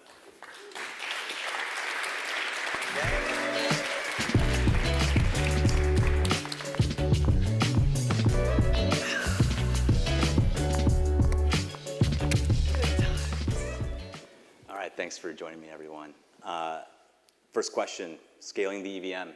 What does it mean? Where are we? We'll start with James, please. Okay. I think scaling means three things. It's throughput, finality, and UX. But if I focus on the throughput, you've got two big bottlenecks. One is data availability for rollups. The other one is execution for finality. And you've got Justin Drake's Lean Chain coming, which will address the execution stuff with snarks. And then you've got the big upgrade coming in Fusaka, which will be 8x the blob space, which essentially means rollups will see dramatic changes in fees being reduced a lot. And to me, that's a real success of Ethereum coming through. The big unlock here, I think, is that this stops developers being constrained and users being priced out. So this unlocks gaming, micropayments, social, consumer apps. Everything becomes very easy to build, and the gas fees become very irrelevant. Interesting. And I would say Well, maybe I'll ask Andrew. I mean, how are you thinking about this on the base level, seeing as how you're directly dealing with, I think, a lot of the builders and users who are kind of at the frontier right now? Yeah, we think a lot about this. It's very topical today. We actually just raised our gas limit, so Base can now support 150 megagas per second. This is, as James said, like the throughput scaling that we've been investing in. James did a good job laying out the different technical pieces of scaling at a high level. At Base, we also are thinking about what scaling means from an access and distribution point of view. Like, we can scale as much as we want and hit amazing benchmarks on our laptops, if we want to show how many TPS theoretically we can do, but it really doesn't matter if we don't actually get 1 billion plus people around the world using the products and using the things that get built on chain. And so to complement all of the amazing scaling work that's being done in the industry, we're also really excited about promoting local stablecoins as a way for people around the world to have easy onboarding. Base now has dozens of local stablecoins, soon to be hundreds, hopefully, if we get every community out there in the world sort of able to be natively on-chain in their own home currency.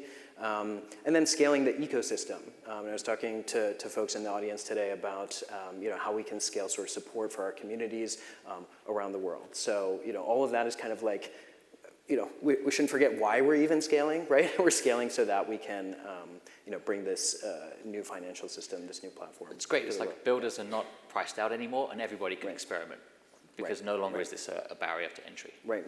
Yeah, great point.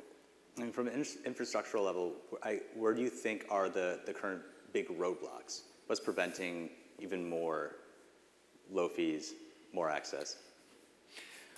Well, I'm glad that you asked. Here, working on the OP stack. Okay, there is the hard truth about scaling a high-performance system, and that is that the bottlenecks are everywhere. You fix one bottleneck, you land with another one. You fix another, and you land with another. And so when we're here on a panel, it's very hard to talk about, okay, this particular thing. I could talk about state growth. That's a big issue. I could talk about single-threaded compute bottlenecks. That's a big issue. I could talk about introducing parallelism into the EVM. That's a big issue. I could talk about interoperability between chains so that liquidity can actually compose between the superchain, and we can have lending and borrowing and exchange cross chains and cross ecosystems to create this world computer that we're dreaming of. But those are a lot of words, and I forgot all of the things that I just said. But it's hard, and we just tackle it day by day. And in fact, just to build on something that you said, scaling, I'll talk about what scaling is not. Scaling is not saying, I have the new chain, which can do 15 bajillion transactions per second, or 20, or 100, or 1 million. Why is that a challenging thing to say? It's because all of these things, you show me a benchmark, you show me a TPS number, and I can figure out a way to hit it with some open source software and the right hardware configuration. So this is really the challenge in our industry, which is trying to sort through the Twitter narratives of high scale and actually get to delivering value to users like Base, like various chains that are actually bringing their assets on chain, bringing their users on chain, and scaling experiences for everyone. So anyway. Yeah, I mean, I'm going to talk more about the commercial lens and a bit of what the folks are saying. But so we've spent the last 5 years working with top blockchain ecosystems, integrating native USDC, and kind of really working with these partners to kind of figure out how to really drive growth and user adoption and developer adoption. And through that experience, we've actually learned some of these pain points are. On the flip side, we've worked with the largest businesses and enterprises and TradFi companies and fintechs and PSPs to really understand directly from their perspective what's missing. Why haven't they adopted blockchain more? Because they know it's transformative and they understand why it makes sense, but there's some of these primitives which have just been missing so far. And so we're late to the party with Arc, but we've actually realized that there is an opportunity to kind of like tap into these not yet kind of addressed use cases and markets and Web2 users and kind of like institutional capital, which isn't yet there on chain. So I think we're building in a very purposeful way to try and expand the pie and bring on new demand and new liquidity, et cetera. And we want that to benefit the entire ecosystem, and interoperability as well will be a key piece of it all, but we've approached it from that direction with Arc. So we've talked about performance. I want to now talk about neutrality, which seems to be another big angle here to hit.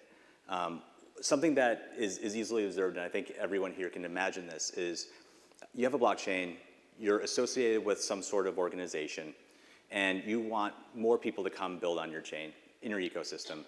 But some of these people might be competitors of yours. How do you credibly show these other organizations that, no, what I'm offering is actually something that is not going to compete with you or your business? I would say there's two types of infrastructure. There's the infrastructure that nobody owns, or there's the infrastructure that owns you. And when I talk to lots of organizations, they don't want to build on somebody else's infrastructure, because the key questions you should be asking yourself is, can this business, can this infrastructure extract rent from me? Can this infrastructure change the rules on me? Can this infrastructure start competing with me if they see I'm successful? Will they start doing that?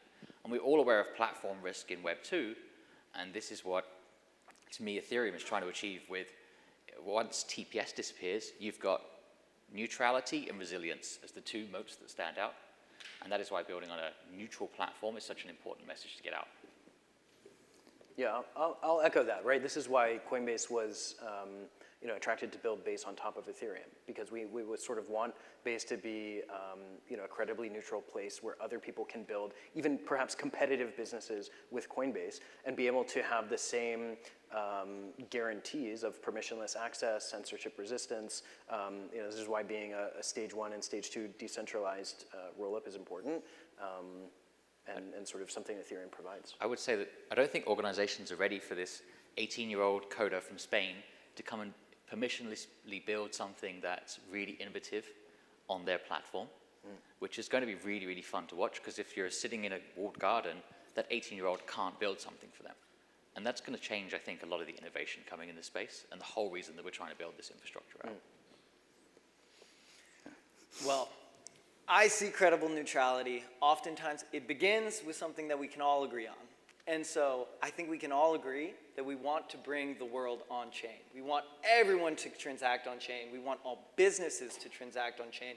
And so the way that, at least with the superchain and with Optimism, the way that we have been thinking about it is we are facilitating that transition. We are giving every institution that wants a chain to bring their assets on chain. We want all of the users to have easy access to the tools and the infrastructure that allows them to transact on chain. And so this is why we are just sitting here trying to facilitate the transition and very excited to see it happen. And I think that is something that as a community we can, in a large way, rally around. And you see this exemplified with open source software, for example. The OP stack is open source. We can all build on top of it. Base is building on top of it. Uniswap is building on top of it. Everyone's building on top. Aerodrome is building on top of it. Very exciting. Yeah, and so I guess right from the start of our business, Circle has been an open platform focused company because credible neutrality has been key to us working with 25 plus blockchains. Given that we need to be principled in how we do that, we have very principled approach to how we kind of roll out native deployments. CCTP has been kind of this ubiquitous, very fair connectivity layer between blockchains for USDC. And even as we come to build Arc, in the design conversations we've had with these 100 plus design partners, talking to 15 banks who all have very different use cases, actually end up converging around a similar set of things they want to build. And so we don't want to do bespoke integrations and pick a winner and kind of like do these kind of like one-time things that preference one party over others. We will work with partners who are motivated and are actually interested in building real things that have real activity. But our goal with building an open platform is really to make that a canonical thing that other partners can also capitalize on, and really think about building an ecosystem like that. And just, ecosystems don't work unless you build the right platforms and the right primitives that foster that type of innovation across different segments. So that's our perspective as well with neutrality. I guess I'll throw back at you for both Andrew and Matt. So you both work for large publicly traded organizations, right? And you've issued these blockchains. And you've both now as recently as today, both started to explore this idea of further decentralization through a token, right? Which, as we know, is this nice coordinating mechanism that can back a lot of this stuff. How do you think about your neutrality as you're exploring these sorts of steps? And do you think that it helps, how much does it enter into the decision making? Yeah, it's definitely a factor. For us, it's very important that Base is able to be equitably owned, as a fundamental component of its decentralization by anyone around the world, right? And so token explorations sort of are allowing us to look at what that could mean. Because it's sort of fundamentally sort of just the next step in sort of the principle of, again, credibly neutral, permissionless infrastructure for the world. Yeah, similar for us as well. We really believe in, we're going to take a very intentional approach to how we build out our initial validator set. And we want that to be representative of the different types of activity and the different types of partners on the network. So everything from, the different range of DeFi partners to large capital markets players to banks. So I think it's going to be a tricky line to draw because to some extent we are going to need to focus on specific use cases and types of activity. But I think it's more the way that we do that. We are going to approach it in a way which is equitable and fair, and with the platforms that we build are going to be built in a principled way that really is open and permissionless and allows anyone to build. So it's more, there's a danger for us to kind of pick winners and use potential kind of token allocations in ways that necessarily kind of preference certain partners. But I think we plan and have a very strong focus on kind of making sure we do everything in a very equitable, fair way, which is very kind of ecosystem centric. I mean, I think it's great. It's an unprecedented move for corporations to be getting into this sort of stuff. I was speaking with Omid earlier today, and he was saying that if you are trying to enter into crypto, trying to enter into the on-chain economy, and you're expecting to do business the way that you always have, you're probably going to fail. And I think getting into there and anticipating a certain danger that comes from this sort of activity, I think it's brave. I think it's great, and I think it probably is ultimately going to be necessary in a lot of domains. So I think that's fantastic. Another element of scaling is composability, connectivity, interop. I'm going to kick it actually directly to Carl first. Tell me about the state of interop. State of interop in development. We are actually really seeing a huge amount of progress across the ecosystem. Obviously, there is interoperability solutions with intents that across Ethereum, it's becoming easier and easier to transact. Obviously, the superchain, we're also developing an interop solution that is, bridge risk-free and low latency.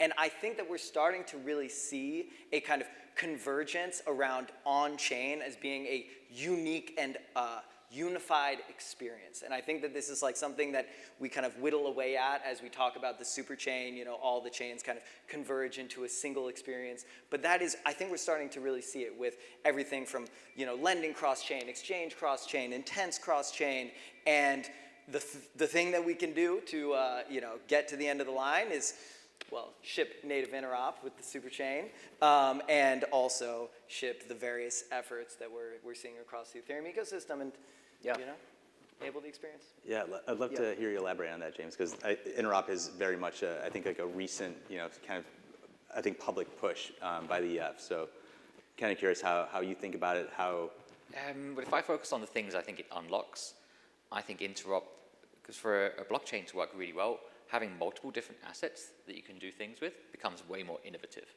So you just had a project put some uranium. You can now buy spot uranium in physical storage, for example, and then you can interact with tokenized stocks as well. And if you see the number of companies that are tokenizing things, the volume is going through the roof.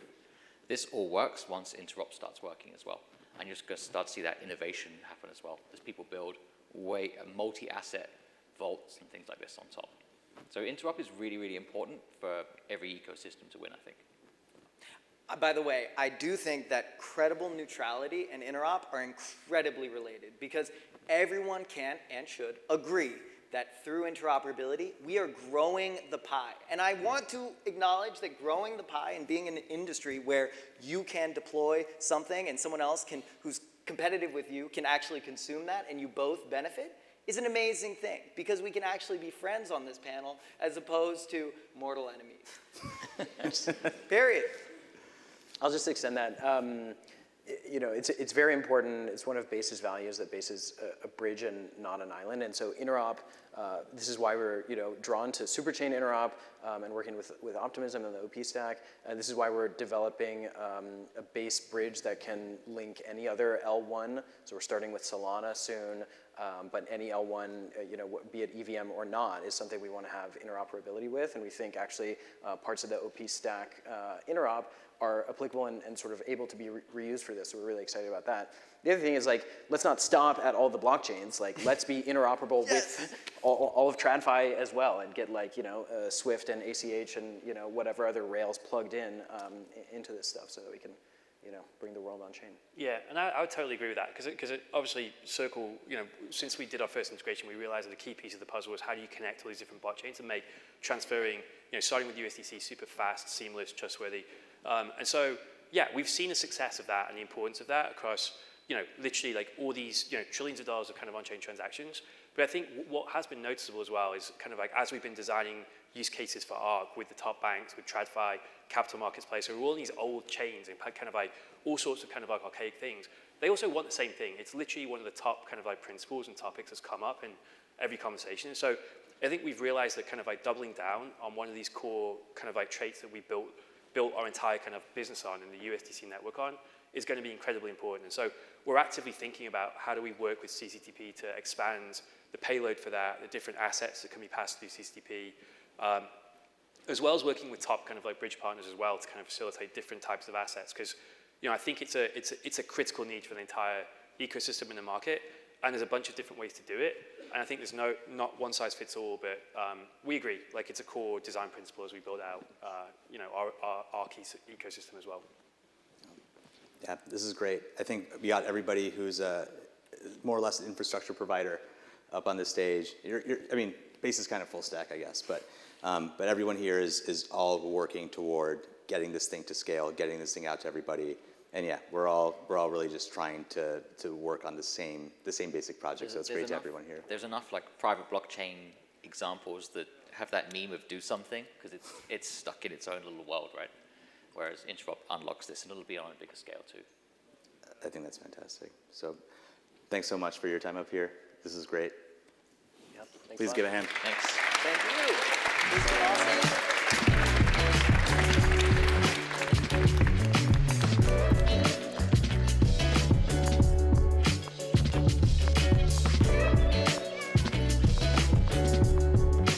All right, so for this next panel, we've got kind of a full house. As you see, we're going to have 5 panelists here. These are institutional partners of ours, people who are capital allocators, investors, people who have been thinking a lot about Aero, about the fundamental model. They've heard a lot of news today. You've heard a lot of news today. We'd love to get their take on what they have heard. So please help me welcome Austin Barrick from Relayer Capital, Sean Farrell from Fundstrat, Sunny Shi from Syncrasy, Jake Lynch at L1D, and Katie Talati from Arca.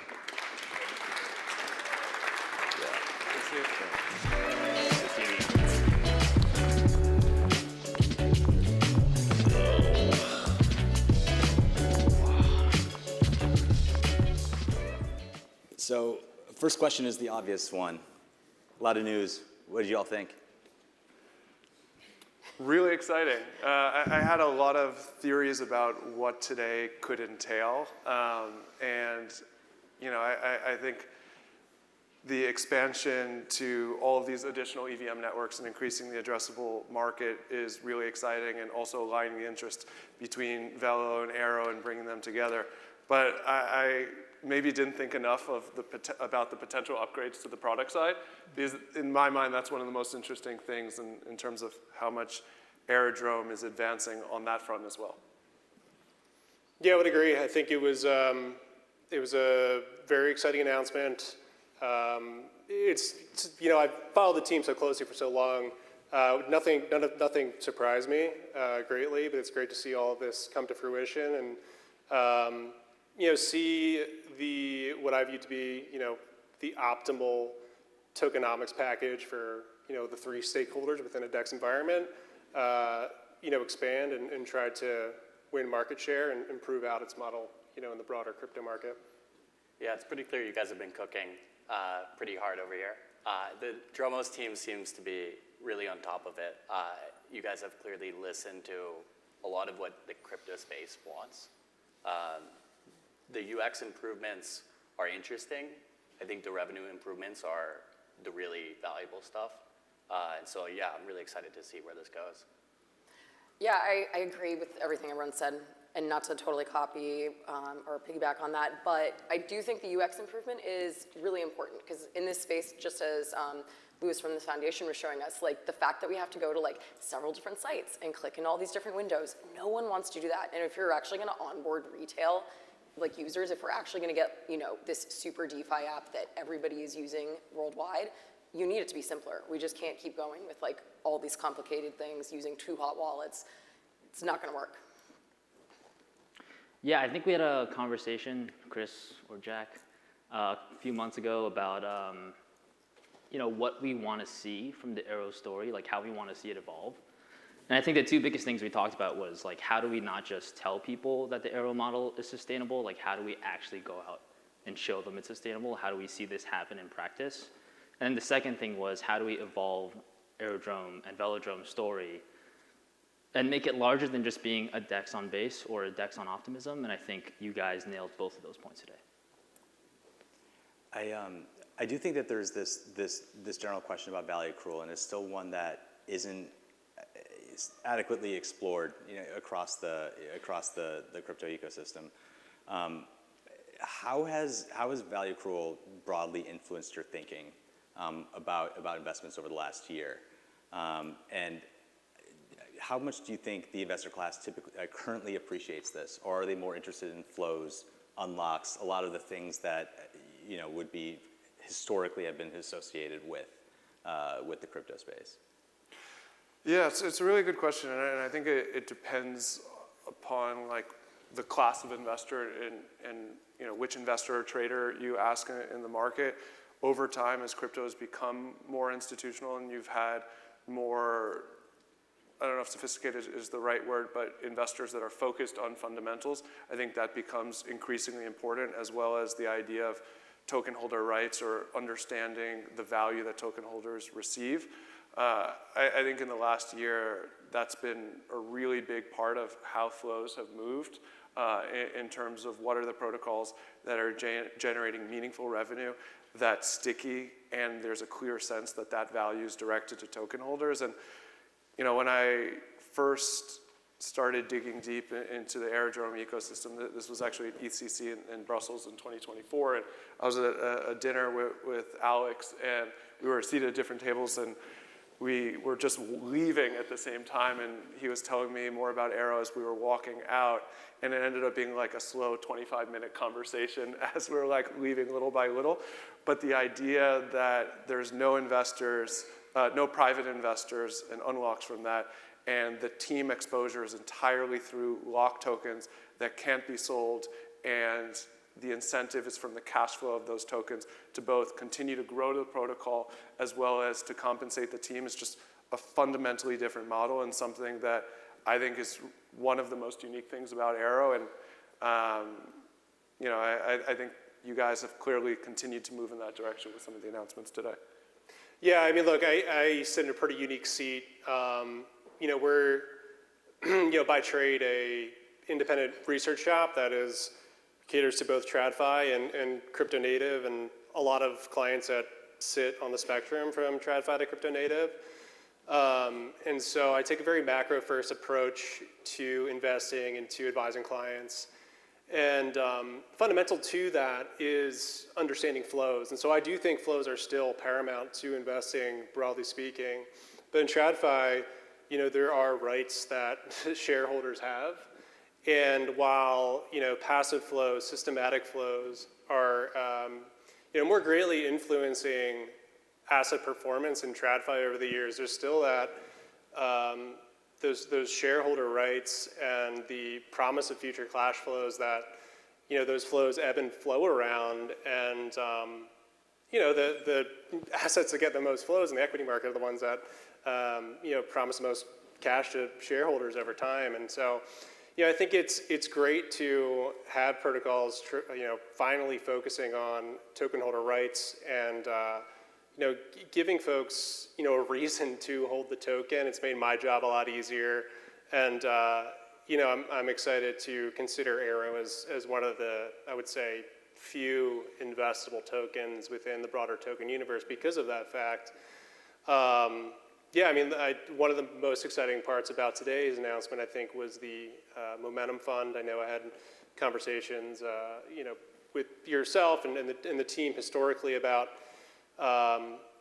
assuring folks or assuaging concerns over the reflexivity of the token and perhaps, dampening some of the vol in the token. I think installing these buybacks and burns and doing it in a smart fashion, I think, is a very smart and genius way to go about it. Yeah, I think we have an interesting insight on this. For those not familiar with L1D, on our liquid strategy, we're the most active allocator to hedge funds in crypto. And so we get to speak to all of the managers in the space. And, following the meme coin era, quite frankly, hedge fund and serious managers were exhausted. Like momentum trading, narrative trading, it's not a very sustainable edge. And so, earlier this year, Louis from our team worked with Thea and Blockworks to put together the token transparency framework. And this is, the beginning of what we saw of like kind of this resurgence of let's focus on value accrual. This is one of the more impressive pushes I've seen to really just give token holders that belief, that confidence in what they're actually holding in the long term. And so, I think to talk about like how many tokens we think are in this universe, quite frankly, it's, maybe 10, right, at most. And so, it's quite exciting.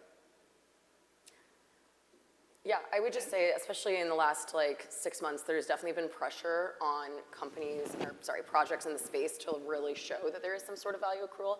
I know we, talked about the news yesterday or Monday of Uniswap finally, introducing their fee switch, and it's very clear that projects are, feeling more comfortable with the regulatory regime, but also understanding the investor appetite. It's not in, as you said, the meme coins. It's not in necessarily the narrative and kind of what is just on momentum. We really need projects that are revenue producing, that are offering some sort of value. Otherwise, the kind of promise of tokenization and, on-chain finance, what was the point? Yeah, I think, we're still in crypto, and so I'm not going to sit here and say that value accrual is the end-all be-all today. I think it's kind of a deferred solution for most protocols out there. I mean, we just saw Zcash pull a 50x with, I don't know, revenue isn't really a factor for a thesis like that, but I think for something like an exchange, it is relatively important that you commit something today just to show that you're willing to work with us through this process towards whatever that deferred solution may be. If that's any sort of initial buyback, that's great. And I think with the Uniswap proposal this week, essentially every major exchange in DeFi now has some sort of value accrual mechanism at least planned. And I think that's a big step. And the regulatory environment is still relatively unclear. And I think that's a fine reason to kind of let this process evolve of how we deliver value and utility to tokens. But I think for a protocol like Aerodrome, which is kind of front-loading the solution and figuring this out, not only now, but you guys have been doing this for the past few years of trying to figure out how to make Aero a valuable token with real utility. I think that's probably worth something. And it might not be worth something to DeFi Dad 17 on CT, but it's worth something to Coinbase Ventures or Wintermute. And I think there are going to be more and more of those participants that come into this market looking for something like this.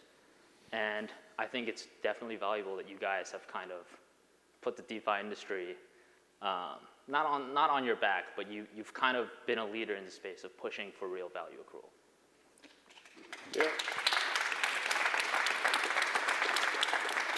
Do you think that, so we've talked about, all right, there may be 10 investable tokens according to this framework.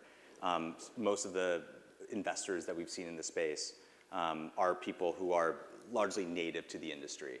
I think there's always this open question of, well, what is it going to take to bring the outside traditional finance dollar into the industry, what's actually required? Is there going to be some moment or some other watershed action done by a large project that finally gets people in? I can throw this out to anybody, but I'm curious for anyone who's speaking to people who are interested in the space, don't know how to allocate, are waiting for something, what exactly is on their mind? Yeah, look, I can start. Frankly, I don't think we're going to see a desk at Goldman come into crypto and say, yeah, we're better at underwriting these things. When you look at some of the token economics here, in a protocol like Aero, it's complex and there's intricacy to it, and that allows people to have edge and to generate alpha in there. But the best way to do that is from the people who are currently in crypto. And so I think what we'll see is, TradFi looking at this space and seeing a lot of the talent that has been built up here. Potentially, we borrowed the talent from TradFi at some point. A lot of people have come into the industry and developed their edge there. And these people going back and being kind of like the bridge between these two industries from a capital standpoint. Yeah, I think the economic model that Aero has and the yield that it's generating is one of the things that over time, as people move down the spectrum of, all right, this is what Ethereum is, and this is what Solana is, and this is what Aave is, and they go further down the stack, it's going to be very, very simple to understand, where you look at VE Aero as an asset that's generating 30% APY. That's a 3x PE multiple for anyone that's investing in traditional equities. And you can also make a similar comparison to looking at Aero as maybe something that's similar to equity versus VE Aero as something that's similar to a preferred equity. And when you look at how value has changed over time, you can even see that in the discount rates in the secondary market for VE NFTs, where that had been trading in 30-40% discount for locked tokens versus unlocked tokens. Now that's 18%. So you can see that there's increasing demand for this yielding asset, and it creates, in my mind, a floor on what the valuation should be. And as more investors that are interested in cash flows come into crypto, that'll expand the multiple in the fund's view. So I think that's something that once you improve the user experience and the analytics and the clarity around how this all comes together, which I'm really excited that you guys did in this third version of Aerodrome, it's something that should resonate pretty broadly. Yeah, I mean, just listening to these two, it's pretty clear. I think the wrong framework is people coming into crypto. I think both worlds are merging. I mean, we're talking about cash flows, yield, dual share classes. I mean, all of these are concepts that are very familiar to TradFi, more broadly. And so I actually view both worlds merging together, right? I think you're going to have equities come on chain. You're going to be able to program risk a lot better with a lot of these different protocols, these on-chain protocols, and folks will realize what these protocols can do for specifying and managing risk. And over time, I think obviously these core protocols that have strong fundamental value accrual to these tokens, those will be considered in that same equity bucket, right? It's just programmable equity, more or less, that is open source and managed by a broad constituent of decentralized participants. And so, I view it more as both worlds kind of merging together, and I think this announcement today is another good step towards that merge. If we're thinking about TradFi and crypto merging, a lot of these concepts starting to melt together, there's been this notion of internet capital markets, right? This idea that people will now be able to go to crypto to be able to bootstrap funds for their treasuries and build, honest to God businesses at some point, right? I'm kind of curious. I mean, today, do you think that that crypto is a better place to do fundraising than venture typical capital markets? And if not, what is actually required for this promise to be realized? I think it really depends on the product. Because at the end of the day, if you're going to be going after any type of like a retail audience, doing like any type of fundraise on chain is great because you can essentially give people those equity rights or the kind of the reward for being a customer of your product. But if you're a B2B type of product, you're selling SaaS software, that's gonna be really hard to get people excited about buying a token and raising money for you. However, on the other end, you might pitch a VC investor, you know, that's a pretty traditional business, and they're like, oh, this is great, and you'll get acquired at some point in the future by whatever, Oracle, Salesforce, et cetera.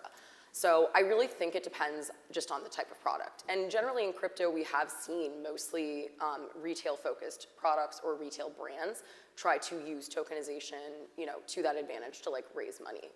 Have they worked? I think in some cases they have. I'll be honest, I've seen so many launches and I just don't think anybody's really done it correctly. I think that you have to be very careful, especially with retail investors because they're not sophisticated. A lot of them, it might be their first time investing. Most of us don't realize, like, you have to give them a lot more education. And then depending on kind of what you're raising for, you have to be really transparent with them as well. I mean, that's just like the part of the community management, right? Which I do think in general, crypto markets do better. Like early stage companies don't give you like weekly updates on how they're doing. That's just not how that works. But that's how we've come to be okay with that in crypto. And we have Discord chats, community moderators, all that stuff. One thing I expect to see as we're kind of in the year of the launchpad here, right? And one thing I expect to see as we start to see companies coming on chain earlier and earlier in their life cycle is kind of the emergence of like investor relations as a service, teams that will work with early stage teams to help them communicate more to the public. Because you see at large publicly traded companies that these IR teams could be 500 people. It's a really intense job, and it can be traumatic to some founders. And so being able to outsource this at the early stage, I think will be an area that we'll see emerge. Yeah, we've encountered a little bit of that too. I think in general, there are some cases where there are a lot of frequent updates, but as a structured process that new crypto projects go through, I think we're still just in very, very early innings. And I think as an exchange, it would be very interesting to see a lot more of these projects say up front what their token is going to do, what the business is, what are the terms of their listing, which market makers are going with, what are the terms of that, what sorts of fees they're paying out. I mean, I think once we start to get rid of some of that opacity, we start to actually see a little bit more capital markets activity, as it were. We got about a minute left. This is a very quick lightning round. Everyone talks about real world assets. Everyone's got wild ideas over which asset class is going to be the first to come to market. I just want to know, what do you think is going to first hit scale on chain? I'll start. Yeah, I mean, I think yield has already hit scale. We're seeing T-bills in an enormous size, and that expanding further on to carry trade products and others. I think the next iteration is FX markets and yield specific to those FX markets, and then you can start to have carry trade products across FX versus just like crypto funding rates. But this is a global market, and I think we need to bring in the local currencies of more of those users. Yeah, you took mine, Austin. FX does, I think something like 10 trillion in turnover daily. It's a massive market, and I think it, will solve, be one of the solutions for that last mile of, enshrining that all fiat currencies move on stablecoin rails, because right now you still need to on-off ramp. If you're in Mexico receiving US dollars and you want to convert that to pesos to use in your local environment, if you can just go to Aerodrome and convert that on chain, I think that would be huge, and obviously would be a huge windfall for the protocol that demands that the market share in FX. Historically, we've seen some really poor attempts at trying to bring real estate on chain. I think in the next year, we'll see this emerge as one of the biggest RWA asset classes. You're starting to see it already with Figure. I think in the next 6 to 12 months, you will see it being a $1 billion asset class. I actually think private credit more because it is such a low liquid market in the traditional securities world, and so the benefit of bringing things on chain, having 24/7 liquidity, is that you might actually have better liquidity. So those are the I think on FX, just to add to it, the other thing I'm excited about, which I'll get into, is equities. But I think market structure today on-chain versus market structure in the traditional finance world for equities is there's a massive chasm there. And I think with FX and stablecoins, you can say today that the infrastructure we have on-chain is just as good, if not better, than what we have in a traditional Web 2 sense already.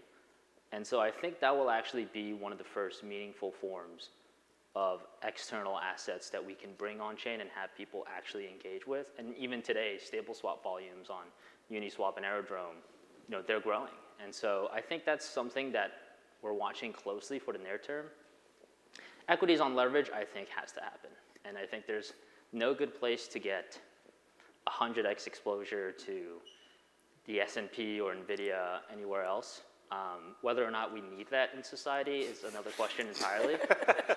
But we can have it on chain, and there are some hurdles that will need to be crossed in multiple different avenues for that to happen. But I do think that is probably the one thing that has the most PMF crossover with the type of people that we see in crypto today. And so those are the two things that I'm the most excited about.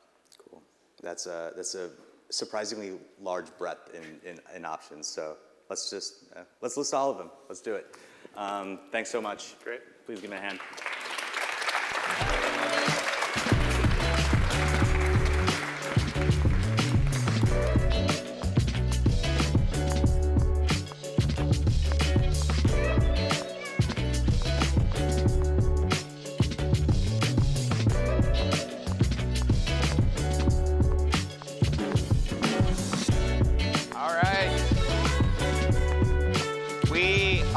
Almost at the end of our day. I know it's been a long one, but I wanted to talk about one more thing here. So this afternoon, we heard from builders, ecosystems, and institutions. And each of them gave different but valuable perspective on what the MetaDex 03 and the launch of Aero means for them. But of course, no conversation about Ethereum and the future of low-risk DeFi products is complete without the voice of the man who made it all possible, Vitalik. And since we have already spent too much time, probably, talking about Aero and the broader ecosystem, we asked him to focus specifically on Ethereum and DeFi and the role that this will all play. Let's play the video. Hello to Dromos Labs, and hello to the Ethereum DeFi community. So this year, I think, has been a very exciting year for DeFi on Ethereum, and the last few years in general have brought so much in terms of greater security, greater maturity, a greater number of choices for what kinds of projects of different types to participate in. And I think even, despite incidents like the balancer hack, if you zoom out and just look at all of the charts, it's a night and day difference to the kind of security that you can expect in 2025 versus if you compare to something like 2020 or 2019. And I think this greater maturity is really enabling a sea change in what DeFi can be for today. Basically, we're seeing a transition from DeFi primarily being something that is more speculative and that is about earning a large amount of money, but at a very high risk, to something that really has a much lower risk, I think, for a significant number of people worldwide, plausibly lower risk to participate in DeFi than to do the exact same thing in a fiat money and banking system where your money can be taken away from you by a bank failure, a political decision, and all kinds of changes in circumstances at any time. And what we've seen, I think, is a growth in more and more cases of people, institutions, all kinds of users around the world like actually using this as their primary bank account. And I think that's been a really amazing sea change, right? That DeFi as a tool for savings is finally viable. So a lot of other things have been happening recently. I think one other exciting thing is scaling, and we've been seeing scaling happen on both L1 and L2. So gas limit is going up, and L2s have been seeing hundreds and even thousands of TPS. Projects like Lighter have gone all the way up to, I think, about 10,000 TPS at one point. And with the right kind of engineering, that level of scaling is open to anyone to build today. And so a lot of promise. I think also it's really important for Ethereum DeFi to really maintain and build and improve upon the core properties that have made Ethereum be Ethereum from the beginning. So this includes things like open source, following open standards, building for interoperability rather than a walled garden, censorship resistance, passing the walk-away test, so building something where even if your company and you disappear, users still have all of the tools that they need to easily take all of their money out and do that safely. I think that's one of the just clearest tests that you can think of to see, is something actually decentralized. One exciting frontier to look at is to explore privacy. So the Ethereum world has been looking quite a bit at privacy for payments.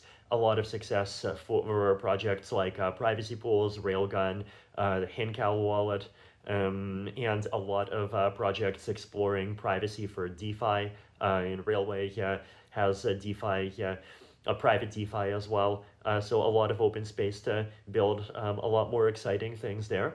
Also a lot of room to really experiment with building with both L1 and L2 in mind, and using L1 as the hub for liquidity, and at the same time using the L2 to get large gains in scalability.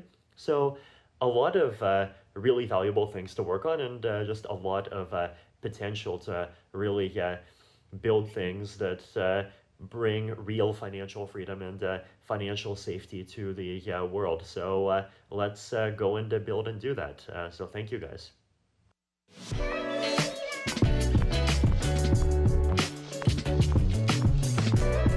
So a big thank you to Vitalik for being a part of today. The truth is, nothing we talked about today would have been possible without him, or for that matter, all of you. So whether you stuck it out in this room all day or you've been watching on the live stream, thank you.